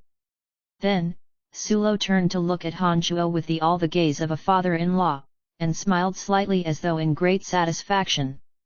Sulo nodded and said, "Oh yeah, you certainly are much more pleasing to the eye than Brock in every aspect, that sly fellow. Fifi's indeed got decent taste." Taking a deep breath, his expression grew serious as he said, "Brian, even though my Sophie can be rather self-willed at times, she's still very kind-hearted, you mustn't mistreat her under any circumstance." Hanchuo was dumbstruck staring at Sulo, who had been completely indulging in his own assumptions. Hanchuo was simply at a loss for words. It had to be said that this sacred knight Sulo was indeed quite an amazing character. His mistaking the relationship between Hanchuo and Sophie was nothing to write home about. After all, the two had been rather intimate in the last few days. Adding to the fact that Sophie had recently been responding to her betrothal to Brock with such vehement objection, it wasn't unfounded for her father to have arrived at such a conclusion. Sulo was, in spite of this, still a man of both amazing vigor and dastardly cunningness. By locking Sophie up, he had been able to prevent anyone from finding out about the relationship between her and Hanchuo, while also testing Hanchuo's loyalty to Sophie. Without anyone noticing, he had also simultaneously been quietly moving around the forces within his clan, making preparations to leave for Brettle City at any moment. Sulo might have mistaken the relationship between Hanchuo and Sophie for something else, but nevertheless, he was yet quite a remarkable character. As a string of thoughts flushed through Hanchuo's mind, he observed Sulo with a sharp glint in his eyes. A sacred knight was no small power for any country to have. Even if Sulo left the Kasi Empire without relying on Hanchuo's help, he would have still been able to make a place for himself, Sophie, and the rest of his family in some other country. A sacred knight. No empire would refuse someone like that, especially those who were at odds with the Kasi Empire. This old fellow was no simpleton, indeed, he was quite something, Hanchuo thought to himself. He had originally intended to clear things up, but a thought suddenly struck him. Revealing a modest smile, he said to Sulo, "How could I? I can't even spoil Fifi enough, how could I possibly wish to be mean?" Sophie, scarlet-faced and impatient to explain the truth to her father, looked as though she had been stricken a deep blow by Hanchuo's words. She shot a fierce glare at Hanchuo, then said with even more panic than before, "Father, father, don't listen to the drivel spilling from his mouth, we're..." With another wave of his hand, Sulo cut off her explanations yet again, and said, "This is not drivel. I believe he will take good care of you. Brian isn't like Brock, he's a warrior and not a politician. I can trust the word of a warrior, especially one who is stronger than me." Sophie was quite beside herself with rage. All her attempts at explanations had been abruptly cut off by Sulo, only leading to even greater misunderstanding, and his blatant self-assurance was leaving her dumbfounded. What angered her more was Hanchuo, who was wholeheartedly playing the part of a dutiful son-in-law, nodding seriously over there as he vowed, Yes, I will. Sophie was both embarrassed and angry, feeling as though she'd been sold somehow without properly realizing it, and her two traffickers carried on their merry discussion of the particulars right before her face. It was an indescribably strange feeling, but it seemed, somehow, that there was a slight feeling of joy. Only the tiny smidgen of happiness was, in the face of all the rage and mortification, quickly overlooked by Sophie herself. How could this be? How could this be? Sophie screamed internally over and over again. After Sulo finally finished talking, she cast another furious glare at Hanchuo, schooled her expression, and got ready to properly explain the situation. Well, I'll let the two of you chat. I'll go arrange the clan relocations right away, and get our forces transferred to Brettle City in the shortest time possible. Oh, when the time comes I shall have to trouble my dutiful son-in-law, since you are, after all, the lord of Brettle City. We would be able to better depart Kasi Empire with your help. Before Sophie could string her words together, Sulo had dropped yet another bombshell. Certainly, certainly, Hanchuo said with a most amiable smile, pleased to have gotten a sacred knight on his side with no effort. As for what would come later, Hanchuo decided not to care for the time being, just so long as he could trick Sacred Knight Sulo to Brettle City first. Once he and his family had arrived there, even if the truth were to come out, Hanchuo was certain they would not be able to leave easily. Sulo seemed very satisfied with Hanchuo, beaming broadly as he walked up to him. He patted him on the shoulder, and nodded as though a great weight had been taken off his back. He strode away, taking far lighter steps than when he had come in, looking as though he really was going to make arrangements to leave the Kasi Empire. Sophie had intended to stop Sulo and explain everything, but Hanchuo signaled her with his eyes not to do so. Once Sulo was gone, Sophie immediately placed both hands on her hips and, looking rather like a little hen about to pick a fight as she glared, she cried furiously, "Brian, you jerk, what exactly did you mean by this?" Hanchuo shrugged and smiled. "I'm doing this for your sake, and for the sake of your family. If I don't play along, would your father leave to Brettle City so easily?" Hanchuo made a great show of playing innocent, as though he had done all that for Sophie's own good. Sophie, who had intended to give him a good talking to, stopped at those words. She was no fool. After thinking it over, she knew that what Hanchuo said made sense. However, when Sophie thought about how Hanchuo had used such a matter as an excuse to her father, and saw his cheerful, punchable face, she remained infuriated. She ran at him in a fit of rage, scolding him, "That doesn't mean you can joke about that kind of thing, I swear I'm going to teach you a lesson." Chapter 506, The Invincible Might of Little Skeleton. GDK 506, The Invincible Might of Little Skeleton. Please continue reading on, Ox. Val. M. Needless to say, Sophie was no match for Hanchuo. She rushed over angrily, but Hanchuo simply stared at her with a smile across his face.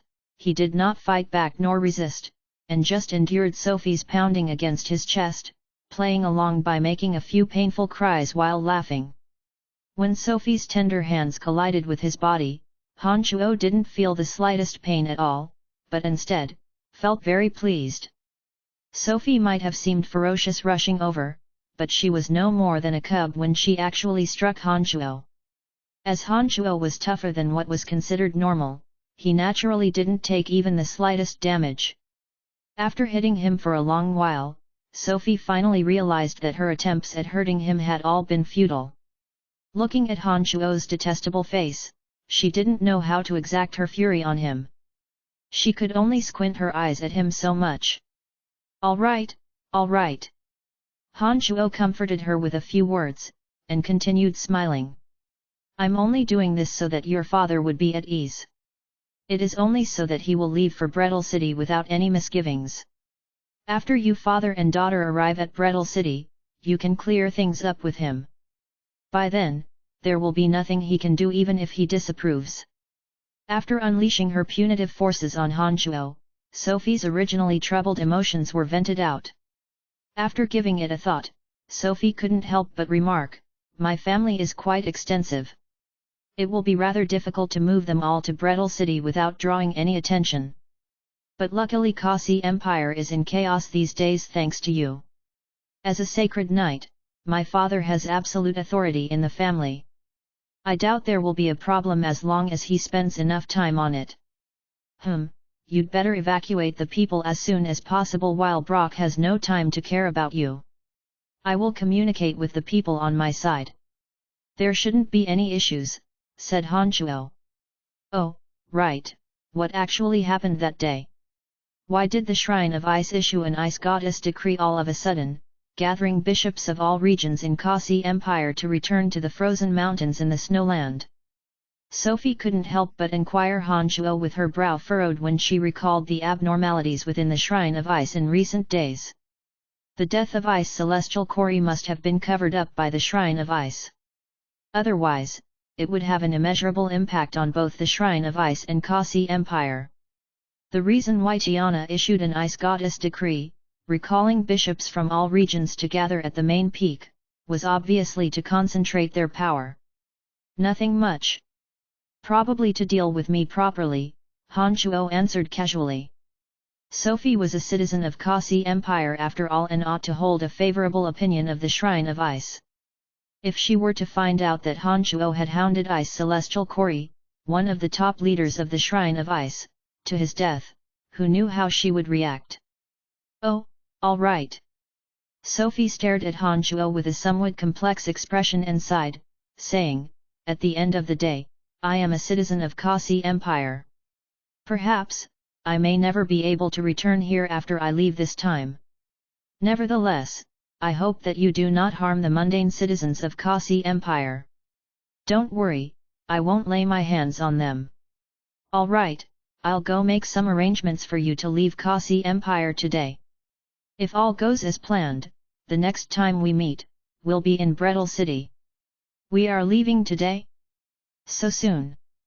Sophie suddenly felt a little reluctant, and her tone grew somewhat downcast. "Yes, but I'll be making arrangements before you depart. With my instructions, it will be easier for your family to leave Kasi Empire without a hitch. Besides, Brettle City and the 7 Grand Duchies are currently at war. I need to get the latest updates on that as well," said Han Chuo. Parting was always a little sentimental. In order to prevent Sophie's emotions from becoming even more gloomy, Han Chuo said giggly, all right, I'll be taking a leave first. I reckon that it won't be long before we meet again in Brettle City. Look, send my regards to your father. Tell him that Brettle City will welcome you all with arms wide open." Before Sophie could say anything, Han Chuo dashed away. He became a trace of faint light and disappeared under Sophie's watchful gaze. After leaving Sophie, Han Chuo traveled to a Dark Mantle operation base in Kasi Empire, and had an exchange with the person in charge. Through them, Han Chuo passed on his messages to the Dark Mantle operation base in Brettle City, instructing them to get in touch with Sulo and to assist his family in their relocation to Brettle City. The operation base of Dark Mantle in Zero City had been in service for many years, and it had accumulated very secure, well-planned escape routes through the years. Han Chuo believed that the journey of Sulo's family would be even smoother with their assistance. Given the chaotic state that Kasi Empire was in these days, the power possessed by that old fox Sulo, as well as the assistance of the Dark Mantle, Han Chuo was confident that their relocation would run without a hitch. The 6-horned tribal king of the soul race was still lingering around in Angel Empire. Han Chuo yet again concealed his consciousness as he headed towards Lancelot Empire. He arrived at the Dark Forest with a moderate traveling speed, intending to traverse the Dark Forest and return to the Cemetery of Death. Halfway through his journey, Han Chuo suddenly sensed the joy of Little Skeleton from the Netherworld. Han Chuo, who had just entered the Dark Forest from Caesar City, was overjoyed at the good news. Without thinking too much, Han Chuo knew that Little Skeleton must have fused his soul with the origin crystal of death. Little Skeleton had possessed extraordinary strength from the beginning and would definitely bring Hanchuo an even greater surprise once he had fused with the origin crystal containing the pure element of death. The impatient Hanchuo had located a concealed cave and summoned Metal Elite Zombie to open up a chamber within the stone. Then he took out the skeletal staff, and decorated the surroundings a little, and in the next second, his consciousness had traversed through the space-time tunnel and arrived in the netherworld where the aura of death was strongest. Desolate, dead silence, drab white and grey, ubiquitous cold element of death, endless and brutal slaughter, and the simple rule of the survival of the fittest, these were the unalterable principal components of the netherworld.